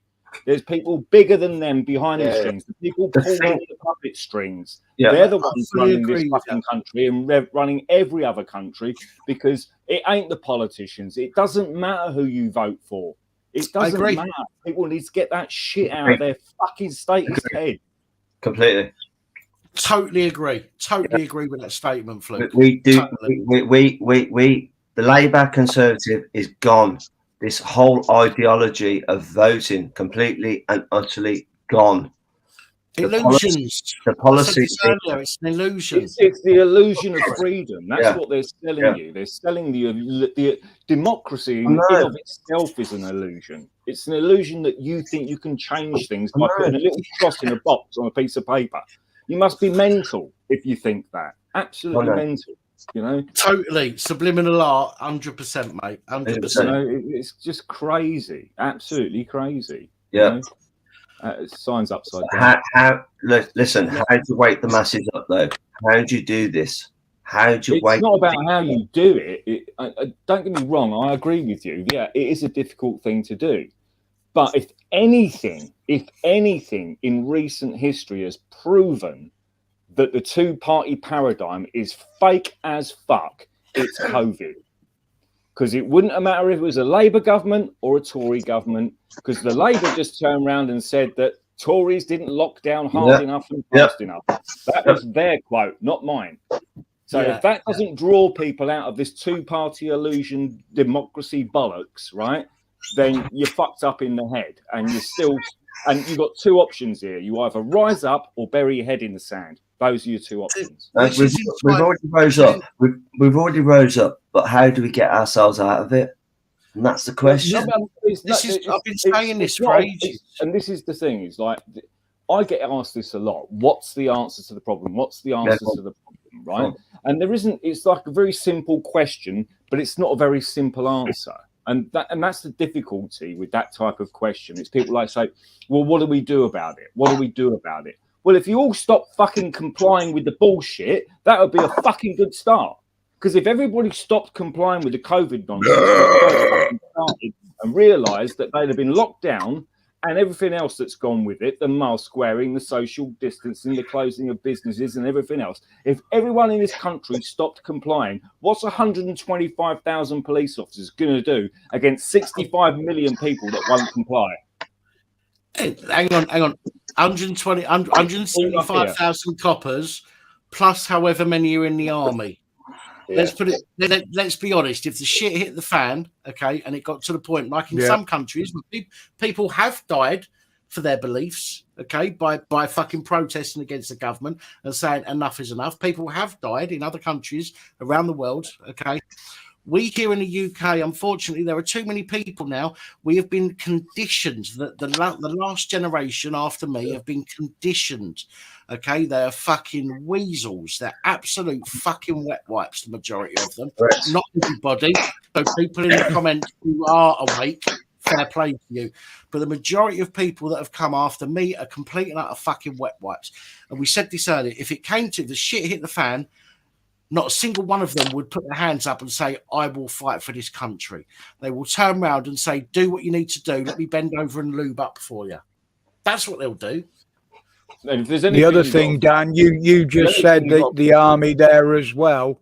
The other two services also train for crowd control and riot control.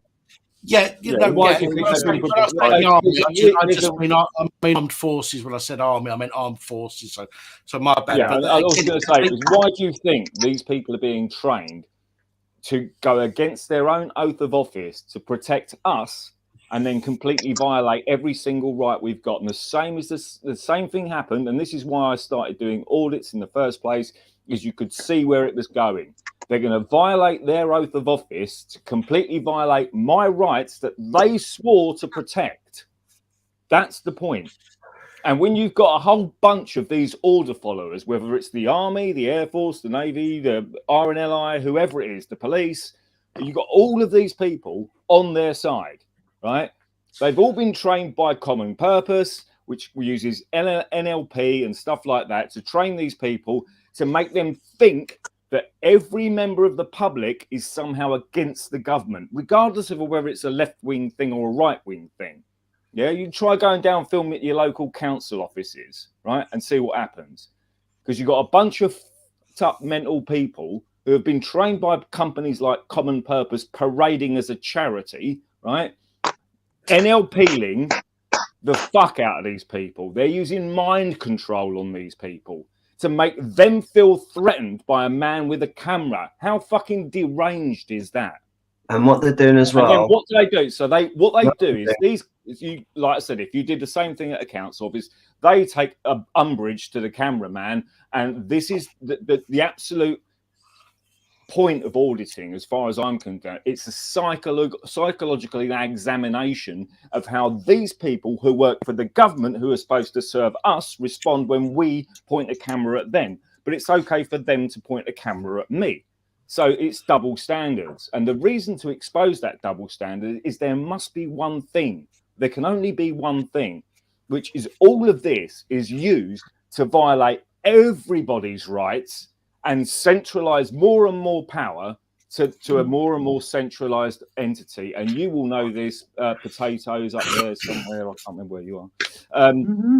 What happened in Ireland with the, I think it was the Republic of Ireland, with regards to the Lisbon Treaty, where everyone in Ireland voted against it and said they wouldn't accept the Lisbon Treaty. Yeah.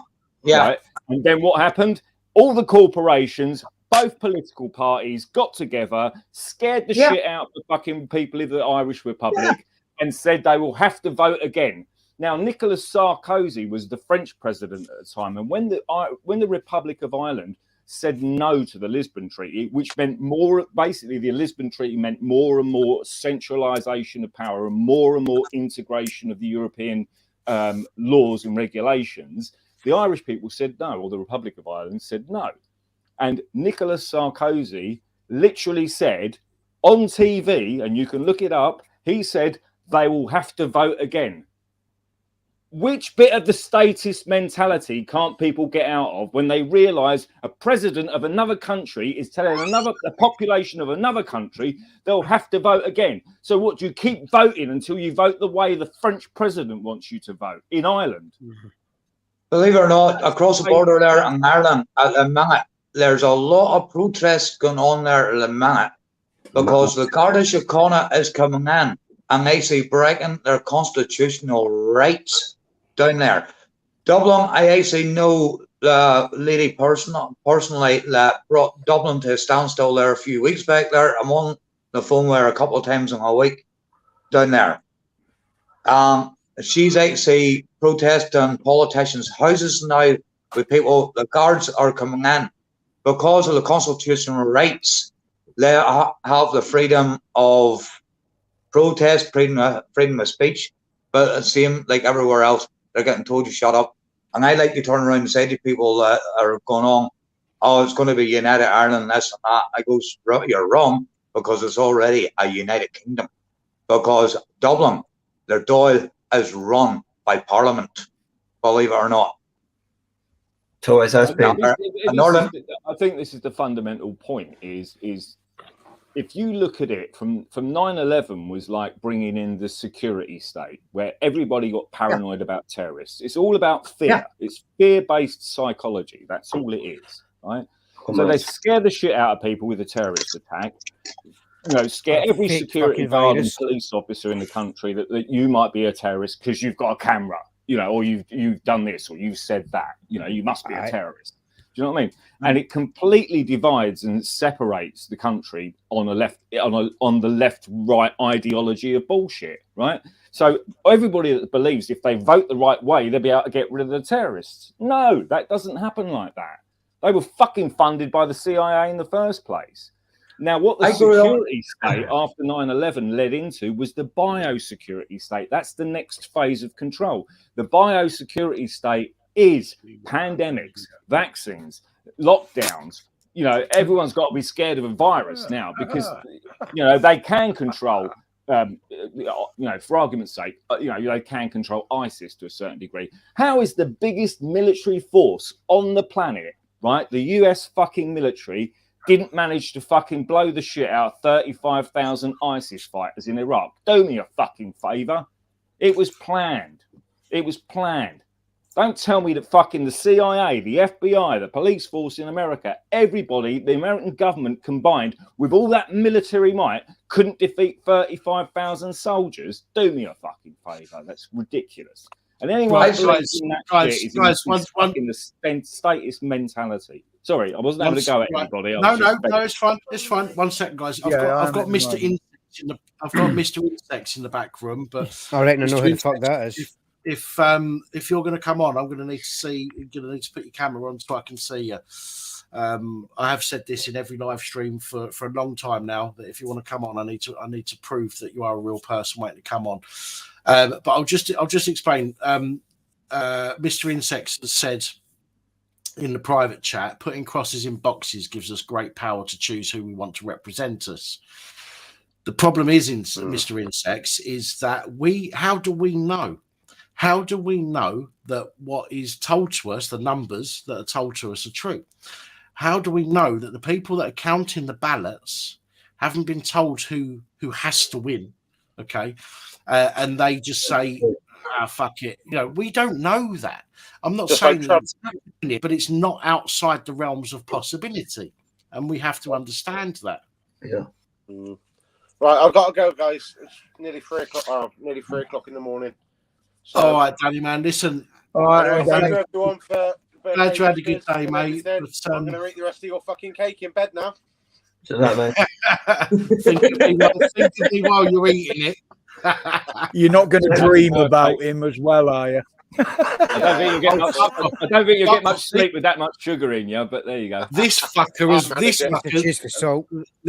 here has been in one of my dreams recently. I won't go into it. I fucking bet he has. It's not been rude. I think you need to end the stream right there. Yeah. Especially when it's evolving fucking kick. It's not been rude or perverse. Lost Souls was in that stream as well. Actually, Roger, you was in one of my fucking dreams as well. Heather's tomorrow. It was, it was an orgy like you wouldn't believe. Aye, Holly was tied up to a chair, made to watch Dan lick fucking cake off of Danny. No, listen, I will let your imagination run wild with you as much as you want, okay? But I'm not going into what that dream was about. He fucking told me. It was a mental fucking dream, though. I'm just going to say. Know. Right, I'll see you later. Fucked up, man. Take it easy, Danny. See you later. Danny, take care, Danny. Look after yourself, mate. The very best of luck to you, man. Just on this point, right? When we talk about this voting malarkey, right? Yeah. Well, if you've got enough group, and I mean sort of like in an area of a group going door to door, right, getting those votes. This is the only way that you beat this fucking system, because at the end of the day, you have to really go at it big time to tell the voters who are supposed, as we just talked there, that it's a load of fucking nonsense, load of bollocks, right? Yeah. If you got it down to that point where you've got the vote, house. Canvas the fuck out of it, basically. Yeah, I know, but that's the only way, isn't it? Well, I think the other thing is I think that the first step in that stage is to make people realise that voting is senseless. It's nonsense. It's bullshit. It's as simple as that. Because, you know, literally you're voting for one criminal or another criminal to rule over you. That's as simple as that. It doesn't matter if it's a king or a queen or a left-wing politician. Look what we've got here. They're going to rule Look over you. at what we have here in our policing board in Northern Ireland. Jerry Kelly, an IRA convicted bomber, is on the fucking policing board in Northern Ireland. What the fuck does that make sense? The same Sinn Féin's in there, so hey, go in the States. In the States, there's at least a dozen examples I can give you, but one was a police officer who violated somebody's rights, then not only on one occasion, but on 6 occasions, then shot somebody to death, is now on the police board doing community relations. This guy just shot someone in the fucking head, and now he's on the board of police relations. That's how. If you can't get across that basic statement to somebody who's that fucking thick that they believe that these people are there to serve them, then that's how fucking mentally deranged they've become. And it's not surprised, because they've been engaged in government schools, government indoctrination, government universities, government fucking, you know, all this, that, and the other, all run by the government, all funded by very, very clever people with a fucking lot of money, you know? And the whole point was to indoctrinate you into believing that you've got a choice. That's why when it comes to voting, you can only got 2 main political parties to vote for in any country. When you want to buy a bag of crisps, there's 36 different flavours. Yes, you're right. I just want to say, Lisa Stokes, you say we're a minority. I don't think we're a minority, but we have a minority of people within our community, shall we say, or within our section of society. We have a smaller amount of people that are willing to stand up and be fucking counted. Okay, we need more people to say enough's enough. Okay, but we're definitely not a minority in you know who we are. It's just that there is a minority within our section of society who is willing to put their fucking neck on the line, so to speak. And you know, I think that's a good point, in the sense that if what we've also have to realise to a certain degree, and this has always been my thoughts on this, is at the end of the day, government should just be a form of management. Government is what they call an administration, right? Yeah. Government is a form of administration. That's why they call it the Biden administration, Correct. the Trump administration, and the Barack Obama administration. All it is they're there just to administer. We They don't make come sure out of that the order. roads work and the street lighting works, and they just dot the I's, crosses the T, make sure all the numbers add up, and that's it. You know, they're not here to tell me to be locked in my house and tell me to, advise me that try and coerce me into taking a medical procedure I don't want. That's not their fucking job. Do you know what I mean? Their job is to manage the country. They're just a form of management. That's all it is. Their job is to Admin. manage That's that why we it's called don't get used. administration. Sorry. I stood in Belfast there a few weeks back and finally done my very first outdoor live speech. So only literally just for under a minute, but I got a good response. It was about the asylum seekers here raping a 14-year-old kid up in Belfast. And the police were there actually trying to harass people as well, which whenever I called it out, that the police here are actually the biggest child abusers. You want to have seen 6 policemen run about to the police cars very fast. But what I'm going to get at here is, well, I spoke there, if this had been 30 years ago, would this been happening in this country? Now, I have just one thing there you were talking about there. I didn't get your name there because it's actually very small for me to read there with a hat on there. Gentleman with a hat. I grew up with shootings outside my own front door and a small police station getting blew up every other week with the NLA in the small village where I grew up, and it was full of police there where they lived. Now, there's a peace process goes on. What I said there a minute or two ago about Prince Philip's funeral. If you remember right, the Protestants here came out, started a riot. 2 days later, the nationalists, Catholic side, came out, started rioting. The police couldn't even control it all. They even brought in G4S and dressed them up in police uniforms and sent them out under riot control here in Northern Ireland. They still didn't have enough people to control it. The only way they could sort that out, allegedly, I'm going to say allegedly, the paramilitaries here were handed £50,000 each to get their people off the street and stop rioting for Prince Philip's funeral. Martial law. That's it, exactly what it is. It's pure coercion. And it doesn't matter. The only way England is going to sort this out, as much as Northern Ireland here, Scotland and Wales. Now, you have the cities, you have the towns, you have the people there. Jesus Christ, Belfast is only about the size of Manchester.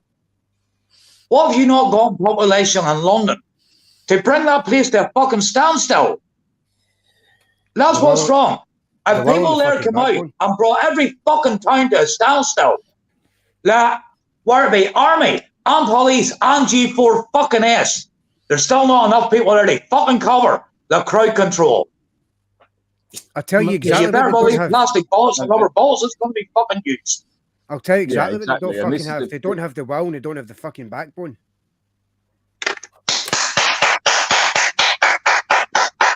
But I will get people here in Northern Ireland who are Jews. You see one they do start fucking riot. Right. They do riot. But they're all following fucking orders from their commanders and the paramilitaries. Yeah. And the thing what I was going to say as well is something I've mentioned on previous live streams. I'm going to mention it again. I don't know if I've said it on Dan's before, but when we talk about, I remember a speech given by, after World War II, what's his fucking name? I'm brain farting, sorry. President during the war, Prime Minister during the war. Churchill. Right. I'm not a fan of him. I think personally he's been, you know, I wouldn't want to say what he probably is, but anyway, he did do a speech. See it. Yeah, he did put a speech out once saying, and he was warning about communism and what we're coming up against with this whole left wing Marxist, you know, this bullshit, is a communist, Marxist, control freak bunch of cunts, basically. Right? That's what they want. Whether it's CCTV, facial recognition, credit scores, carbon credits, you know, limiting people's travel, 15-minute cities. This is all about control. These people don't care about money. They've already cornered all the money on the planet. They're just a complete bunch of Marxist, socialist fuck knuckles, right? Right. Now, the reason being, I mentioned Churchill, is he gave a speech at the end of the war saying, you will know when communism comes to your country when the police become politicized. Now, think about the last 3 years, right? So if you're protesting BLM, the police take the knee with the fist in the air, and they're like little Disgusting. they're black ties and their white shirts. Do you know what I mean? Now, if you were protesting climate change, you were allowed to glue yourself to other people's private property, like bank or this. And not that I agree with banks, but and all that type of thing, right? That was okay. If you were stop oil, you know, you can go into a museum and desecrate a £1 million painting, and you don't get arrested. But if you go out and demonstrate an anti-lockdown demonstration, you get smacked over the head by some cunt dressed up like a fucking Nazi. I want to know why. Fucking point. I want to know why. That's when you realise communism is coming to your country. Aye, Dan. Sorry, mate. I need to point out that one of the comments. Born Freeze put, "We don't have leaders. That's the problem." Well, you're wrong. That's not a fucking problem. The problem is people who are looking for leaders. Why don't you instead fucking grow a pair of balls, stand up and be a fucking leader, set an example and start doing shit? Maybe people will fucking have the balls then to join up and fucking, you know, stand up and join you. Be the fucking leader. I'll tell you what, Do Pat, just quickly, go and have a look at some of the messages that prick's put in the private chat.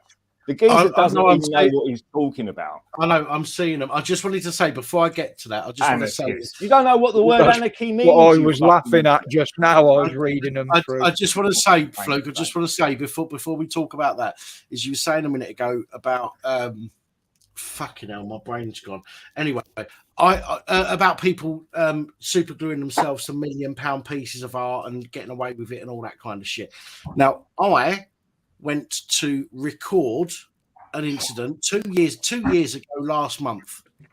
A year ago last month. A year ago last month, I went to record an incident that happened in London outside the BBC, as some of you will remember. Now, I'm still under investigation for that. Okay. Yet people that went to a vigil, people that went to protests, people that done, other people who have been arrested for filming, for example, in Hertfordshire, police arrested some journalists and have apologized to them. I'm over a year on, and I'm still waiting for my fucking stuff back. Not all of it. I've got some of it back. I'm still waiting for all my fucking memory cards back. I'm waiting for my phone back. It's a £1,500 mobile phone I'm waiting to get back. I'd only had it a couple of months at that point. And I'm still waiting for that shit. Why is it that other people in certain political aspects get dealt with very, very quickly? I filmed an incident with the BBC that has now been dragged out for over a year. Why would they drag that out for over a year when they can deal with all these other incidents that happened after my incident within weeks? What the fuck is that about? Right, okay, and I'll agree with you on that, because exactly the same thing happened to me, and I was slightly different because you were filming a genuine incident where I was just doing an audit at the barracks in Kent. Right now, I know I brought this up before. This is the mentality that people need to get in their head if they're a statist idiot. Right? During the barracks audit, they sent out eventually 4 PCs, a sergeant, and an inspector. Right, out for 2 guys, right, not breaking the law, right? Yeah. That was Kent Police. At the time, Kent had 40 unsolved murders on their books, but they saw fit to send 6 police officers out for somebody not committing a crime. That's what you're paying your government for, you government statist idiots. To do Want to be in Northern Ireland? They sent 20 cops out. I spent 2.5 hours in handcuffs for taking pictures in a public place, and people like that cunt in the fucking private chat wants to tell you I'm the anarchist. No, you're the anarchist, you fucking idiot, because you don't know what anarchy is. Anarchy simply means, if you look up the definition, is to live without rulers. That's all anarchy means. It doesn't mean throwing petrol bombs, you fucking cleg nut. I agree. I don't agree with all of that shit. I don't agree with causing issues. And I think that a lot of people don't agree with that either. People that have been going to these protests, I think most of them, I might be wrong, this is just my opinion, I think most of them go to these protests with the view of protesting, but yet there are infiltrators, and yes, there are some dickheads that will go along with the sole purpose of kicking off. Okay, but a lot of the And cases, I wonder where those people come from. I wonder who. I think a lot of maybe those MI5 or MI6. Yeah, or maybe I think a lot of those people they start a are problem to make bought and paid everybody for. else look bad. Yeah, I think they're bought and paid for, some of them. Not all of them, because as I said, no matter what group you're talking about, there will always be some dickheads in that group. I remember this is a good media point to focus on as well, because during the Black Lives Matter demonstrations, the BBC were just kissing Black Lives Matter's ass, right? During the climate change demonstrations, the BBC was kissing fucking climate change's ass. During the whole fucking Stop Oil protests, they were kissing fucking Stop Oil's ass. When there was an anti-lockdown demonstration in central London, right, I remember there was a video on the BBC's website of 2 children holding a sign saying, "Please open my school, I want to see my friends again." And they described them as right-wing, so what did they describe them as? Right-wing anti-vaxxers. How can you describe 2 children who looked about 6 or 7 years old as right-wing anti-vaxxers? Well, give me one second. Yeah. Hang on, Melvin. 1 second, mate. 1 second, Melvin. Roger, you had your hand up, mate. Yeah, I was just going to say, Fluke, I've been watching what he's typing in there, and you've been doing really fucking brilliant. Don't rise to it, mate. Don't rise to any of it. Just leave him in there on his own. Just forget he's there. I will say, listen, I will say before I come to Melvin, 1 second, Melvin, and I'll come straight to you, mate. Sorry. I will say that you're saying, Mr. Insects, you're saying stuff in the private comments that you're not saying it in the main chat. And first of all, I'm questioning why you would do that in the private chat, not in the main chat. Secondly, you're saying things like you don't want any type of government. That makes you a staunch anarchist. Nobody's saying we don't need a government. No, he's saying I'm a staunch anarchist. Yeah, but you're not saying that we don't need a government that I can tell. You're saying that we need is that we need people that are going to fucking say what they're going to do and fucking do it. We don't want people telling people what they want to hear in order to get fucking elected. If that is a big if, people do vote them in, because again, we don't fucking know. All we have to go on is what we're told by the government. The government will say, we've had so many votes against this person, so many votes against that person. How the fuck do we know? How do we know? We don't. So we have to just take what they say at face value, okay? And yet everybody that comes, yes, the votes are counted. By who, Mr. Insects? Not by me. I haven't fucking counted the votes, so I don't know for sure, do I? You don't know for sure. Did you count the votes? No, you didn't. So you don't know 100% that the votes that were made actually amounted to what we're being told. Nobody does. It's supposed to be open and transparent. There is no fucking transparency with the government these days. Yeah. Everything's done behind fucking closed doors. We are told what to fucking believe. So when they turn around and say Labour have got X amount of votes or Conservative have got X amount of votes, we have to just agree to accept what they have said. That's the issue. If you want a good example, what's likely to be fucking happening is when Biden got in particular is the fact that. Sorry, Fluke. Sorry, 1 second. I wanted to come to Melvin after that because Melvin was trying to say. Sorry, yeah, go on. Yeah, go on. I think we need to come to what anti-vax means. So they can call anti-vax whatever they want to call anti-vax, but the proof and the evidence is that. When the vaccine started, right, yeah, we have got 40% excess death when it started.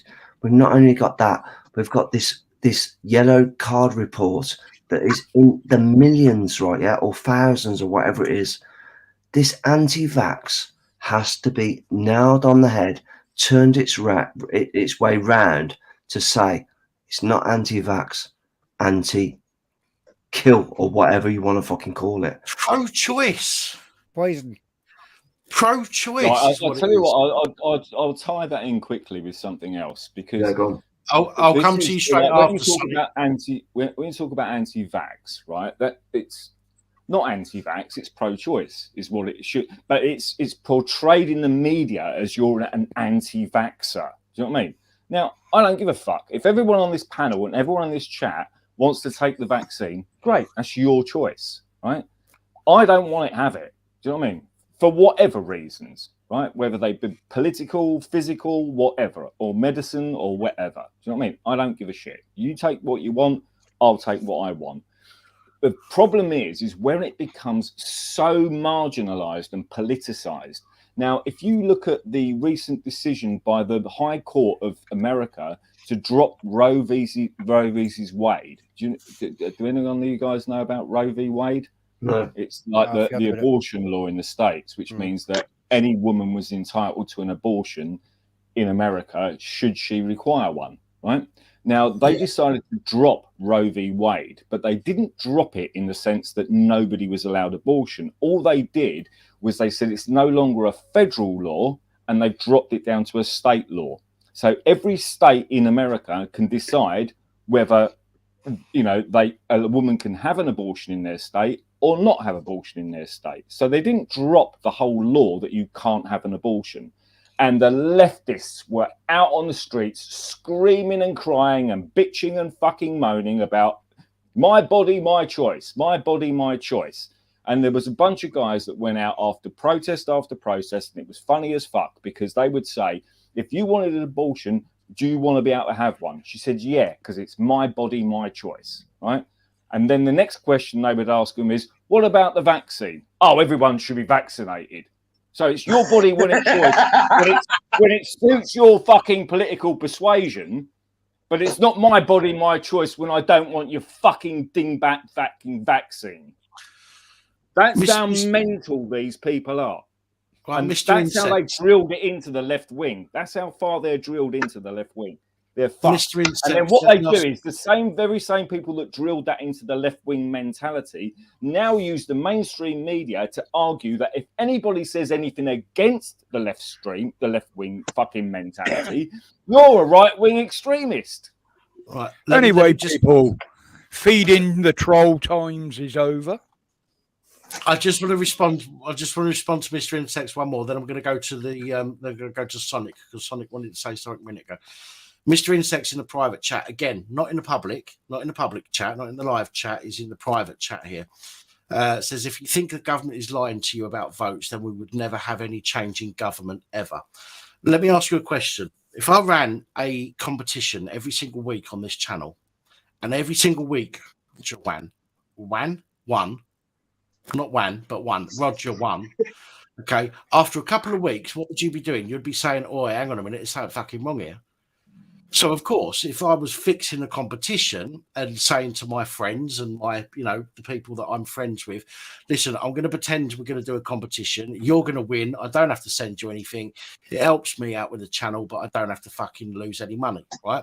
So if I'd done that every week and Roger won every week, after a couple of weeks, you're going to go, hang on a fucking minute, something's not right here. So, of course, okay, I'm running things. Okay, but I would get other people to win. I wouldn't have the same person win all the time. Okay, so of course, the government or whoever is running the government, and there are people running the government, not the government themselves. There are people far more powerful than the government who are telling them what to do and what they want to happen, and that is fucking happening. People might go, oh, you're a conspiracy theorist, okay? But listen, when somebody has $500 trillion fucking dollars, i.e. the people who own the fucking banking system, when people have $500 trillion, okay, people listen. People tend to listen to those people, okay? And when they get in touch with the government and say, excuse me, you need to do this, that, and the other, X, Y, and Z, they'll fucking do it. It's so easy to say it's not happening here or it isn't happening now. How do you know? What proof do you have that's not happening? I don't have proof that it is. Okay, so don't get me wrong. I don't have proof that it is. But if you're saying it's not happening, if you're arguing it's my opinion, then show me some evidence. Yeah, my opinion is an opinion. It's not fact. I'm not giving any facts here. It is an opinion, okay, based on what I know and what I've learned and what I've fucking researched. If you're coming at me saying you're fucking wrong, then prove to me I am wrong. If you cannot prove to me that I'm wrong, then keep it to yourself. Yeah. Dan, can I just I've got to go for a toilet break. Sorry, mate. I've been crossing my legs for about half an hour. All right, so Sonic, I'll come to you after that. I'll come to you after this, Sonic. Go on, and then I just wanted to say that talking to someone in the private chat about that sort of thing. This is a guy on a private chat, which is either got a laptop or a mobile phone, but he says in the chat he doesn't have access to a camera. Wankstank. Yeah. Get the fuck off. Get the fuck off. Warrior! He's a warrior! Is Paul on fire or Right. something there? Sonic. Go on, Sonic. He's going to say something a minute ago. And I was just earlier on when you were talking about like how do you know what's going on behind the scenes when it comes to the voting counting and all that kind of shit. Yes. Classic example. Look at how fucking Joe Biden got in. I've seen footage of that shit. You've got a big group of people like they're working there, sorting all the votes and stuff, counting them and shit. A lot of them, right, once their shift was finished, they went out. The handful that was left, straight away, as soon as they fuckers disappeared, under the table, opening up boxes, digging out bunches and adding extra shit in. You know what I mean? I've seen actual evidence of that shit. That's corrupt as fuck, man. Mr. Insects, if you're going to start calling people a cunt, you can go fuck yourself, mate. Right? Your webcam might be broke, but you're obviously on. You've obviously got a fucking smartphone of some description, and you're going to tell me you haven't because I can't prove it, and that, you know, fair enough. But at the end of the day, right? You've either got your webcam, you've got a laptop or a computer, and your webcam's broken. I'm sorry, mate, but that just doesn't fucking. I don't buy it. Okay. There is very few people that can't get onto a camera these days. Very few people. Okay, but if you're going to call somebody a cunt, you can go fuck yourself. Simple as that. Call really. me a cunt. I love being called a cunt. I am a fucking cunt. Paul. Thank you very much. Thank you very much. Paul. I'm not going to say it. I'm not going to say it. Go ahead and talk to you. Not the fucking right back the blue bit. You can't. You can't. I'm a lovable cunt. I'm a good cunt. I'm a fucking classic cunt. You shouldn't call him names like that because Paul's all right. Well, him. Yes, him. He's all right. Just fucking leave him alone.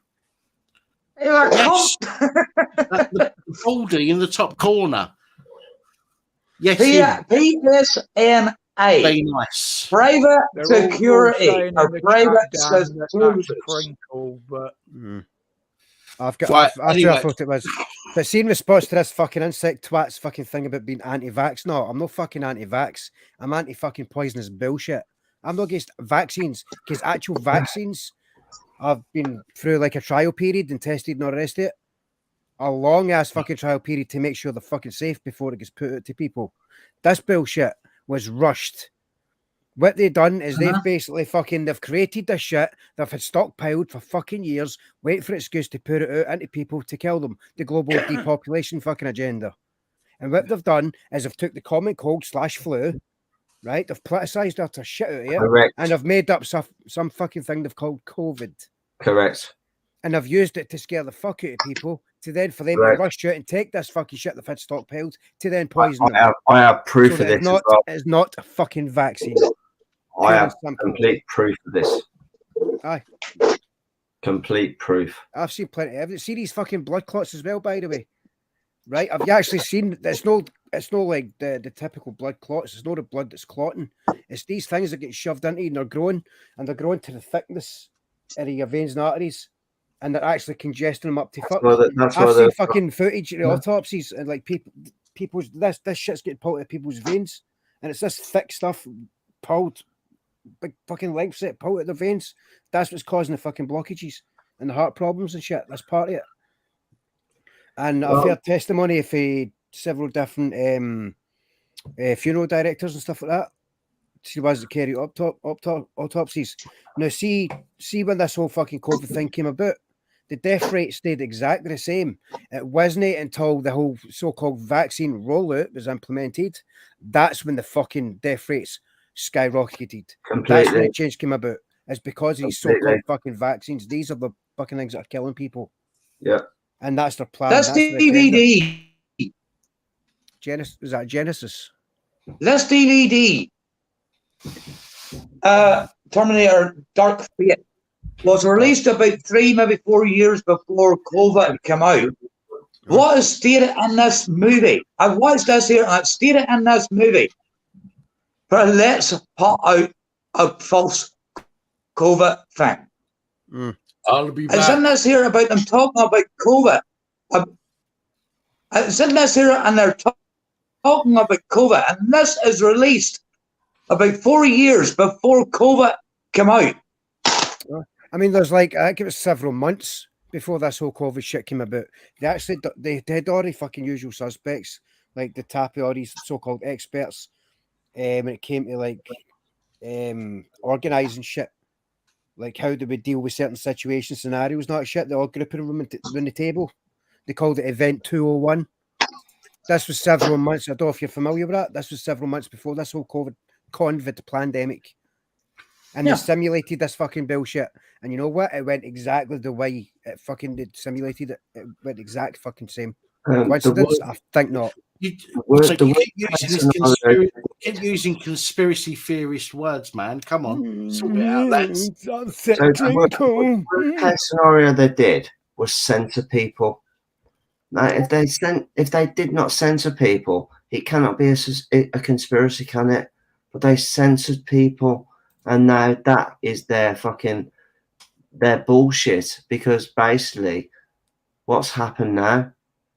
Yeah. So they've censored it. They've censored it all, and then when people are coming back into the play, it's like, well, why was it censored?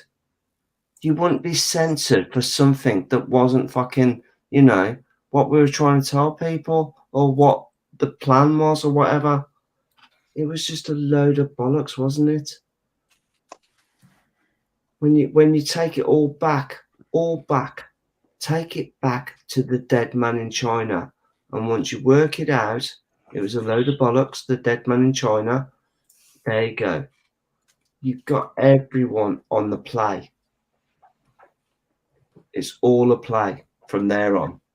But just for the YouTube algorithm, I still think the jibby jabby is great, and I think everybody should have at least 20, at least fucking 20, before they even consider how many they've had. I've had 15 already, and I cannot wait for the next fucking 5. I cannot wait for the next 5. So just for YouTube, you will see the result after the next half bottle of brandy. I'll be like this. I'll tell you what I'd like to say is one thing that really... Sorry, Fluke, 1 second.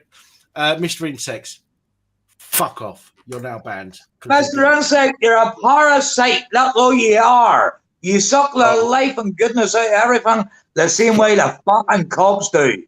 Parasite. I've got no issues with people that have got something against what I've said or somebody on the panel has said. But for fuck's sake, if you're going to come at us with anything, have some fucking proof, man.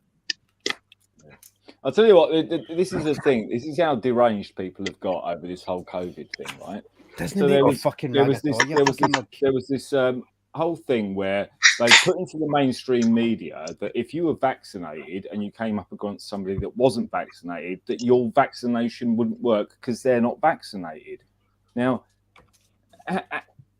let's think about this logically. If I came round to Pap's house and we went on the piss one night, right, and we fucking both woke up fucking hungover as a pair of shit, that would be the equivalent of me saying, Pap, I've got a fucking headache like you wouldn't believe, and I've taken 2 paracetamol, right, or 2 ibuprofen, but my ibuprofen won't work unless you take 2 ibuprofen. And Pap says to me, well, I haven't got a headache. Can you see the mentality they've driven into people using the media? Fluke, strip it all back. Dead man in China did not happen in the West, therefore false information. Did not exist. Monkey teas. Monkey wants. Did not exist. Once we all strip it all the way back, did not exist. Therefore, there was nothing. Yeah, and it doesn't exist. It doesn't. It doesn't. It doesn't. And the thing was, I was watching the difference between what they call germ theory, which the clue is in the title. It's a theory, right? It's still called germ theory, right? And what's called what do they call it? Terrain theory is what it's called. So basically, what you put in your body is what's good for you. And if you put a load of shit in your body, you're going to end up with shit coming out because your body's going to reject it, basically. That's terrain theory in a basic nutshell. So, but the germ theory is still germ theory because it's a theory. It's not fact, right? And the same thing happened with science in the last 2 years. How many times have you heard the word, the science is settled, right? How many times have you heard that? The science is settled. No, it's not settled. Because if I can prove that gravity is bullshit and I put out a paper proving gravity is bullshit, it has to be gone out to, like, you know, several other researchers or scientists or people who are scientists in gravity, and they can read my paper and then say, right, this guy's right or he's wrong or whatever. The whole point is the science is never settled. That's the whole point of science, is it's never settled. So for the mainstream media to come out and back up this science is settled bullshit, again, proves my point. Well, not proves my point, but proves that they're a bunch of bullshitting liars. Because science is never settled. Look, what's happened is a load of fucking bullshit. We all know that not one of us can actually turn around and say what they've done is fucking right. It's all about education now. And what's the education? Go back to the dead man in China. It never happened in the West. Therefore, it was false media. False media make them learn that it was a false. It never happened. And once they start getting that in their fucking brain, then they realise that their whole education is fucked. Education was fucked in the whole place. The whole reason education was fucked in the first place because it was invented by them. It was about, you know, fucking people from a very early age mentally. That's what education was. It wasn't there to teach. Can I ask you something? It was there to indoctrinate you. Elbow deep. Can I ask you something? I don't know you love it, elbow deep. Go on, Paul. You see, whenever it was actually turning in around about the millennium time, the changeover. Does any of you feel? I've only ever come across one person that felt the same way as myself. Like if the whole fucking UK stepped into another fucking dimension. Welcome to the Twilight Zone. You know what I mean? Growing up in the 80s wasn't like this. The 90s, late into the 90s, you noticed some sort of fucking change going on there. But you see, whenever I hit into the millennium, the whole lot has fucking changed. Right down to you look at all the badges and cars. They all changed they got there. In the 2000s, I'd say that things started changing in the 2000s. I personally, and this is just from my opinion, this is going to be different for everybody. Personally, I don't think things really started to change with pace until after sort of 2010. I think that's when things really started to change with pace. Before that, we were seeing change, but I see that change as natural progression up until that point, and then suddenly change was forced upon us, and we were made to change, and people cannot change overnight. People need time to adapt to new things and to new situations and all that kind of stuff.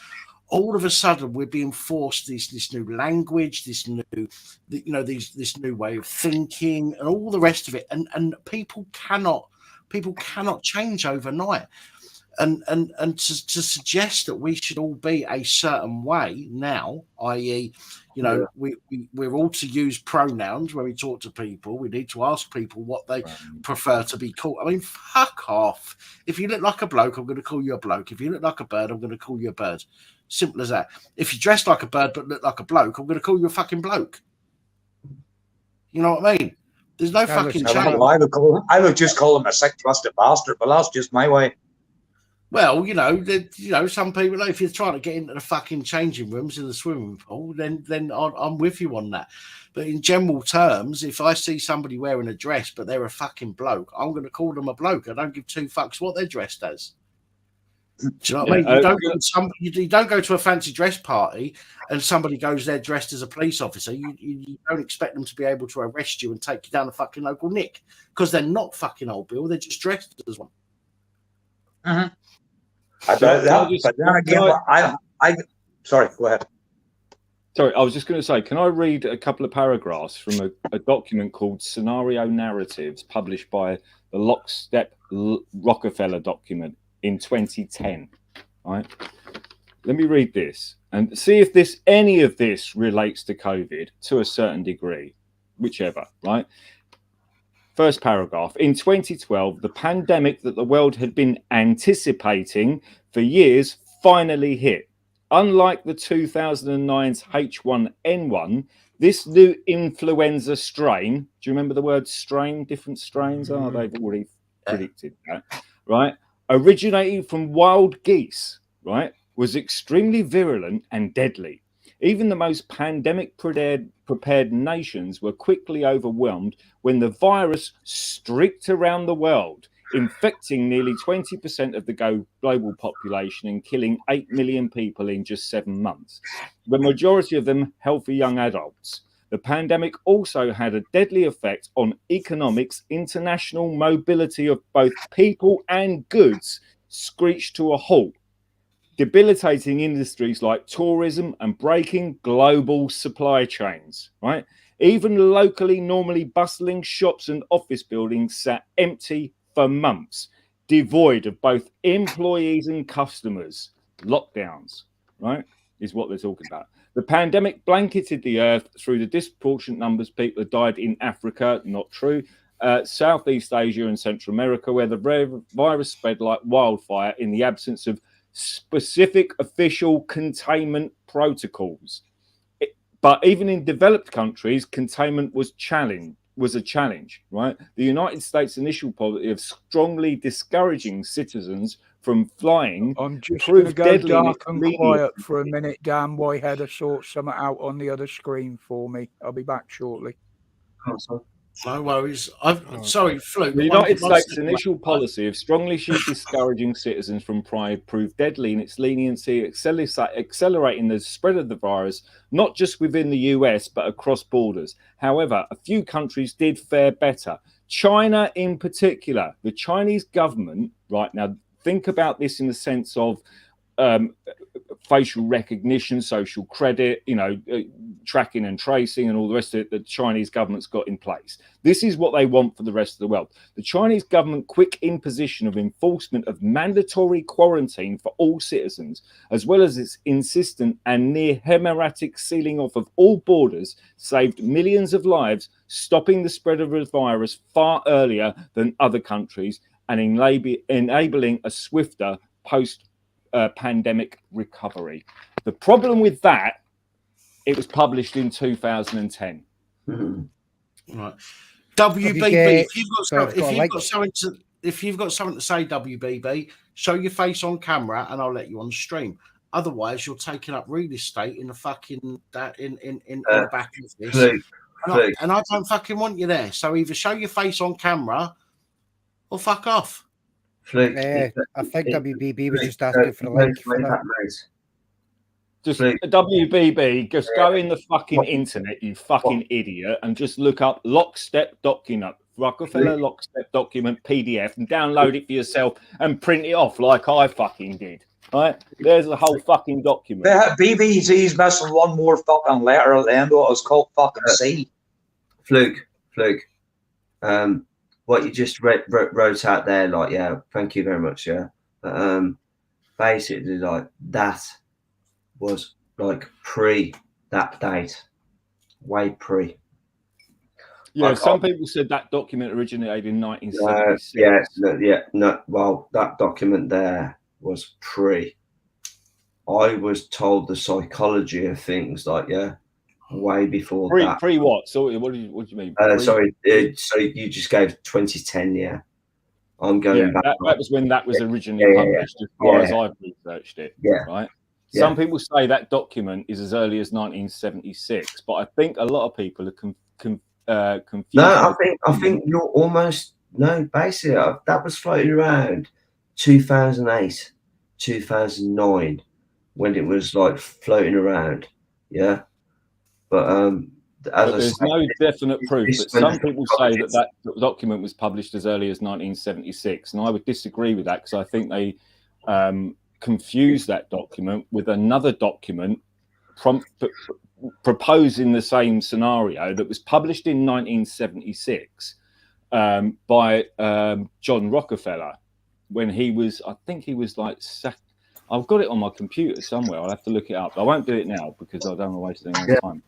But anyway, what happened was this document was very, very similar to the lockstep document, and it has very, very similar verbiage, everything else, right? Yeah. The problem was it was presented in a way that this was going to save humanity, and it was just such an important document, and it was presented to the US government and blah, blah, blah.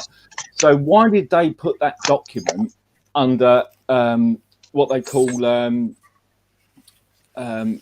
it was never published, and it was held as secret for 15 years, and it was never officially published until 1989.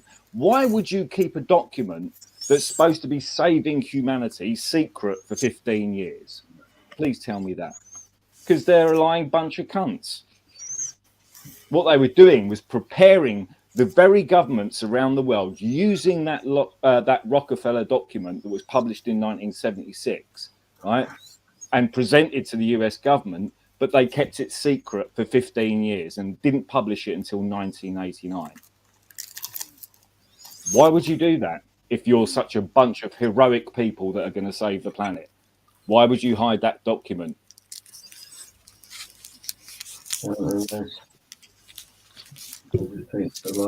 I'll try. I'll look. I've got it saved. The whole of the psychology that I've looked into. And I've looked into the whole of the psychology of it, and when you take it back, it does go back to the 1980s. It goes back to 1970. It goes back to the 1960s.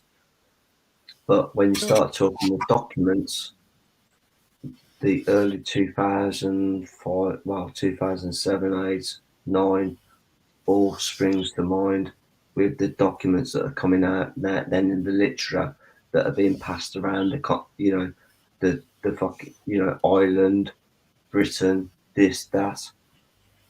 And that's when everyone's getting wind of it then, of what the hell this document is. And yeah, you pretty much read it there, mate. I mean, it's not that. Read what I learned. Let me just see if I can find it on my computer. Best press probably sites like BitChute and stuff like that would actually do videos and shit on them. Basically, I think what they wanted to do with the coronavirus, I think it was shit. Sorry. No, WBB, I've just told you twice, ask in the public chat. Don't take up the real estate in the fucking back office if you're not going to come on camera. So go to the public chat and ask your question there, for fuck's sake. Fuck you, Crinkle, you little prick. Yeah, you know who it is. You know who it is. Yeah, no, I know who it is now. He's just showing his fucking face, you absolute fucking moron. Go fuck yourself, banned from the fucking StreamYard. What a knob. Now, I'm not sure you're going to see this particularly well, but the front cover of the document I just read from is, I'm not sure if you can see that particularly well. It's like a map of the world. Map of the crater, yeah? Yeah. No, it's the map of the world. The middle bit is just like an alarm bell, if you like. But the map of the world, like all the continents, is all a series of ones and zeros. How interesting is that? It's only a rock. Every bit of your item isn't even known as an item. It's only a piece of fucking rock. And what else? Sonic, Oh, sorry, Rock, didn't you? Not cock. Sorry. Oh, so that's why your fucking ears pricked up and had to jump in on that then, eh, Dan? You had the word cock, but you thought you did. Carry on, Fluke. Yeah, I was just going to say, like, you know, there's another document that I did highlight when I was doing some stuff with Mike on the earlier live streams, and that's when I found that document, and that's when I started to research it, I found the previous document, which was the 1975 document, which was produced by, it wasn't Rockefeller, it was Henry Kissinger, of all people. He produced that document when he was Secretary of fat State. wanker. Yeah, exactly. So that's where that came from. So they are linked very much so in the same way. Now, I think some people say that the Rockefeller document was published in 75, and I disagree with that in the sense that the only document I found from 75 was the Kissinger document, which basically spoke about pretty much the same thing in a roundabout way. But why, if you were doing this in such a noble way that you were going to do it for humanity and all the rest of it, why did you hide the document for 15 years and put it under, I think they call it like a seal, you know, it can't be published. So it was published to like all the senators and congressmen and all the rest of it, and anybody they wanted to give it to, but it wasn't made public availably for 15 years. So if you're doing something that's supposedly for humanitarian basis, why would you hide the document for 15 years? Because it takes that long to indoctrinate enough people to go along with the process before they engage the process and push it forward. That was the point of that document. And that's just the point I was trying to make. Sorry, I didn't want to bull the shit out. So there's more to it as well. Go back to Stanley Johnson, right? Yeah, even before the 1984 book, right? Yeah, look at 1982. He wrote the book Marburg. This is how crazy this shit is. 2 years before 1984, he's written the book Marburg. Johnson, Stanley Johnson. And this is the thing. I wanted to go just pop back if you don't mind. I was going to say the fundamental point of. Have you looked into Fabian Society as well? Yeah, the Fabian Society and the wolf in sheep's clothing and all that. Yeah, I've done all of that, mate. Trust me, for the last 3 years, I tell you what. After the first lockdown, right, I called out COVID as bullshit from day one, right? Absolutely from day one. Right. I was working away at a friend's dad's house. He'd recently passed away, and they decided to put the house up for sale. And they wanted someone to go and tidy up the gardens, mow the lawns, you know, tidy up the house, make sure it was ready for viewings and stuff like that. So I said I'd go down there, and they said you can stay at the house, all the electric's on, all the water's on, the heating's on, blah blah blah. You can just stay there as long as you need to get, you know, they gave me a list of work that they wanted done, and I said fine. So I was quite happy because I was in a detached 4-bedroom bungalow on the south coast of England while everybody else was on lockdown, you know, so I just kind of did what I wanted. While I was down there, I appeared on several live streams, including perhaps Sunday night live stream while I was down there. And the thing was after the first lockdown kind of ended and I moved back to where I was living, I was speaking to one of my neighbours, and she's pretty clued up, don't get me wrong, pretty clued up. And she came to me and we were chatting, and she said to me, she said two things. She said, do you think they're trying to kill us all? Which is a pretty pertinent thing for a 72-year-old woman to say over the whole COVID thing. And we started talking about the vaccination thing, and I said, that's going to come in next. And I said, I guarantee you one thing, they will come after the children next. And she said to me, but COVID doesn't affect children. I said, it doesn't matter, right? It doesn't matter. I guarantee you they'll come after the children next, right? And then here we are, not 3 months ago, the CDC is recommending 2 COVID vaccinations into the general vaccination of newborn children. I rest my case. They go fuck off.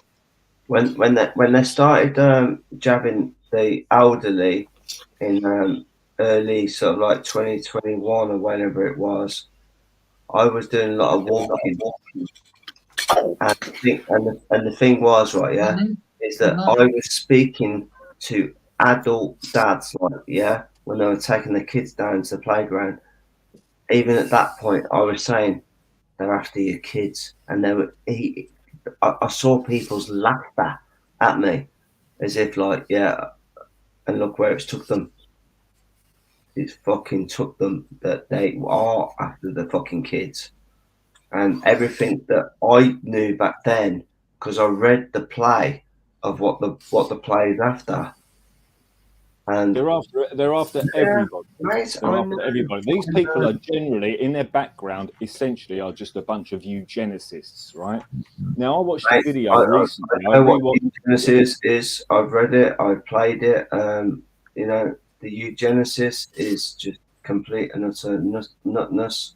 It's just population It's control. It's basically pseudoscience. It's pathetic science. It's population control. You know, so but then if you look back, and I watched back a documentary a couple of days ago, and it was talking about the eugenics agenda in the environment of COVID within itself. Now, he produced a document that was from the Eugenics Society of America, calling for compulsory vaccinations in the 1930s. 1930s, they were talking about compulsory vaccinations. So make of it what you will, you know. And the only other thing I wanted to say, and I'm not blowing wind up my old trumpet, because at the end of the day, this is something that I said. I was on a live stream with Civil Disobedience. Pat, you'll remember. I'm not sure if any other guys. I do indeed.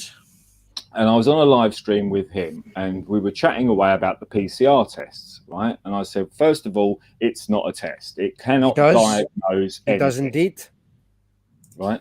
You cannot diagnose anything with PCR. Even the inventor of PCR said it's not there to diagnose it. And even Dr. Fauci, during the 1980s, asked Kerry Mullis, who invented PCR test, if he could use PCR to diagnose AIDS. And basically, in long and short, Kerry Mullis told him to fuck off. You're a fucking idiot. Do you know what I mean? Because it's not a test. It's like a DNA magnifying glass, basically. And that's all PCR is. Somebody in the chat asked me on Civil's live stream, why do I think they would use PCR if it can't diagnose illness, right? And I said to them, I think what they're using PCR for is because PCR is just going to give you loads and loads of false positives depending on what cycle thresholds you use it at. So at the time, the NHS was using PCR at 44 cycles, right? Now I'm going to quote Dr. Fauci. Dr. Fauci said if you use PCR at over 36 cycles, all you're going to end up with is dead nucleotides, like dead viruses, dead fucking shit. 22 cycles. Not doing anything, right? So I said, now, the reason I'm saying that they're going to use PCR is because I used an idea. I just said, if you imagine that they said, oh, right, okay, we're going to test everybody in Liverpool, right? And 95% of people test positive for COVID with a PCR test, right? Then they go in and vaccinate the whole of Liverpool, and then they turn it down, the PCR, to less than, say, 28 cycles, which means you find nothing, no positives. And then they go, look, we vaccinated everybody in Liverpool. This is just an example. You tested everybody in Liverpool now after they've been vaccinated, and they've all tested negative. It just builds up their own narrative. That's all it did, right? So anyway, and I was called a conspiracy theorist by a few demented people online. Then, not 18 months ago, on the CDC's own website, right? I'm not saying vindicate me, but on the CDC's own website, they said any newly vaccinated person must be tested with PCR with less than 28 cycles. You know, but what the fuck do I know? I'm just a bloke with a laptop and a mobile phone and a printer. and a brain. You're the same as everybody here on here, and a lot of people like ourselves. We're not the fucking tinfoil hats.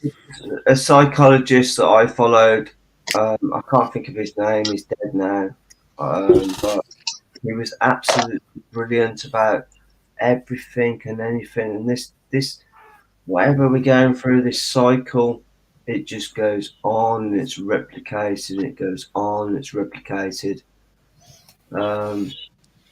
I'll get the name of it. I'll get the name of the guy I followed, and you probably know him, like, yeah. But it's just amazing because, as I say, like this whole repetition of the bullshit, you just see it and you go, "Oh yeah," and then you Psychology. psychology, yeah, everything's psychology. Everything's psychological. It was like with psychology, yeah. Everything. When I did some research for Matt and Mike. I researched everybody who was a member of SAGE, the Scientific Advisory Group on Emergencies. I'm sure you'll all remember SAGE from the beginning of the slamdemic. Do you know what I mean? Scamdemic, if you like. And guys, I need to go for piss. Roger, you're in charge. Don't be waiting now. See it. Somebody else has to say. Really? Well, if Roger's in charge, I'm going to pop off as well. When I say you're in charge, I just mean when I come back, you need to let me know if anyone's been naughty. Yeah, I promise not to be naughty. And you'll be shouted at in the meantime. I will be back in a moment. So I did this research searching for everybody who was on the SAGE committee advising the government on COVID protocol during the first lockdown and the first 6 months of the whole scamdemic, if you like. And what I found was two really interesting people. One of them was a woman called Professor Susan Mitchie. I don't know if anybody knows who Professor Susan Mitchie was, but this should again appeal to the people in a sense of a statist sense and on a medical sense, right? Professor Susan Mitchie was a professor, not of epidemiology, not a professor of science, not a professor of virology, not a professor of medicine. She was a professor of psychology, right? A professor of psych. Why have you got somebody advising the government who's a professor of psychology, right? There were several of them had no qualifications in anything like that at all, if I remember right. Sorry, can you just say that? And on top of that, not only was she a professor of psychology, she was also a card-carrying member for 45 years of the British Communist Party. Yep. That should tell you everything you need to know about this, right? Focus says enough. Now, if you can imagine going before COVID, imagine this for an example. If you went before COVID and you walked into your local Conservative Party headquarters and said to them, in 2 years' time, your Conservative government under Boris Johnson is going to be advised by a card-carrying member of the Communist Party. They'd have laughed you out of the office, right? They'd have laughed you out the office, right? There's another guy, right, called Sir Jeremy Farrar. Now, Sir Jeremy Farrar was on the SAGE committee as well, right, advising the government on vaccines. Subsequently, about 6 months later, a lady called Whitney Webb, I'm not sure if you know about Whitney Webb, but she's a serious investigative journalist. It turns out that Sir Jeremy Farrar, while advising the government on vaccinations for the SAGE committee, had a 9% had a 9% financial stake in the Oxford AstraZeneca vaccine.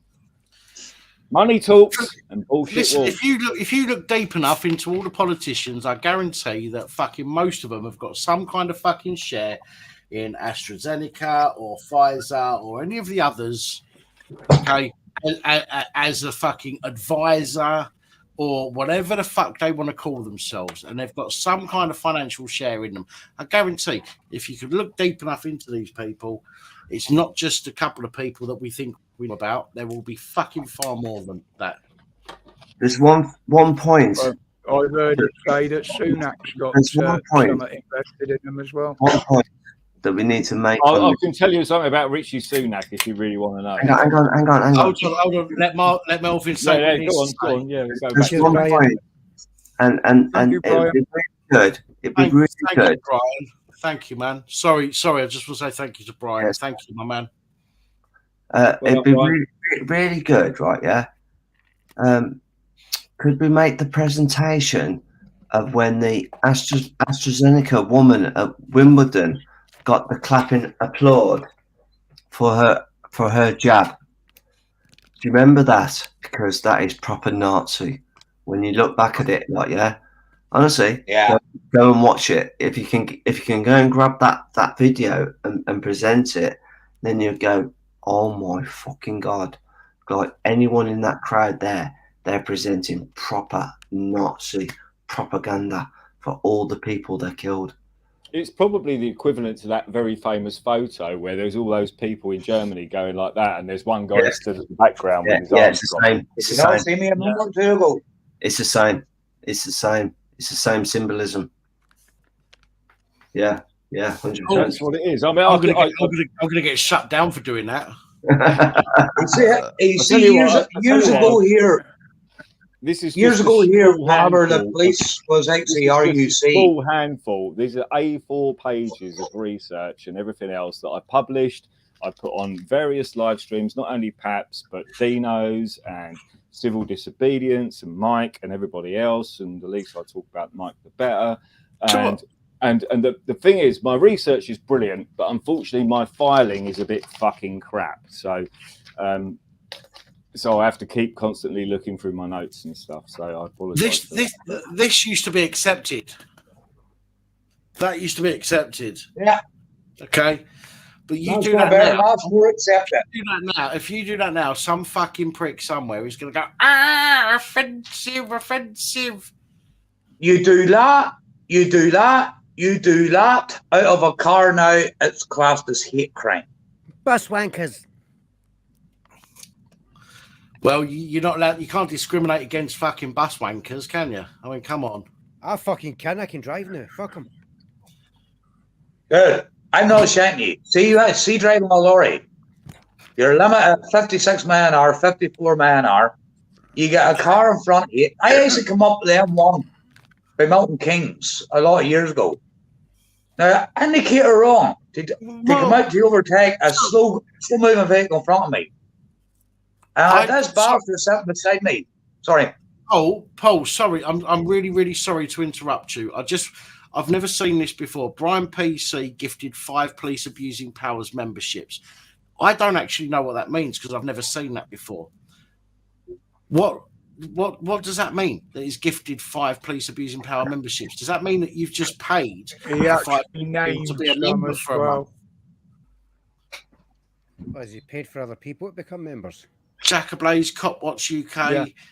Three-Toed Link, Bearded Vet. Fucking hell, Brian. Thank you. That is really, really sorry. I'm sorry Holy to shit, man. interrupt you, Paul, but that is I'm fucking I've never seen that before. And I just wanted to point out that is a really fucking nice thing for you to do, man. Brian PC, thank you so much. You fucking legend. Absolutely. Thank you so much, man. That is really fucking brilliant. You see, this is why I love didn't the even know community. you could do that.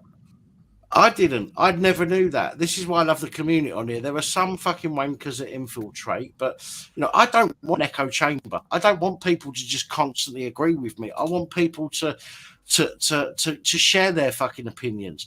The problem is that so many people will come on here and attack you for an opinion rather than debate you with an opinion.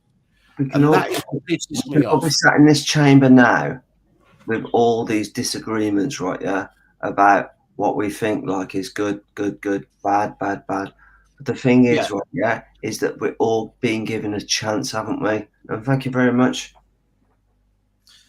No, listen, I think everybody has a right to be heard, but there is a difference between between forcing your opinion on people and sharing an opinion.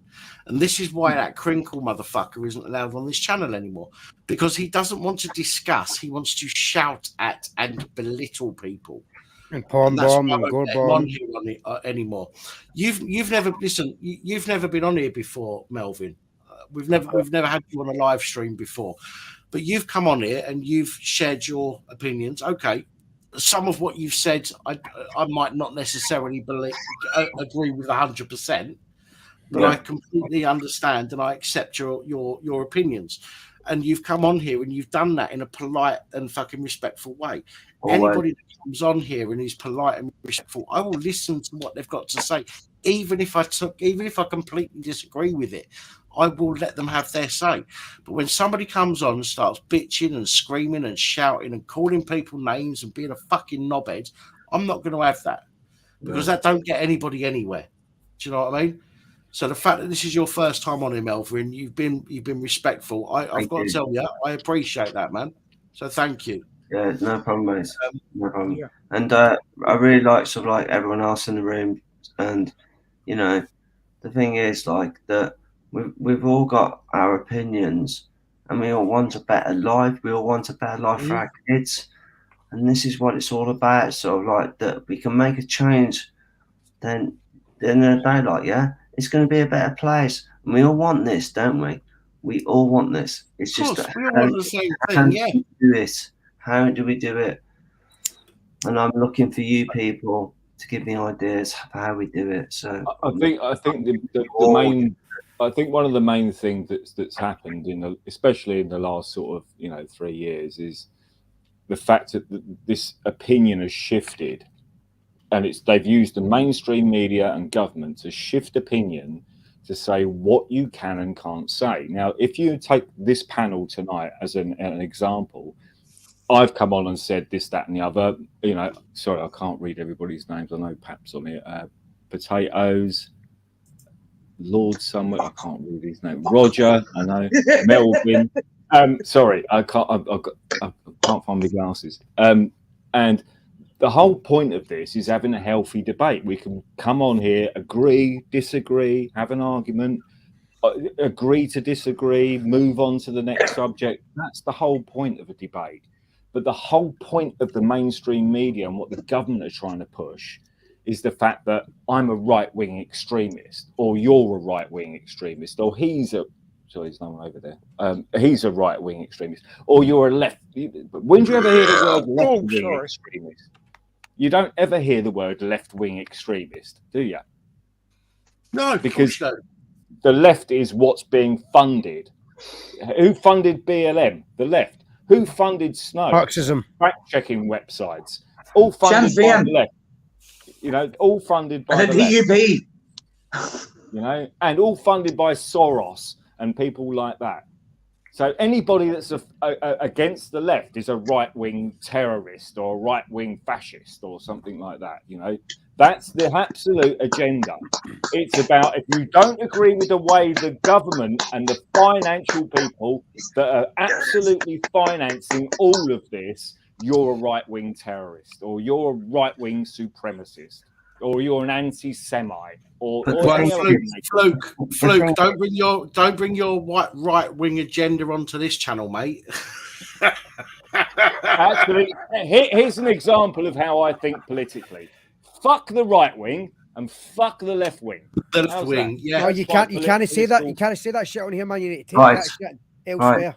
What we can do, we can come with evidence. Yeah. We can come with evidence. And the evidence is very, very clear with what we're presented to, right? Yeah, is that we are in mass excess death at this point in time, right? Yeah, that is the evidence.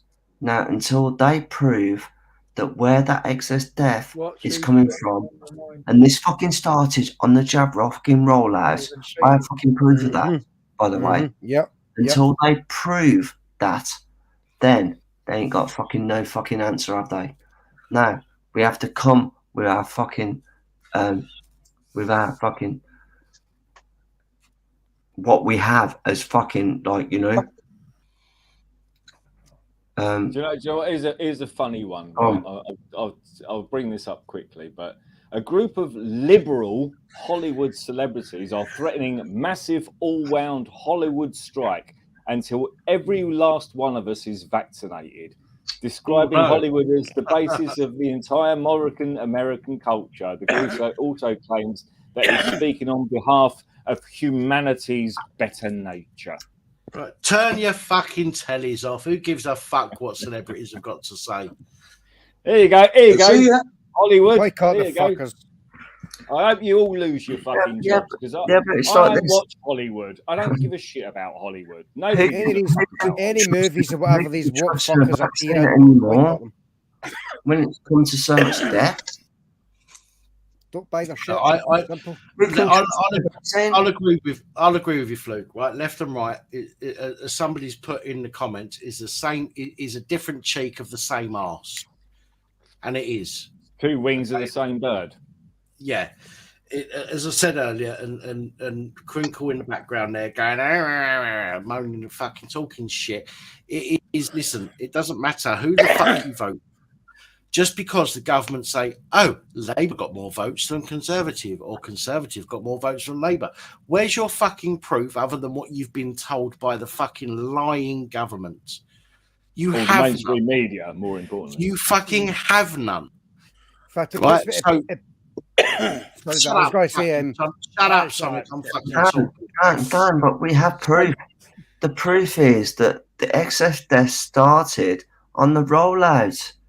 Yeah, I know that. What I'm saying is, but even though that is documented, people are told differently by the mainstream media and by the government. Again, people that they use percentages, and they use the percentage that makes them look good, and they don't fucking talk about the percentage that makes them look bad, even though they should be fucking completely honest where the good and the bad.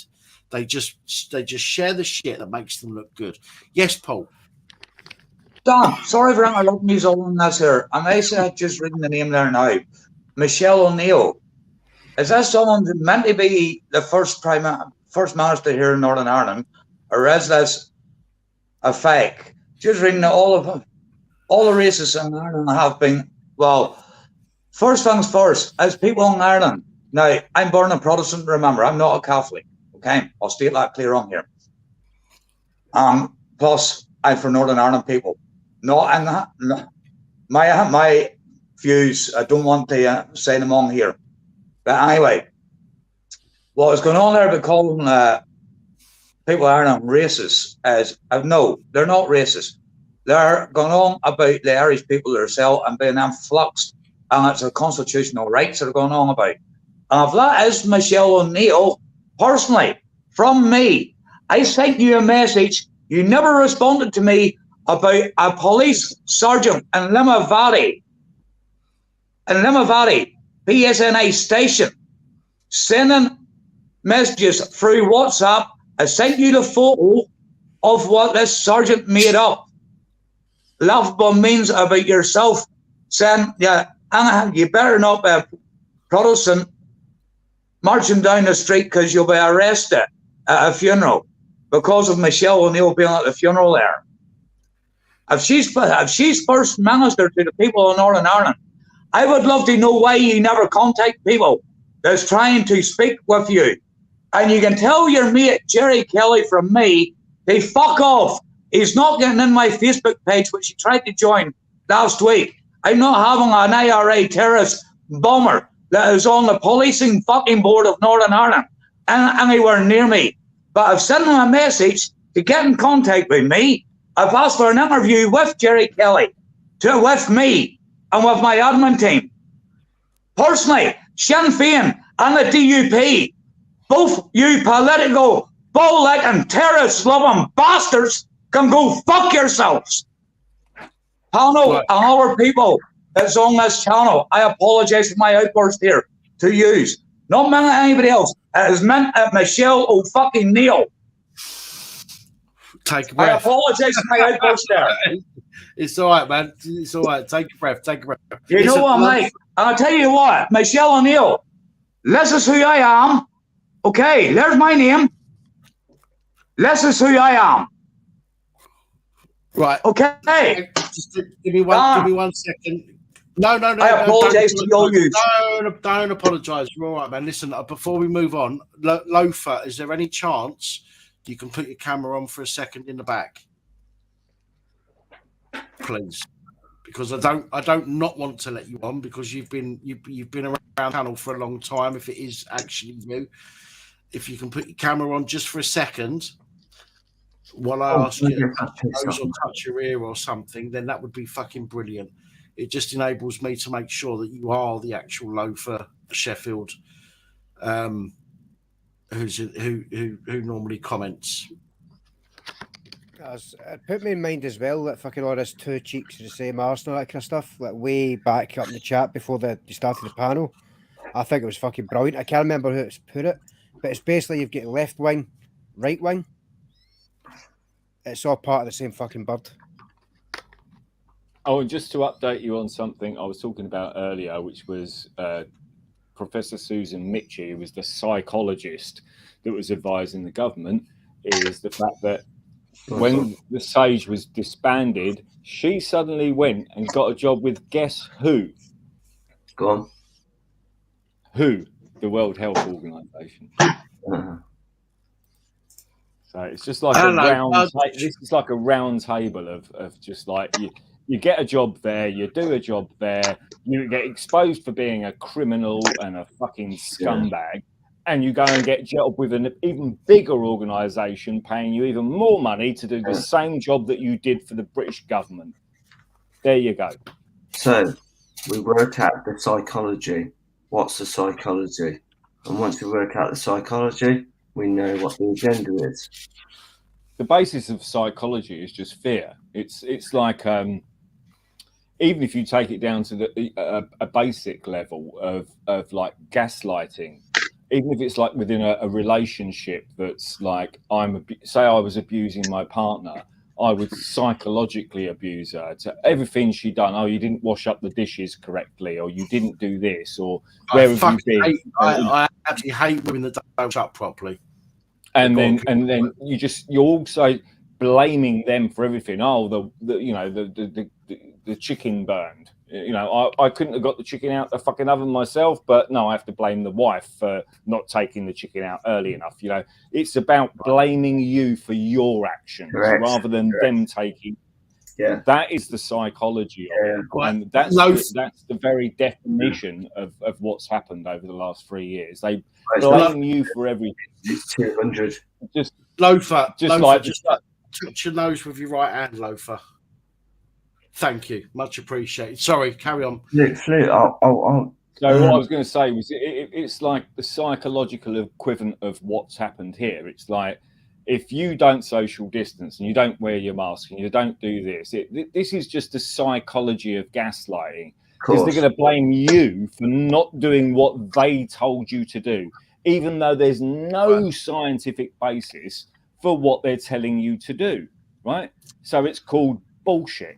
Right now, also on top of that, it's like, well, hang on a minute. So let's argument's sake, first Christmas lockdown, you weren't allowed 6 people round your house for Christmas dinner. The minimum was amount of 6 people, right? But Boris Johnson had 100 people to Downing Street for a drinks party, right? When he was taken to court over that, right, they had to sort of bow down because even some of the mainstream media saying was out of order, you know. He got taken to court. He got a £50 fine, right?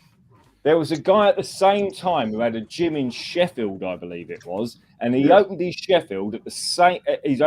in Sheffield at the same time that Boris Johnson was opening 10 Downing Street to 100 guests for a drinks party, when he was telling you and your family not to have more than 6 people around your house for Christmas dinner. The bloke that opened his gym in Sheffield was fined £56,000. Right, guys, I've got Loafer Sheffield here. He's a long time follower of the channel. I just want to bring him on because he's in the back. He's never. I don't think he's ever been on the panel before, but he's in the back. No, he anyway hasn't. Loaf, I'm going to bring you on. If you want to stay on camera, that's fine. If you want to stay on camera, I need to once I get onto the psychologist, I'll bring you in, and then everything will comprehend because what you're talking. Welcome, it Loafer. makes perfect sense, man. sorry, Melvin. Loafer's never been on the panel before, and I'm not even sure if I've spoken to him on Skype on the channel We've never before. spoken on Skype. I think I discussed a situation with regard to my mother. I think it was New Year's Eve, year before last. Right. By the way, yes. I finally got through to my brother, and he produced a death certificate. And even though she had stage 4 metastasized cancer, he came clean with me, and he said, "Yeah, the death certificate said the malaise." Right. Well, let me just say welcome, Loafer. I know we've spoken loads in the comments before. So it's nice to actually put a face and name. So welcome onto the panel, man. Much appreciated. Yeah. I've been listening to Fluke. I think I agree with you. Although I might be persuaded to change my mind. It's your mind. You can do what you want with it. Mine's like a parachute. It doesn't work unless it's open. Absolutely. Your mic's very low, Loafer. Oh, God. I can't even get back into Discord. It keeps giving me the runaround. I'll have to see if I can adjust my mic volume. Just give me a minute. It's maxed up. Have you tried using the link? Have you tried using the link in the description of my videos, Loafer? Yeah, it's giving me the runaround. Says that email's already registered. You've misused. Oh, I don't know. My computer crashed and everything. I lost everything apart from my music and my documentaries and my films and all that sort of shit that was of value to me. And I had to go from Windows XP to Windows 11. And it's a nightmare. I'm a tech numpty. I'm an idiot. Honestly. Right. You have to be patient with me, folks. I will see whether or not. Nightmare. I will have a look tomorrow to see if there's any way that I can remove you from Discord so you can re-register. If it's saying that you're already registered, like the name's already registered and you can't get in, I'll see if there's a way that I can remove you and so you can re-register. The only other thing I can think of is to try and do like a password reset or something. I've tried everything, but like I said, I can wire an S-plan system because I'm a plumber. But when it comes to tech, I'm an absolute fucking idiot. You're not the only one. Know about that. Try just moving your mic closer to your mouth. That might help. I've tried shouting. It doesn't sound. It doesn't sound like it's coming through the mic that you're using. It sounds like it's coming from a different mic. It might be the mic. Is there a mic on your camera, Loafer?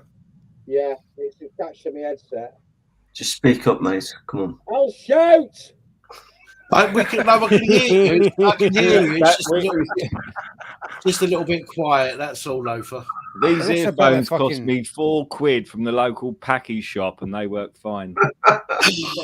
You can't say things like that. £4. Okay. You're not allowed to say the local that, whiting shop. Is that okay? No, I'm talking about the price, mate. £4. Yeah, you can't say for them cans that I use. Roger, do us a favour, mate. Sit side on and put a hat on so we can have a comparison. Sonic, do us a favour, mate. Hat? Fuck off. Swivel, you ball bag. You can't be like, all cops are bastards. Yeah. Still want to know about Noah? Absolutely. Absolutely. Can I change my perspective to like everyone look at my ear hole while I'm talking to you? Your what hole? Whatever you do, Roger. Than your asshole. Roger, whatever you do, Roger, do not get your cock out because you'll look like a gnome sitting at the edge of a fucking pond. No, you don't want to make Danny Boy jealous. Oh, you don't have to worry. Forgive me, I'm still trying to calm down here because there's a lot of things I could fucking turn around and say about my Noah, who was a person that call for all the protests outside the police station here in Northern Ireland, you're looking at the person that called for that. Sinn Féin jumped on board and tried to steal it all. Sinn Féin was also asked by Fiona Donohoe and her sister to come in and do something about that. What has Sinn Féin done to get the results about no Donohoes from the police and that there? Fuck all. Fuck all. The protest here in Ballymena itself, right level at, down to the police station, who's the person that called for that fucking protest? You're sitting looking at them, and fucking two Sinn Féin wankers come down there, and one by the name of Jackie Mackay. Here, I sent that bastard a message. Why are you trying to take credit for a protest that I called for, that I recognise myself for? The protest exiting over landed there at phone 101 and told them straight, I'm holding a protest outside Ballymena Station, blah, blah, blah, hung the phone up. And then, I'm sorry, you see what it comes down to politics here in Northern Ireland? Between the DUP and Sinn Féin, they have sold Northern Ireland out. They've sold all the people out down the road here, including the West gold mining company here in the Spurn Mountains, which they're trying to get cyanide. And as soon as I like to say that, Stanley, you're like to be cut off here because I'm saying the word cyanide processing plant passed up in the Spurn Mountains here in Northern Ireland. Now, the seriousness behind these bastards, what they're fucking doing, and this gold mining company, who's their security force? Private Security Northern Ireland, Police Services Northern Ireland, Parasite Services Northern Ireland. That's who their security company is down here. And this is all thanks as well to that useless bastard, First Minister here, Michelle O'Neill. This is also down to the other wankers from Peter Robinson that take that other not Momo, or whatever the fuck you call that. I can't even remember the name. I don't even fucking follow DUP, Sinn Féin, or any of the rest of them, because what have they done for this country in Northern Ireland? Bar keep a conflict going. And that's all they've done, is keeping a conflict going, including the police here in Northern Ireland, keeping the conflict going, winding up Catholics, winding up Protestants, and they hatred of each other. Now, there is an ongoing thing here in Northern Ireland. And man, I've never seen a country that can hate each other so much, but also love each other so much. Because you know why? I'm going to say that straight out. 2 weeks of the fucking year in Northern Ireland, they don't care who they ride or have sex with. Whereas by a Protestant Catholic, they see coming the 12th fortnight, they all run from each other and hide from each other. But above all, they'll sit and drink to each other and crack on. It takes me to the fucking fair. One of the things I'm trying to do here in Northern Ireland, I don't like bringing up religion on my own Facebook group or anything else like that, because I want the place to be fucking neutral. Respect each other's culture, whatever you want to do. Just show a bit of respect to each other, and you'll live a lot fucking better. Crime rate in Northern Ireland has dropped, and that's why even fucking police are scrimping and scraping at fucking anything. They can throw at people here to give them a fucking fine, to keep these parasite bastards on a fucking job. And the fucking other place are parasite bastards. And this goes out to the people in Northern Ireland. The fucking parasites, yous are all fucking voting men. Stop voting for these useless bastards. And I'm going to say that to the English people as well. Stop voting for them fucking parasites. Yous are all fucking letting them. They're dickheads fucking ruling yous, telling yous how to live. Breathe. The whole fucking lot. Sorry, Mother. Sorry. It's all right. Listen, I'm not knocking you for being passionate. Okay? You know what I'm like, Danny. You know what I'm like. I apologise, I know. No. Listen. If I was pissed off with you, I'd say, "Fuck's sake, Paul, behave yourself." Okay, I'm just saying, I know that. And that I respect. Paul, I know the feeling, mate, because I'm just like you. Dan has watched a few of my live streams there, so has Roger. They do understand and know where Well, I I'm know. like, I do get boisterous whenever I get upset and annoyed there. But you I know. see, whenever Listen, it comes you're down to Irish. Listen, you're Irish. I wouldn't expect anything less from you. Do you know what I mean? well, And I'm I will say I'm half Irish and half British, since I live in between. We're the Black Irish and also we're the Black British. I'm not asking you not to talk. I'm not asking you not to share your opinion. I'm just we need to read it in a little bit just for the fucking YouTube sake, basically. You know. Sorry, what I mean? man. I do get boisterous there. I do get a wee bit fast. Don't apologise. Don't apologise. You don't need to apologise. It's a passionate thing for you, and I understand it. Yeah. We've spoken before. I know how passionate you are about it. I just obviously need to be cautious. So if I ever ask people just to read it in a bit, it's not because I don't want them to say what they want to say. I just need people to realise that this is still YouTube, and obviously YouTube have got their own fucking way of dealing with things. So I do apologise for my wee bit of Stop. I don't want you to apologise. Just say, okay, Dan, and we'll move on. That's it. Here, one thing why I'm speaking to you here. Your video there, what you done on the 50 children being strip searched in Northern Ireland by the PSNI. I go on a lot of the police Facebook pages here, and I see whenever they come out and try and make me out to be doodally, all the rest and whatnot. I love turning around and writing on it. PSNI are nothing but child abusers, and I can share your video up on their pages, but I can't create a link a lot there, and I love doing that on every friggin' one of them there I go on.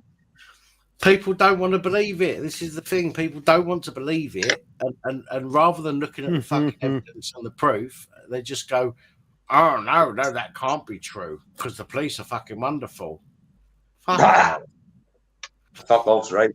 Anyway, sorry, I took up enough your space there. To distract you from everyone else you're talking about. Sorry. I've told you, Paul. Listen, I've told you, right? Your opinion's valid, yeah, and I'm happy to hear it. I have to, unfortunately, due to YouTube, I have to sometimes say to people, we need to pull it back a little bit. That's it. Yeah. Okay? Other than that, Right, I'm happy no. to share your opinion. Yeah. Would never stop. Can I say one thing while it comes down to politicians? Go on, mate. Go on. Stop voting for fucking dickheads. The problem is that's all we get. That's all we get a choice of is dickheads. Yeah. You can vote this dickhead, or this dickhead. Which dickhead do you want? Don't vote at all. Don't vote. It's fucking madness, mate. It really is. We need to have people that are. We need to have people that are willing to put themselves forward as independents, and we need to have people that are willing to trust independence and say, okay, they've not been around before. They're a new party. Let's fucking get on it. Let's fucking vote for them and see what they've got. We've tried Labour before. We've tried Conservative before. And they've fucking failed us. Let's try an independent and see what fucking happens. What have you got to lose? You got nothing to lose. You can always figure out who the best intentioned MPs are because they're all sat on the back benches and never promoted. Yeah. As I put forward earlier, that basically it needs a total belonging. That basically door to door, we basically go to people. We say we need a change. This change has to happen, but it does not need this violence as such. But we need this change, and the change has to happen. That basically we are free people. People are afraid of the problem is, Melvin, is people are afraid of change. People know what they're going to get with Conservative and Labour. They know they're going to get stitched up, okay, but they have to choose the best of two evils, because there are less people that are coming forward as independents and saying, hang on a minute, we can fucking do better than this. There's not enough people coming forward to do that. I don't have the strength or the fucking capacity to do that. But so many people on this channel you know, it's only 46,000 people on this channel, okay? But so many people on this channel have said, "Oh, you should put in blah blah blah." I couldn't do that shit. I wish I could. I can't. I'm not fucking fit enough to do it. I'm not mentally capable enough to do it. Somebody else needs to do that kind of shit. But they need to be out there and they need to say, right, we need to be able to prove to people that a fresh party, okay, is worth a chance. It can't be any worse than the shit that we've had. So we need to put our faith in an independent and say, okay, let's see what they've got. Because at the moment, Conservative and Labour, or what do? They lie to us. We know they lie to us. Okay, we all know that by now. You know, for fucking countless years, we know that they've promised us the fucking world and delivered fuck all. So we need somebody. We need to put our faith in somebody who's an independent and say, do you know what? Fuck it. Let's give this fucker a try and see what happens. Well, isn't that what they did with Trump in America? It's basically the Democrats and the Republicans for 30 or 40 years lied to the electorate. And basically, Trump came along and said, look, it doesn't matter whether you vote Republican or Democrat. They're all full of fucking shit. They're all lying to you. Vote for me. Now look how it works out for Trump. It is. It's all lies. Anybody that is pushed by the fucking government, anybody that is pushed by you know, we've got all these parties, you know, these political parties and that. And everyone goes, oh, you should vote for us, blah, blah, blah. But we know when these political parties that have been in place for years, and most of them have been, all do the same thing. They tell you what you want to fucking hear, and once they're in power, they will go, fuck you, I'm going to do what the fuck I want. Even the people that we elect as MPs, okay, and look, let's use the pandemic as an example. People were saying, no, we're not having fucking lockdown, we're not doing this, we're not doing that, we're not doing the other. What happens? The MPs go to fucking Parliament and go, yeah, we agree, we should do that. And they disregard what people have said. Completely disregard what people have said. But MPs are supposed to go to Parliament and pass on our fucking wishes, not their own, our wishes. So even if they don't agree with us, if the majority of people say no lockdown, they should be going to Parliament and saying no fucking lockdown and arguing it till the fucking cows come home. Okay? But they don't. They go into Parliament and go, you know, some of our fucking constituency have said they don't like it. But you know what? We're going to go with what you say because you're the fucking government and we don't want to lose our position or our £83,000 a year fucking wage or whatever it is. So they will bend and they will just agree with the fucking majority. But 83 people like grand, that are fucking scumbags. 83 grand for your average MP is not an awful lot of money. It's not a lot of money. Electricians and plumbers that can make about 50 grand a year. You've got to ask yourself the question, where are they getting the extras from? You're absolutely right, Loafer. Absolutely right. Okay, why would somebody, you know, who can get paid a lot more doing something else, go into Parliament and just lick the fucking, you know, lick the arse of whoever's in charge and go, yes, okay, we'll do as you say, rather than saying, fuck you, our constituency said, not fucking happening. So I am telling you, this ain't fucking happening. They don't.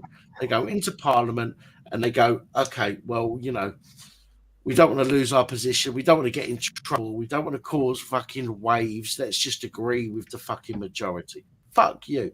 What kind of politician is that? Where's your bollocks? Where's your backbone? Stick by your constituency is what I say. If your constituency says fuck you, then you go into Parliament and say, guess what? Fuck you. End of. It worked for that former MP from Tatton in Cheshire that got caught on the diddle. Can't remember his name, but I think Martin Bell, the journalist, took his seat. He's still got I think his wife still got a platform on GB News. can't remember his name. Perhaps Jack can enlighten me. But he was disgraced and he lost his seat in Tatton in Cheshire.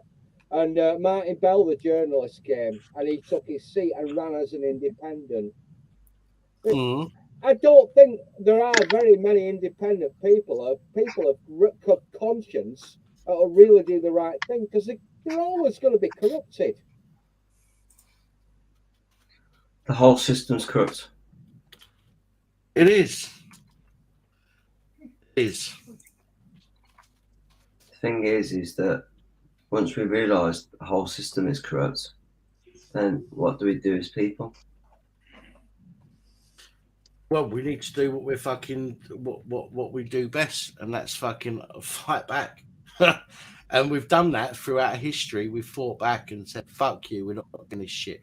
But again, unfortunately, there are far too many fucking wet wipes these days that will go, "Oh, let's just do what the government say because we don't want to get into trouble." Fuck you! You don't want to get into trouble. Bend over and take it up the ass. Stop thinking about yourself, you fucking idiot, and start thinking about your grandkids. The fuck is wrong with you? Sorry. They've already put that up with the human augmentation. Fluke, did you have your hand up, mate?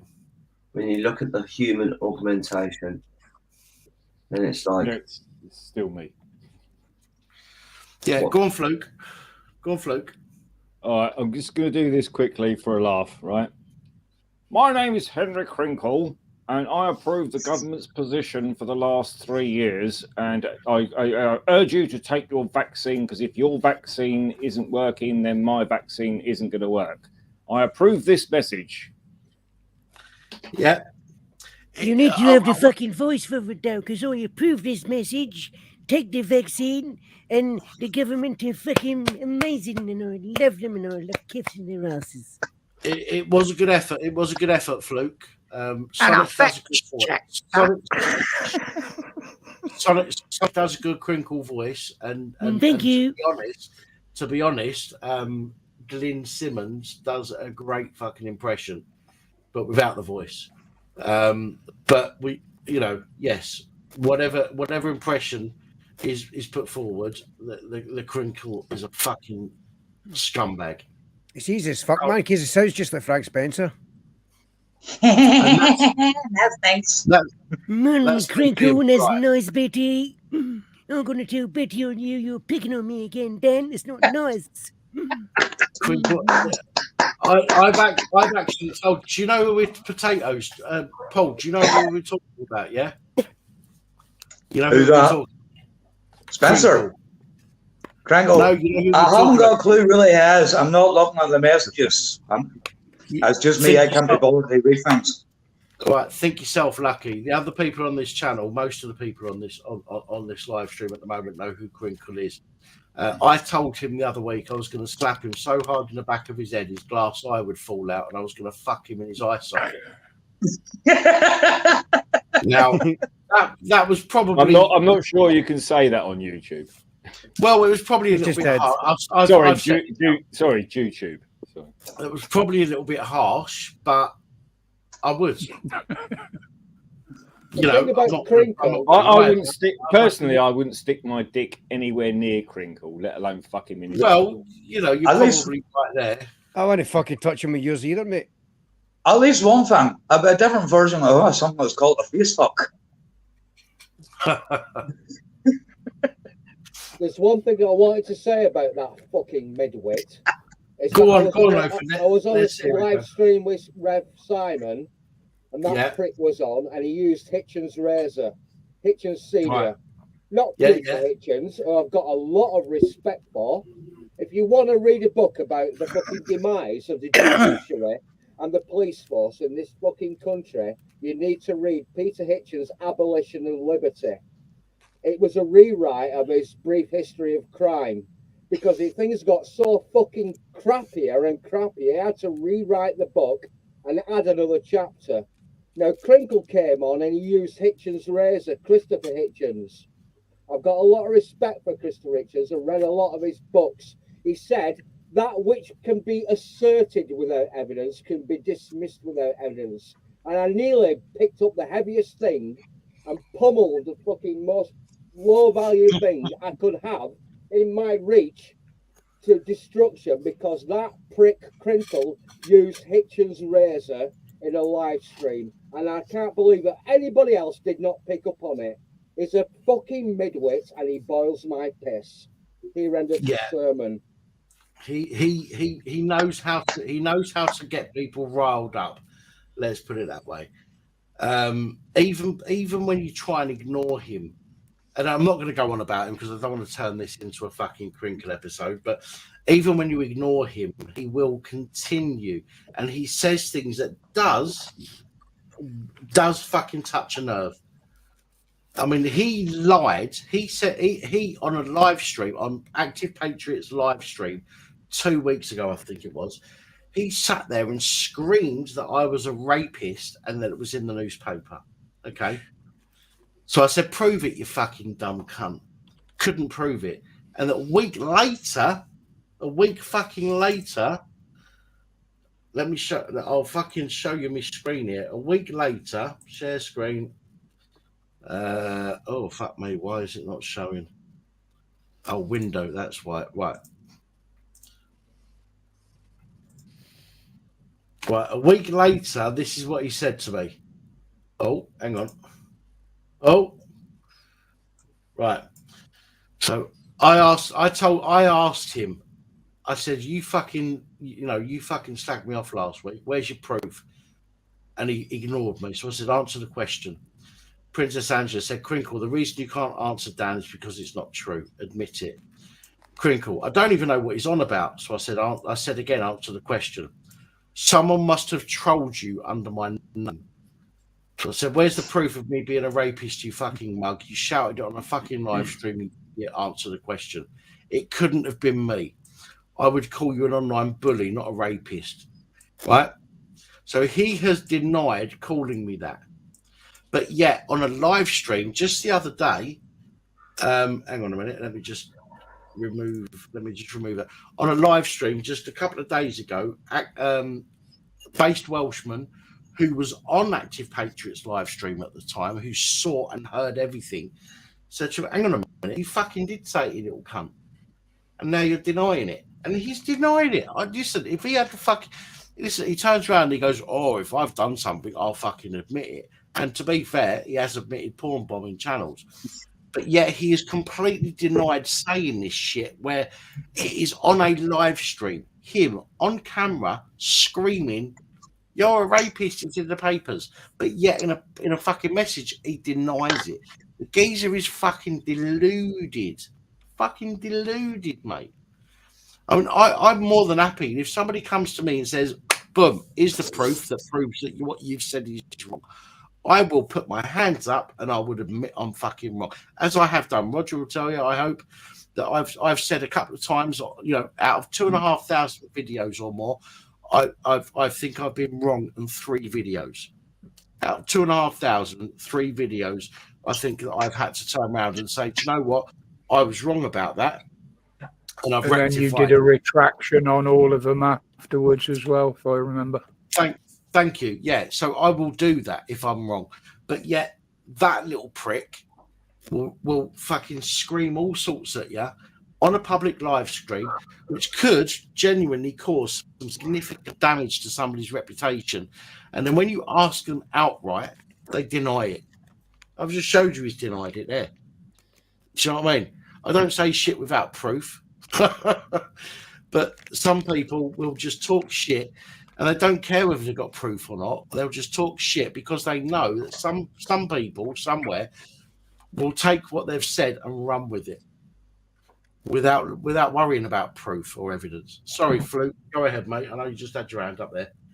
Yeah, sorry. All I was going to say was in regards to Henry Cuntface is the fact that he's a cunt at the end of the day. He's proved himself. Well, can't argue with that. He's proved himself to be a cunt for the last 3 fucking years, and he was recently back on somebody's live stream where he admitted he pour bombed and gore bombed this person, And this person still had him on his live stream on his last 2 live streams. Yeah. Why would you invite somebody who's admitted to porn bombing you? Why would you have him on their live stream?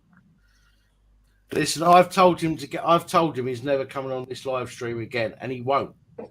But there's another live streamer who, in the auditing community to a certain degree, and he's had him on his live stream on the last 2 live streams. Why would you have somebody that, and literally this live streamer is saying in previous videos, right, that he's done, that he has to be careful about what he publishes because he doesn't want to ruin his, his YouTube account and blah, blah, blah, and he has to defend his channel. And I understand that. I appreciate that.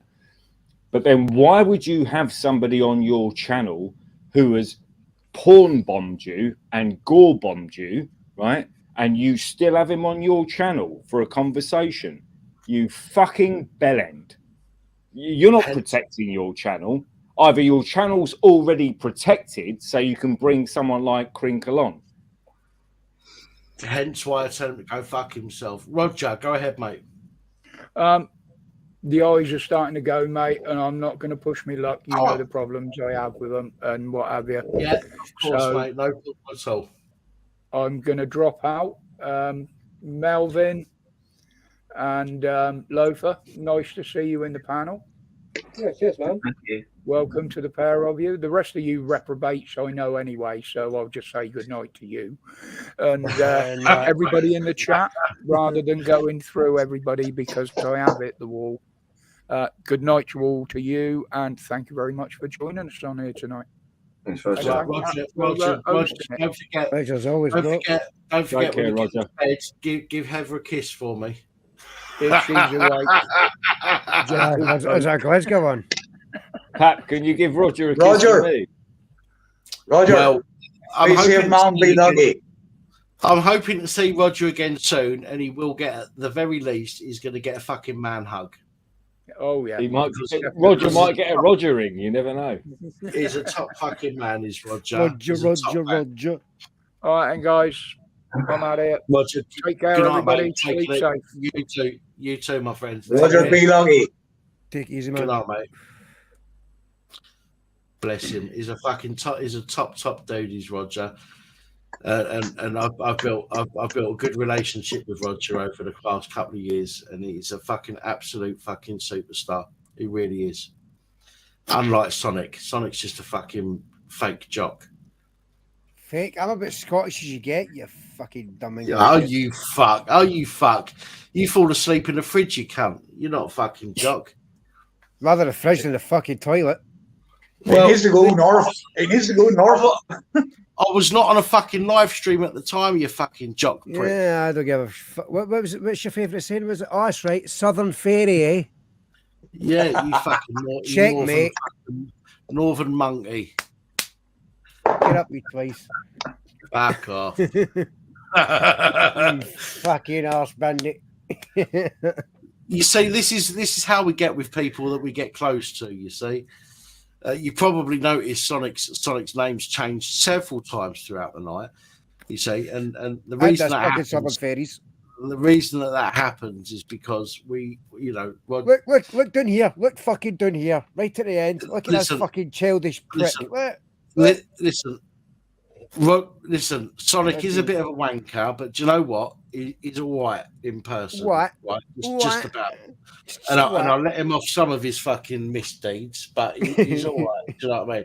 But when people become part of the core community, right? This is how we are. He can slag me off as much as he likes, and I laugh my ass off because it is funny. Do you know what I mean? And we respect each other, but we take the piss out of each other, and that's just how it is. But we're not fucking. We're not absolute fucking fairies that need to call the police just because somebody's fucking said something. You know, he said a nasty word to me, and then YouTube hurt my face. Exactly. So You know, folks, and he will call me what he wants, and we just move on with life. You know. And well, friends, I think I'm just a wee bit buzzed here after what I just said. about personality. That's all, O'Neill. Hang on. I didn't hear a fucking word of that. You sounded like a robot. I was just said bloody well, hasn't it? I'm making a brew here. The kettle's on, so I'm going to turn the mic off. Right. No worries, man. No worries. But I'll tell you what, though, it is nice to have Melvin and Loafer on. I mean, Loafer's been, he's commented on my videos for absolutely fucking ages. Melvin, no offense, I think you're more of a recent addition to the channel. No problem. But I mean, Loafer has been chatting for ages in on the channel. He's always commented on videos, and I'm genuinely pleased to actually put a face to the name. Hey, thank you very much. Hey. Melvin, as somebody who I'm presuming is quite new to the channel, because I haven't seen your name. I don't remember your name, your username on comments and stuff. But I'm more than happy to welcome people that I've never met before and hear their opinions. Even if you'd come on here, and disagreed with me, you've done it in such a way that is respectful. And I appreciate, and I will always be respectful to people that are respectful to me and the other people on the channel, and you have been. So I will say right now, in front of everybody, that I genuinely appreciate the fact you've come on here, and been respectful in with your opinions. So thank you very, very much for that. I genuinely appreciate it. Thank you. And what more can we say? At the end of the day, we come here with peace. We come here to try and think about what everyone else is talking about. And at the end of the day, we want resolution, don't we? Of course we do. Of course we do. Course. Yeah. And that's what we're here for. We're here for again, resolution. It's not about, although people will shout conspiracy theorist, it's not about conspiracy theory. For me, although some people will disagree, for me, I try and look at things with an open mind, and I try and look at things with some degree of sensibility. So I look at something and I think to myself, well, that doesn't seem quite right, and I'll express that opinion. If as I say, if you'd have come on here tonight, Melvin or Fluke or Sonic or Paul, and said, well, actually, I don't agree with that, like I did with Paul earlier. Paul mentioned something earlier, and I said to him, well, do you know what? I understand where you're coming from, but I don't necessarily agree with, for example, I do not consent XYZ. I try and put my argument across in a way that's as polite as can be. And all I ask people is, if they've got something to say to me about my opinion, is just to be polite about it. Because if you're going to be a cunt about it, you are going to get booted from the channel. There's no two ways about that. Come on, share your opinion. By all means, come onto the panel. Share your opinion with me, even if whether you agree or disagree. I'm more than happy to have that conversation. I just don't want people coming on and kicking off and causing all sorts of fucking problems. And I know we've agreed with quite a few things, Melvin. I'm not going to say I agree with absolutely everything that you've said, but again, I'm going to be respectful to you because you've been respectful to me, and I'll still let you have your say. I'll still let you say your piece and what you feel. Do you know what I mean? In your opinion, absolutely. That's what I try and make this channel about. But there's just some fucking wankers in this world that just don't want to. They just don't even want to be polite. They just want to cuss people and cause all sorts of shit and trouble and problems. And it's an absolute joke. I think sort of like the whole panel here, everyone here has got a good thing to say, and I'm liking everything that people have to say. So this is what a panel is about, isn't it? Fair play. Totally, man. Fair play. I'm pretty sure you'd say the same thing, even if one of us five had disagreed and said to you, I disagree with that. If we'd have put it in a polite manner, if we'd have done it in the right, respectful way, I'm sure you'd appreciate that fact, rather than just going, oh, you're a fucking wanker for saying that, which some people do, which is ridiculous. I mean, why do that? Because all that's going to do is get people's backs up. I've looked at all of everyone that said things, we all have the same thing, don't we? We are all frustrated with the with the dilemma of what's going on. You know, some more than other. At the end of the day, though, is that when we look at the psychology of everything, what people don't realise is psychology that goes, it just fucking on and on and on. That basically, like, yeah, we're being fucking brainwashed. We're being fucking mind controlled, being brainwashed. It's so easy, though. That's the problem, Yeah. Melvin. It's so fucking easy for it to happen. Yeah. I ain't got no answers. I come here to speak to you people. Sort of like, you know, where do we go? Welcome to family. What do we do? Where do we go? Because the thing is, right now, is that change has to happen, right? We need this change to happen. How do we change the people's minds? Now, there's enough things that I can talk about with people where I come from to say, look, you're doing this because of this. But the thing is that where do we change the minds fucking in a whole population? Because this whole population, as we know, is going to go Labour. We know that. We're not going to be able to change the minds, not of the generation. At least after me. How old are you, Melvin? Do you mind me asking? 50. How old? 50. Fuck off! You look better than I do, you bastard. Yeah, I thought it said 15. Quick question, Melvin. Careful, trickle make Beffy. How much did your teeth cost you?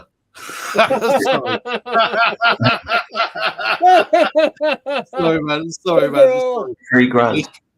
Oh, listen, I'm a piss-taking bastard, but I mean it in all jest. You know what I mean? Yeah, and that's good. Listen, you're absolutely right, Melvin. Right?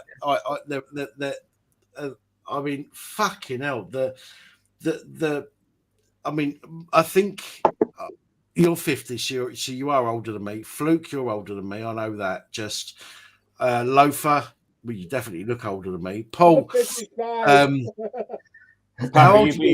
you being ageist now?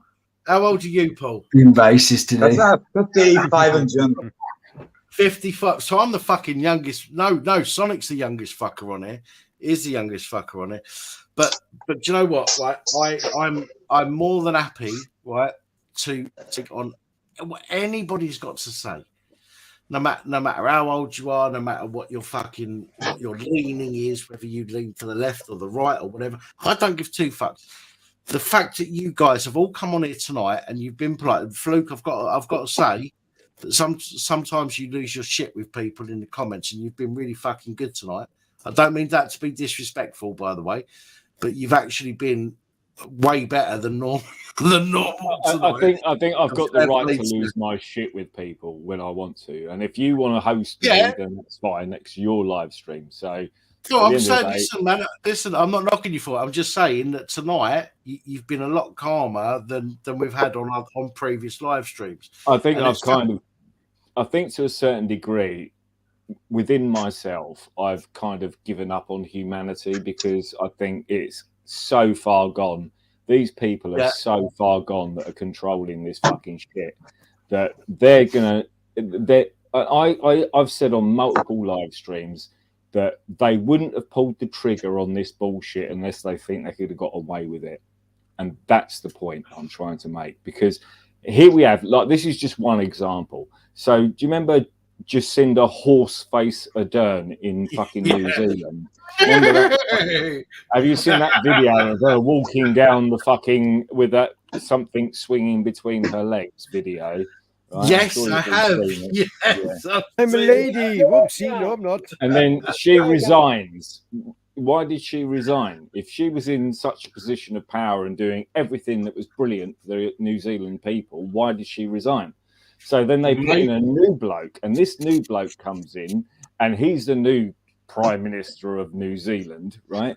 And he says, you've got 1 year. The New Zealand people have got 1 year. So if you missed your appointment to take your vaccine or do this or blah, blah, blah, then you know, at the end of the year, if you haven't been vaccinated, his words, not mine, his words, we will come after you. No, he did. Fuck it. Jump on a dinghy and get the fuck over here. Just jump on a dinghy and get out of fucking New Zealand is what you want to do. Jump on a dinghy, get the fuck over here, lads and lasses. Fuck it. We'll give you free bed and board. We'll fucking pay you for coming here as well. Do you know what I mean? With taxpayers' money. Fuck it. Get the fuck over here.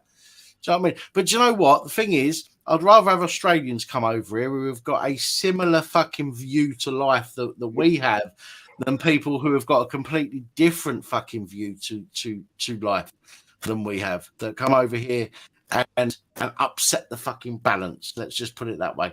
Go on, Paul. Can I just make a point about someone else that was highly in the news during the whole COVID thing, which was Peter Hitchens.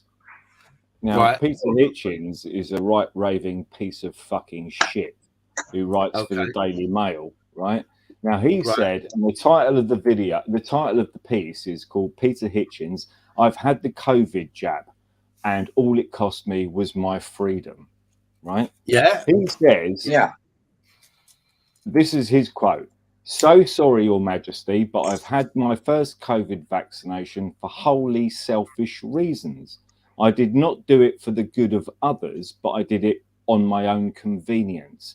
And I will have a second for the same purpose, a second jab. A very important part of my family now lives abroad, and I'm deeply tired of not being able to see them. So you're capitulating to the government. This is a man that constantly talks about don't obey government, don't fucking do what they say. And even prior to him having the jab, he said, don't take it, don't take it, don't take it, right? I get a strong sense that any sort of travel and plenty of other things will be impossible if I don't have the necessary vaccine certificate. I hope this becomes known to the Blair passport, as it is largely a warmongering creature's idea, and people will come to hate it, as they have become to hate so many of his actions. So he's made it political. He's blaming Blair for it, right? Yep. It's bullshit. Because if you didn't want to blame Blair for it, right, why didn't you just say, no, I'm not taking the vaccine and I'm holding my government accountable for it? Because I can't go and see my family because you won't let me, because the government won't let me go and see my... Why didn't he hold that position? Because he's a fucking lying, two-faced piece of fucking shit, is why. Right. Fluke, let's hope you can keep you calm for a minute. Guess who's in the back? Guess who's in the back? In the back? No, it's Tony Blair. Tony Blair coming on. It might as well be Tony Blair. No, it's fucking... Bring on Tony Blair. I'll rip him a new one as well. No, he's not coming on. He's not coming. I've told you before, he's not coming on. If I go on someone else's channel that he's on, that's down to the other person's channel, okay, the host. But I'm not. I've told you, Crinkle, you are not coming on. You go fuck yourself. Go fuck yourself. I'm kicking Not you. Nathan, is it? Okay, I will ban you eventually, but I'm kicking you out in the hope that you will just go fuck off somewhere else and crawl under another rock somewhere. Yeah, go to Dino. If you keep popping up in my fucking my back, fuck you, right? That's the third time. See you later. Go fuck yourself, banned. Michelle O'Neill. Listen, I'm not having it. I've told him before, right? I'm not fucking having him on my channel, and I've told people that watch this channel he is not coming on here again, and he will not come on here again. On somebody else's channel, somebody else's channel the other night, Mark Kelly, he turned around and goes, "Oh, you won't fucking debate me. You won't debate me." It's not about debating. You don't want to debate. You want to argue. You want to cause fucking issues. You want to scream and shout and not let other people talk. And that, apart from the fact you gore bombed my fucking channel, those are the reasons you're never coming on here again. So do yourself a favor. Go fuck yourself. Anyway, moving on. Moving on. Fuck's sake. It's a fucking joke. It's an absolute fucking penis. That's what he is, a fucking penis. I there can't we believe go. why anyone even fucking talks about that cunt. Do you know what I mean? I really don't. No, Fluke, you're there with what you. Fluke, you're there with what you know. Yeah, I've been calling out fucking people like that person. I'm not even going to mention his name. That's how much disdain I have for that fucking bloke, because he's been bullshitting his ass off for fucking 3 years. You know, he had no presence on YouTube. He done one video on YouTube, right? This is a fucking funny thing, I'll tell you, right? He put one video up on YouTube, slanging off PAP, slagging off civil disobedience, slagging off, I think it was me, and slagging off another YouTuber over the whole COVID nightmare, if you like, you know, the whole COVID situation, a better way to call it. So I finally tracked down his YouTube channel, because he calls himself certain names. So if you type in Henry Crinkle, all you get is a load of videos about a pop star called Henry Crinkle, right? That's why he calls himself Henry Crinkle. Then he started another YouTube channel called, I don't know if anybody's into their movies. Do you remember the Alien movie? And there was the lady who was, what was her name? Oh, fuck. Yeah, you know what I'm talking about. The lady that she was, what was her name? It wasn't her persona name. It was her name as a character in the Alien movies, which was... Anyway, it doesn't matter. So he started another YouTube channel with that Sigourney Weaver. Sigourney Weaver, and her name in the video, in the film, Ripley. was Got it, Ripley. Ripley, Helen Ripley. So he started another channel called Helen Ripley. So I looked up Helen Ripley's channel, and obviously, as soon as you put in Helen Ripley, it just comes up with a shitload of YouTube clips of the Alien films. So why would you use all of those aliases if you're trying to hide yourself? That's what you would use, because I've been Fluke for fucking 6 years, you know.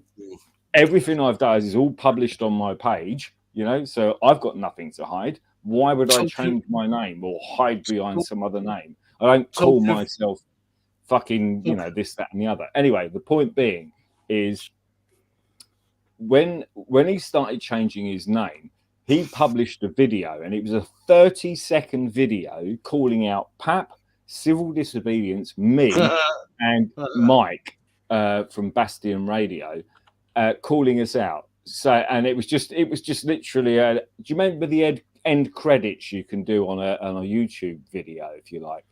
And it was just the end credits of it, and it was just him slagging us off, you know, and it lasted about 30 seconds, and that was the only video he had on that YouTube channel. So I downloaded it, and on the bottom of it he had all of these links to all the whole COVID bullshit, right? And I thought to myself, well, before I go on the next live stream, I investigated all the links that he had on his own video at the bottom of his YouTube channel, all the links that he had, right, which he wasn't presenting. He wasn't saying, oh, I've got a link to this, I've got a link to that, I've got a link to the other, I've got a link to the other.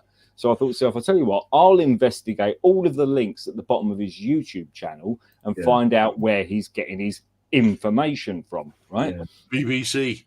Sorry. Yeah, so anyway, no, it wasn't. It was so he linked four or five links to world meters, the Bank of International Settlements for some bizarre reason, and 3 or 4 others. And then we was on a live stream, and he came on, and there was me, Mike, another guy whose name I can't remember, and myself, and there was a ton of people in the chat.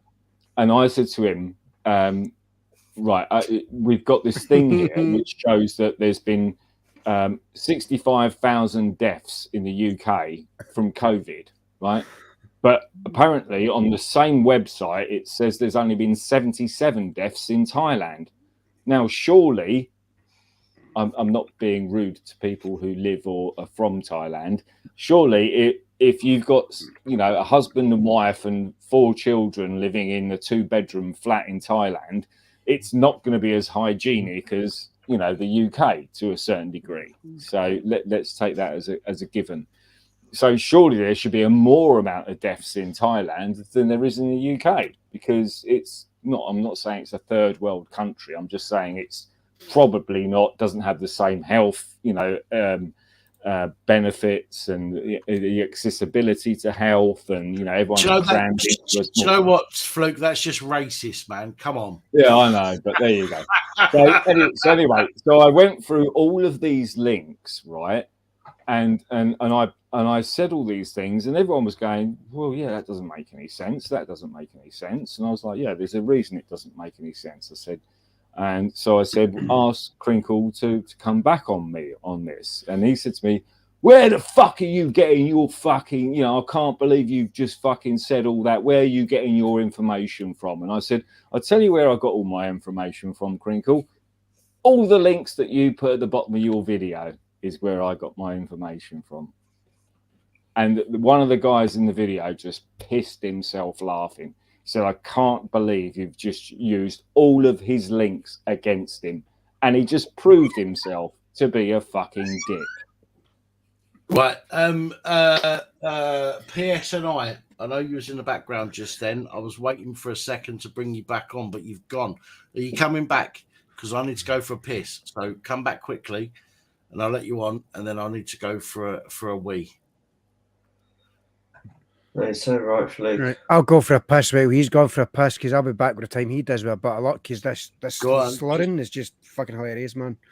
Just fuck off, you wanker. Look, I'm trying to spell shit in the comments, man. He's fucking wasted. You fucking lightweight. I'm still not. I'm still not a fucking sleep on stream though, am I, lads? Oh fuck him. I'm not pissed. I'm fucking. I need a piss. No, you said so right, Fluke. When all this was going on, go to bed, man. I wasn't even, you know, conscious to all the malarkey. So I was just getting like from friends who were conscious, were just like sending down these videos of like what it's going to be like in the future, etc. And I was just like looking at it and going, what the fuck? But again, I found it out another way. I've said that previous to how I found it out. But when you look at all the videos that was going on, all the presentations, what people were trying to show you, they were bang on, absolutely bang on. Like the digital ID. This was like pre-2020. This was digital ID of like basically like I'll go for a piss. They were showing you presentations of walking through, you know, your next destination, of showing you digital ID to go about sort of like how you're going to get to your next destination. And look how all this, although it's not arrived as yet, but it's coming true. Because it's all. I think the thing you have to remember is, and I think everyone needs to look at the end game. What is the end game for these people? Now, the end game for these people is complete control, and that can include central bank digital currencies. It can include where you can travel, how far you can travel, your 15-minute cities, all of that nonsense, right? It's about control. This is a communist Marxist agenda that's been appropriated by people at the World Economic Forum, the World Health Organization, and all the rest of those organizations you already know about. Now it has to be implemented by governments. Now, if you take Bolsonaro in Brazil, he was not a World Economic Forum member. He was completely against the World Economic Forum, right? And suddenly there's an election in Brazil and he gets deposed, right? And they've put in this other fuck knuckle, right? And he's now saying that every child has to be vaccinated, otherwise they're not going to get their child benefits. What's that if that's not coercion? That is coercion. If you look up coercion in the British criminal, because I'm not sure what coercion is in Brazil, but the whole point of coercion is it's a crime. It's a crime for me in the UK to say, Pap, go and burgle that bank. If you don't burgle the bank, I'm going to fucking break your legs. That's coercion. And that's just no different to enticing somebody into taking a medical procedure that they don't want. That's coercion. It's a criminal offence in this country. That's and right, exactly what happened in Brazil is happening again. Now, right, go back to the same thing, which was the same thing with the World Health Organization literally 3 weeks ago, saying on top of all the normal vaccinations for children, newborn children, anywhere on the world, they are recommending that they have 2 COVID vaccines when they're born, right? And I said this about they'll come after the children next, and nobody believed me. Everyone said I was a conspiracy theorist, and there it is, laid on a plate for you, straight from the World Economic Forum. Every new child must have 2 COVID vaccines on top of all their normal vaccines when they are born.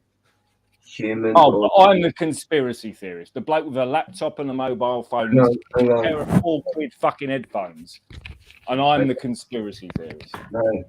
No, you're not the conspiracy theory. What you are is that you learnt the agenda. I learnt the agenda exactly the same.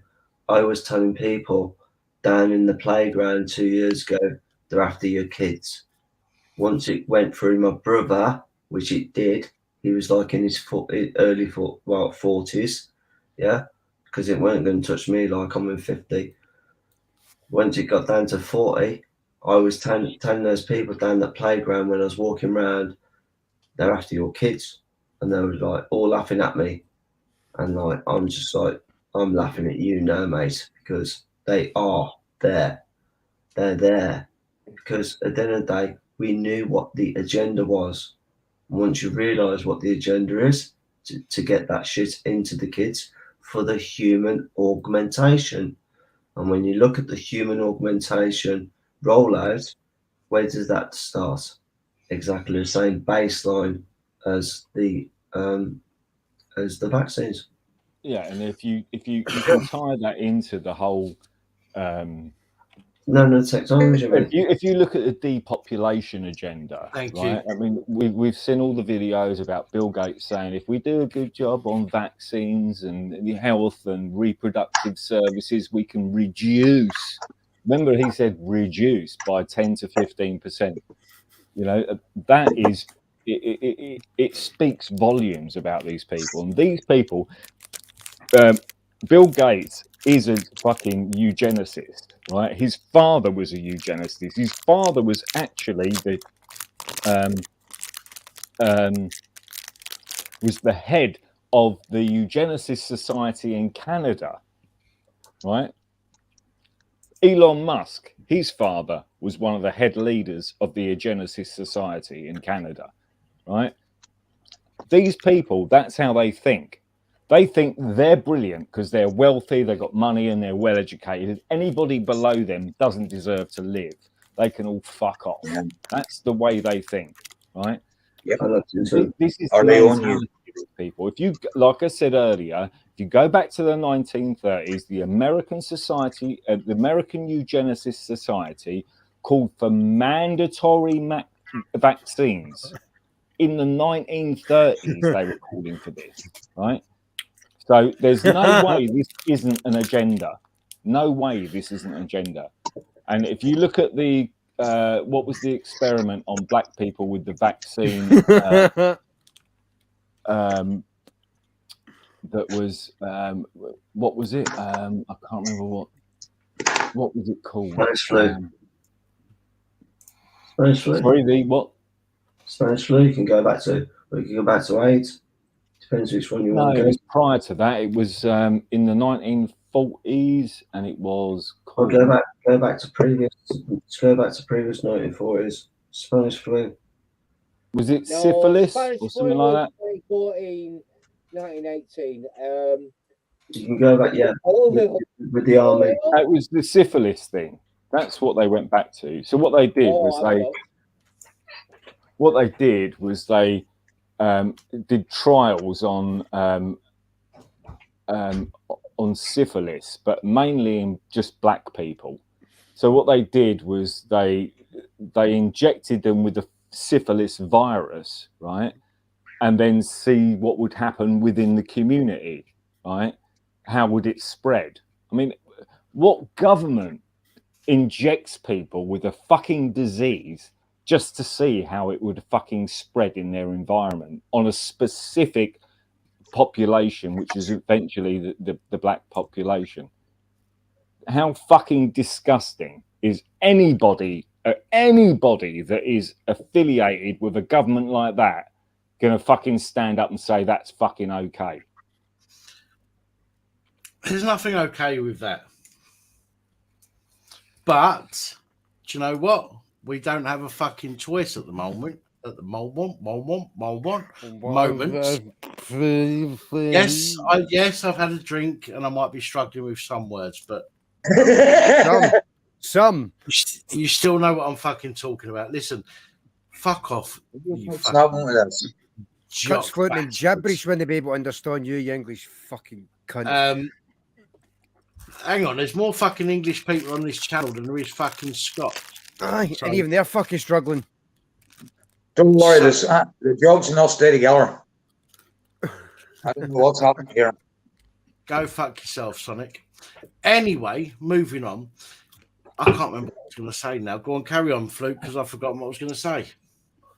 No, I was just going to say that this is it's kind of like a pervasive thing. If you look about, you can go back to the 1920s. It was about eugenics. It was about other people thinking that they were superior over everybody else and that they needed to cull the population. We need to get rid of these useless eaters, if you like. That's another old, comment that's been mentioned time and time again.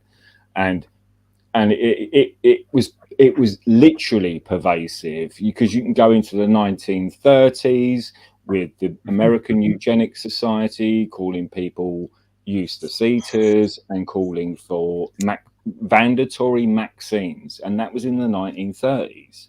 So it's not, and the same thing happened in the UK with the British Eugenics Society, and then they changed because they couldn't use the word eugenics because it became tarnished, so they changed it to the Galton Institute. And the Galton Institute was named after Sir Francis Galton, who was basically the godfather of eugenics. I mean, you couldn't make this shit up. They're that not scared to hide what they're doing. And it's financed by the very same people who control the monetary system, the financial system, and the governmental system, and everything else.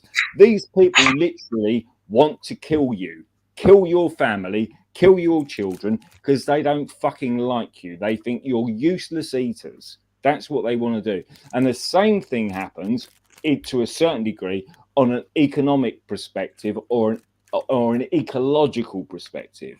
It's okay for them to fly around on their private jets, and do all the rest of it, but they want you to not take, unnecessary journeys. Now, let's think about this, unnecessary journeys. During the first lockdown, the first year of COVID,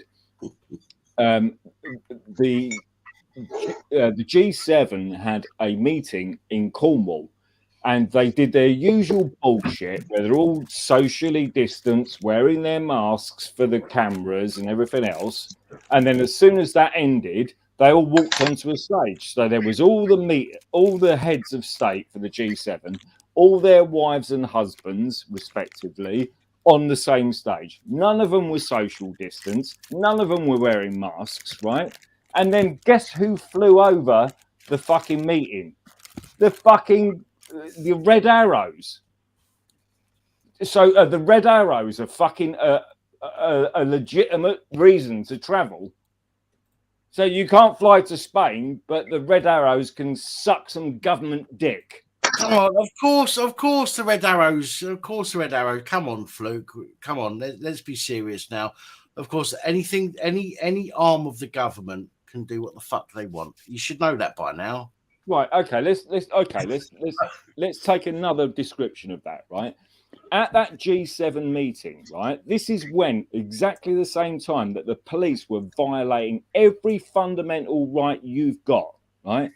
Those government leaders went onto the beach, right, had a fucking barbecue with everybody serving those world leaders had to wear a mask and social distance and gloves and everything else, right? But the leaders didn't have to do any of that. They didn't have to comply with any of that. Right, but the people serving them the food and cooking the food did have to do it, right? What does that tell you about the so-called leadership? They're not leaders; they're misleaders, if anything. Do you know what I mean? So while people on Brighton Beach were having a barbecue, getting arrested by the police, the fucking government leaders for the G7 were doing exactly the same thing, but they were allowed to do it. Nobody arrested them. There was no fucking COVID policy for them. It was COVID policy for us and not them. It's exactly what it is. The rules are for thee, not for we. That's exactly what it is. And if you and don't get me wrong, I'm talking about the Red Arrows, right? Okay, let's put that argument to one side because it's irrelevant. But the point is, it's like, well, hang on a minute. 1 minute you're saying, don't fly, you fucking, don't fly to Spain. Don't, restricting our travel, right? But all of those G7 fucking ministers flew in on private jets into fucking Heathrow, right? And then flew another private jet from Heathrow to Devon to do the fucking bullshit crap in the first place. And then they get another bunch of fucking twats, order followers, the RAF, to fly over with a load of smoke and make a big fucking palaver, and they make out it's a fucking brilliant thing. But then they're telling you that you can't fucking fly. Oh, give me a fucking break. You must be a fucking idiot if you believe any of that shit. It literally, they're shoving it in your face. This is the thing with psychopaths, right? Psychopaths like to shove it in your face. And then they take vengeance on you after they've shoved it in your face.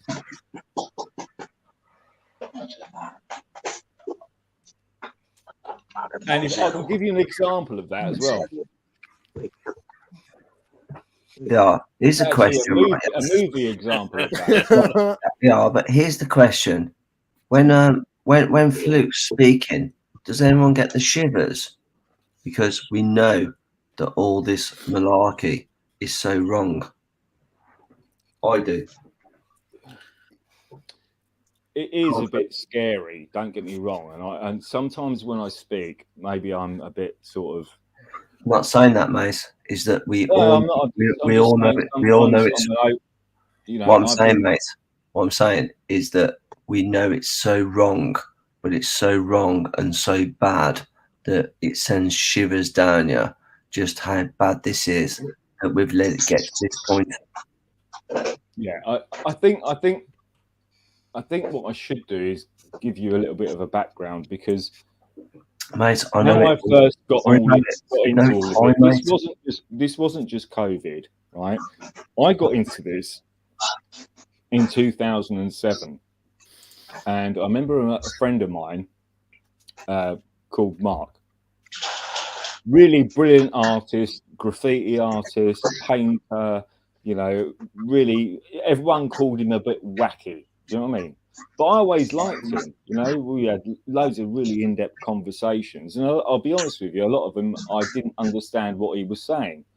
And then he sent me on a little bit of a fucking rabbit hole. And he's like, right, okay, watch this video. Because we were talking about the 2007-2008 financial crisis. And it was like, watch this video. And it was The Creature from Jekyll Island, written by G. Edward Griffin, which was the original book, which was turned into a documentary. And I watched that, and as soon as I watched that, I thought, that's it. These people control everything. Because if you control the money supply, You control everything. You control governments. You control fucking politicians. You control fucking the media. You literally run control over everything. And that's when I literally woke up. And I know it's a stupid, you know, it's a silly thing to say, woke up. You know, we've got to wake people up. No, people have to wake themselves up because it's all the information's there, you know. And I remember watching that film, the Creature from Jekyll Island, and then I watched James Corbett's video, A Century of Enslavement, and then when you go back to it, it's not only just that. When I started to research and look into that, and I watched another video which was all about kind of the what was the financial demonstrations at the time? They were called what? Oh God! Oh, Demonstrate Wall Street or whatever it was. You know, Boycott Wall Street or whatever it was. And those types of things. And I'm thinking to myself at the time, I was thinking, this is going back to like 2009. And I was like, well, what are you going to do? Stand around on the fucking Wall Street? You know, then there was pictures of guys in the offices above these demonstrations, literally giving these people the finger, saying, well, you can demonstrate all you want, but I'm still going to make my £1 million a year. I don't give a fuck about you. Do you know what I mean? That's how disrespectful these people are, because they don't give a shit about you. They don't give a shit about fucking government. They don't give a shit about anything. They don't give a shit about your fucking rights or your freedoms, and they don't give a shit about who you fucking vote for. It's as simple as that. They've got all the power. You've got none. Now, whatever fucking freedoms you've got left, we're now going to strip them away from you as well.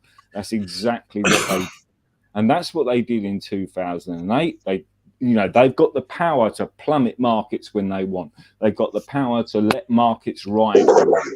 You know, they've got the power to do it because they control the monetary system. They control the gold markets, the silver markets, all of this stuff. They've got complete control over all of it. Right? So you end up in a situation where you've got a bunch of people, you know, who have literally concentrated so much wealth and so much power, and you can concentrate the wealth, but if you can't concentrate the power, then you're stuck with a load of money but no power. So you have to concentrate that power as well. You have to buy in, you know, politicians and people like that and all the rest of it. You know, that is there's a very simple explanation of that, and I can give you that if you want. But that's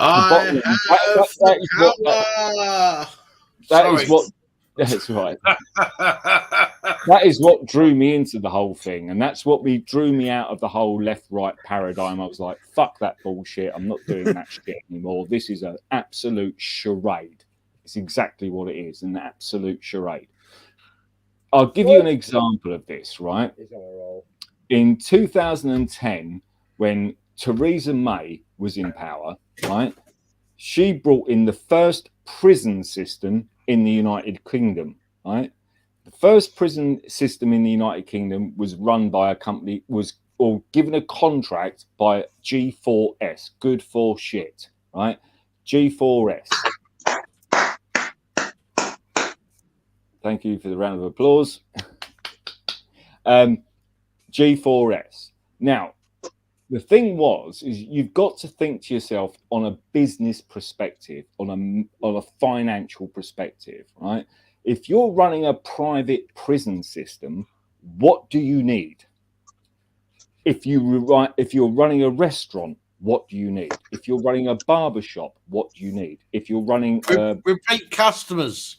Repeat customers, exactly, right? Now, if you're running a private prison system, what do you need? Repeat customers. Repeat customers. Right. So if you're running a private prison system, what you do is you hire a bunch of repeat customers, good for shit fucking security staff who are not qualified prison officers, which are trained to a completely different level, right? So you take government out of the whole prison system and stick it in the private realm, right? So there's no longer qualified prison officers that are specifically trained to deal with certain situations. Someone has a mental illness, or somebody, you know, kicks off in their cell, and you know, you've got medically and physically, and you know, people that are trained to fucking, you know, deal with that situation, right? So what you end up with is a bunch of fucking dingbat fucking security guards with an SIA license, you know. And what you do is you lock them up in their prison cell for 23 hours a day, right? You don't give them no training, no education, no way of learning to be a carpenter or a plumber or this, that, and the other. So when they get out of prison, they can go and start a new life. You don't give them any of that. So what you do is you end up with a load of fucking people who've been locked up for 23 hours a day for 5 fucking years. And when you let them out, they've got nowhere to go. Nobody's going to hire them. Nobody's going to fucking give them a job. And so what do? They go back to committing crimes. Then they end up back exactly where they started, which is in the prison system, which makes a financial profit because you need repeat customers. At the time that Theresa May set up the first private when Theresa May set up the first private prison in the UK, it was contracted to G4S. Guess who was on the fucking board of directors at G4S at the time? Theresa May's husband. So, and now you've got a situation where if you go back 3 years, I think I did a video about it 3 years ago. And at 3 years ago, it was now not one private prison system. It's now 16 private prisons, right? Yes. And you know Now, what what you end up with is a situation where it's it's like a snake eating its tail. That's all you end up with. It's like the American system, where every prison in America is a private prison run for profit. So what do the police have to do? Make as many arrests as they can, prosecute as many people as they can. The district attorney's got to make prisons as they can. Get everyone shoved into that fucking prison system. You know what I mean? Because it's a matter of profit. It's not about rights. It's about profit. Right. Paul, go ahead. And then Sorry, I think I went. No, it's fine. Paul, go ahead. I want to say something after you, but go on, mate. No, what Doug's talking about there, 100%. One, Lansdale, that down here where McGabry Prison is, the police backed up Lansdale to build that prison. Now, last year in July, a heroin addict here from Ballymena, this guy went to the medic in the prison day after day after day looking for his meds to keep him at that level. Now, bear in mind, these people keep taking people off their medications in jail. So this young heroin addict, because he wasn't getting his medication, couldn't stand it any longer. He went into his cell, he hung himself, right? Nothing, not one word has come out of the prison about that young lad hanging himself. The following week later, another lad hangs himself in the same prison. Nothing released to public media about that either. I can't even get any records of a young heroin addict from Ballymena, the town I live in here, that about his death in that prison. Considering the medic was meant to be suspended because they didn't give the medication. Now, another person in prison here at the minute is he's got a lot of serious health problems. And what has the medic been doing? You're not getting this medication. You're not getting that. You're not getting that. You're not getting that. And this man now is literally in crutches in the prison. Now, that's what they're doing. They steal land. I've done, and there's a guy done on YouTube talk about the land steal there. Them coming in, the police evicting him from his own home property, the whole friggin' lot. This man's actually left broke over the head of it all.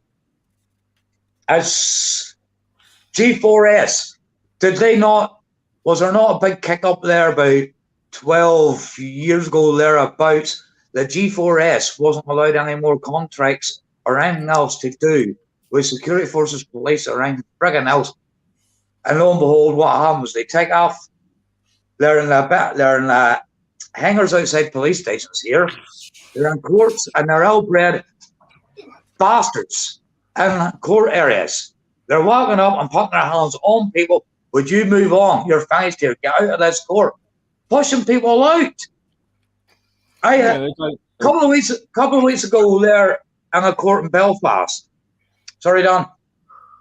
No, carry on. I'll talk after you. Just letting people know I've got something to say. That's all. A couple of weeks ago there, we walked out of a courtroom. Bear in mind, I did state in that as I was walking out of the courtroom about the corruption level between judges to the police. Now, you see, when we came out, there was a few of us talking, and more or less walking along. G4S guy comes up and puts his hand among the guys who I'm with. Would you please hurry on and move yourself out of here? I turned around on a penny. That's assault. That's common assault. See, because I said that, I had 6 members at G4S wrapped around me the same way cops would wrap around a person. But we bear in mind, we have to remember, G4S in courts, G4S in police stations, G4S in other places are all ex-MOD and ex-police. Carry on, Don. All right. Right, no worries. Listen, guys, I'm going to show you something. This is on Black Belt Barrister's channel. I know it's slightly off topic, but I'm going to show you this, right?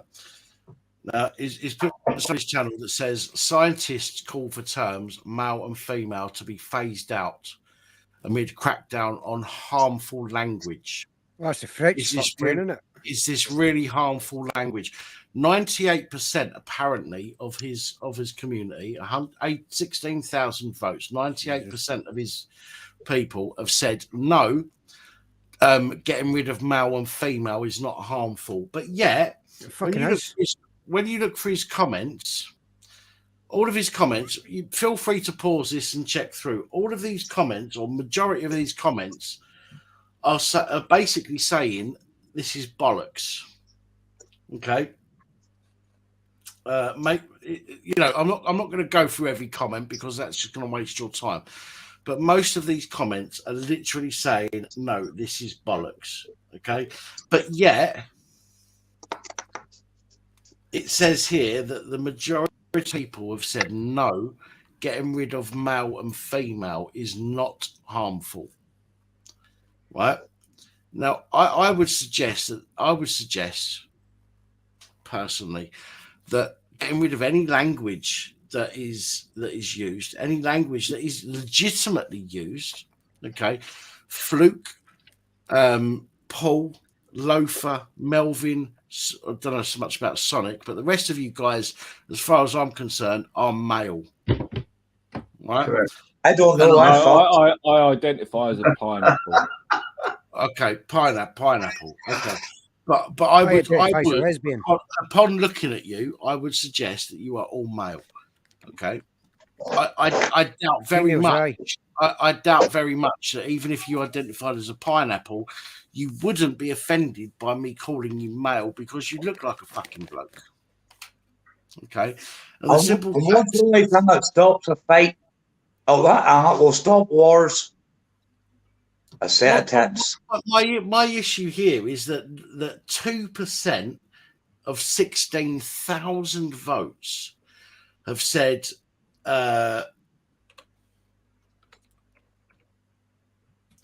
sorry, oh no, actually, no, I've misread that. Yeah, right, 2% of 16,000 votes have said that yes, this is harmful. Okay, 98% have said no, this is not harmful. No, this is not harmful, right? Now, I've been saying this for ages, okay? We have, especially like Fluke, Paul, Melvin, you're of that age, Loafer, I'm not sure how old you are, maybe not so much with Sonic, 55, maybe not so much with Sonic because he's youngest here. But I would suggest, as I've said in one of my videos, earlier today, I'm from an era where we can say what we think and not be offended. Yeah. Absolutely.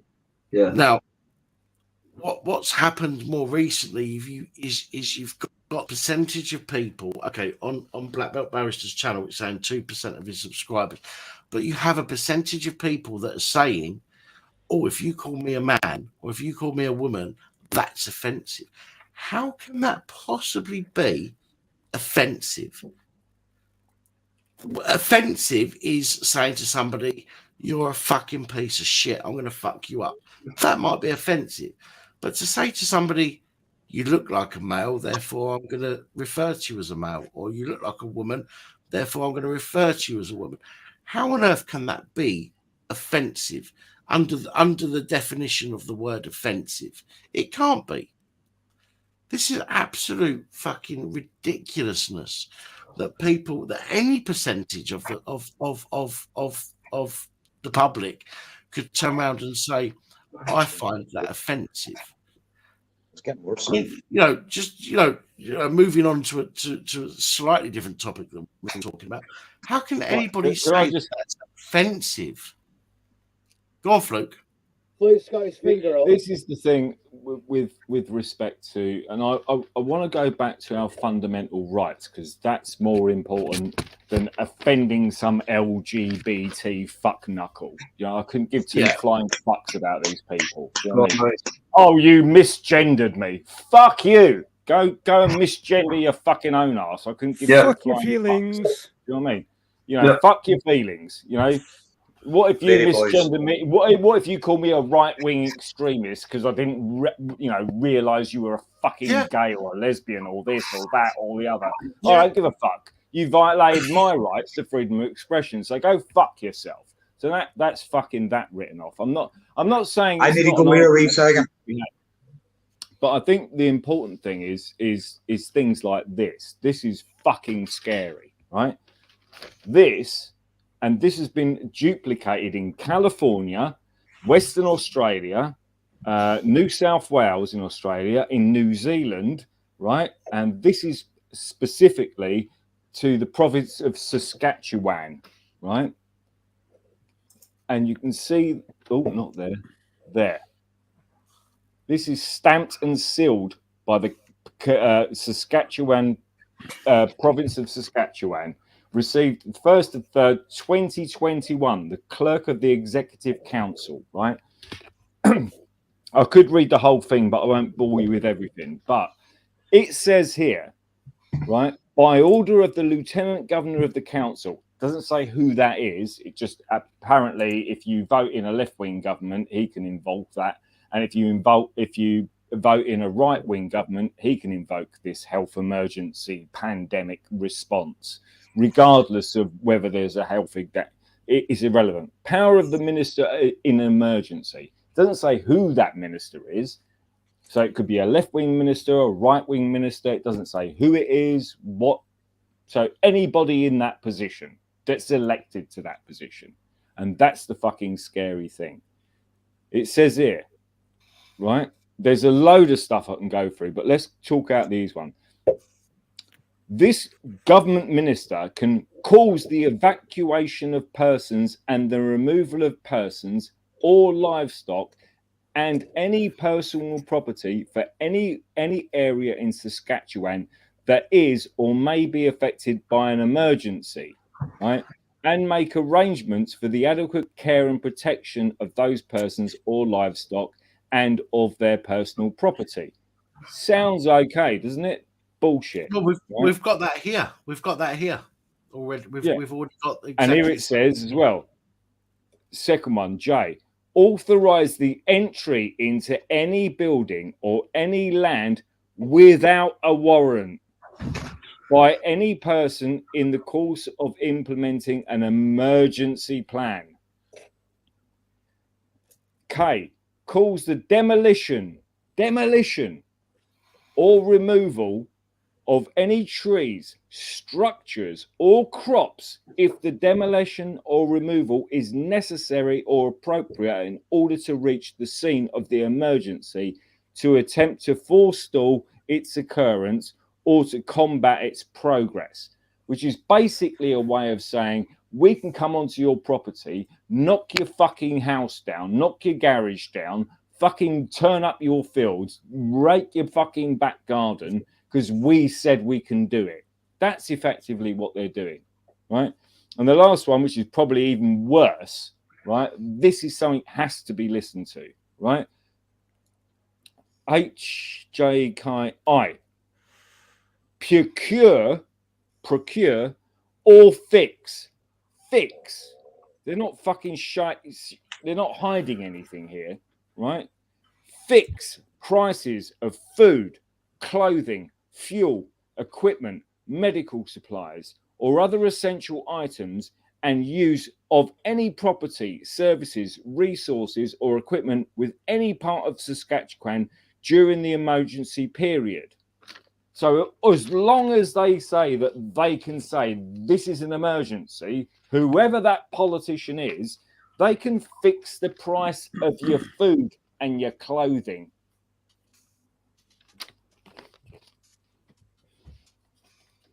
That is some scary fucking shit everyone needs to get through their fucking skull. We know about this already, didn't we? Didn't we? This was on the plan. This was on our plan. And that goes back to lockstep as well, and it all goes back to lock but this what you just talked about, right? Yeah. If we wrote a list down a few years ago, all these things that you just commented on there, they were on my list. Every single and bit. It is, and it is Right. Every single bit. I think, and I agree with you in that sense. It's like it doesn't just go back 3 years. What I'm saying is this goes back to the 2010 document. It goes back to the 1975 document. This goes back to 1933, for fuck's sake, when they were talking about compulsory vaccinations in 1933. So this isn't anything new. If anyone does a decent bit of research, you'll realize that there's always been this pervasive underlying sort of agenda of where they want to take it. And sometimes they fucked up and they're like, oh shit, and everyone rebels against it and says, fuck off. Do you know what I mean? And then they go, right, okay, we'll reposition ourselves and we'll change our name and we'll go back and do the same agenda again. And everyone rebels against it and fucks them off. Do you know what I mean? And now we're in a position where they've refined the way they're going to implement this in a psychological manner to the point where they can psychologically overtake the population to the point where all they need to do really to a certain degree is get 60 to 70% of the people to comply, right? And then all of a sudden you've got 60, 70 people of compliance. And then what happens is you end up with 30% of the people marginalized. And it's easier to chase the marginalized people, right, than chase the people who are complying. Because if there's 60% or 70%, let's argument's sake, 70% of the people comply with everything government says, right? The government doesn't have to worry about them. Yeah, the 30% that won't comply, then the government knows exactly who to go after.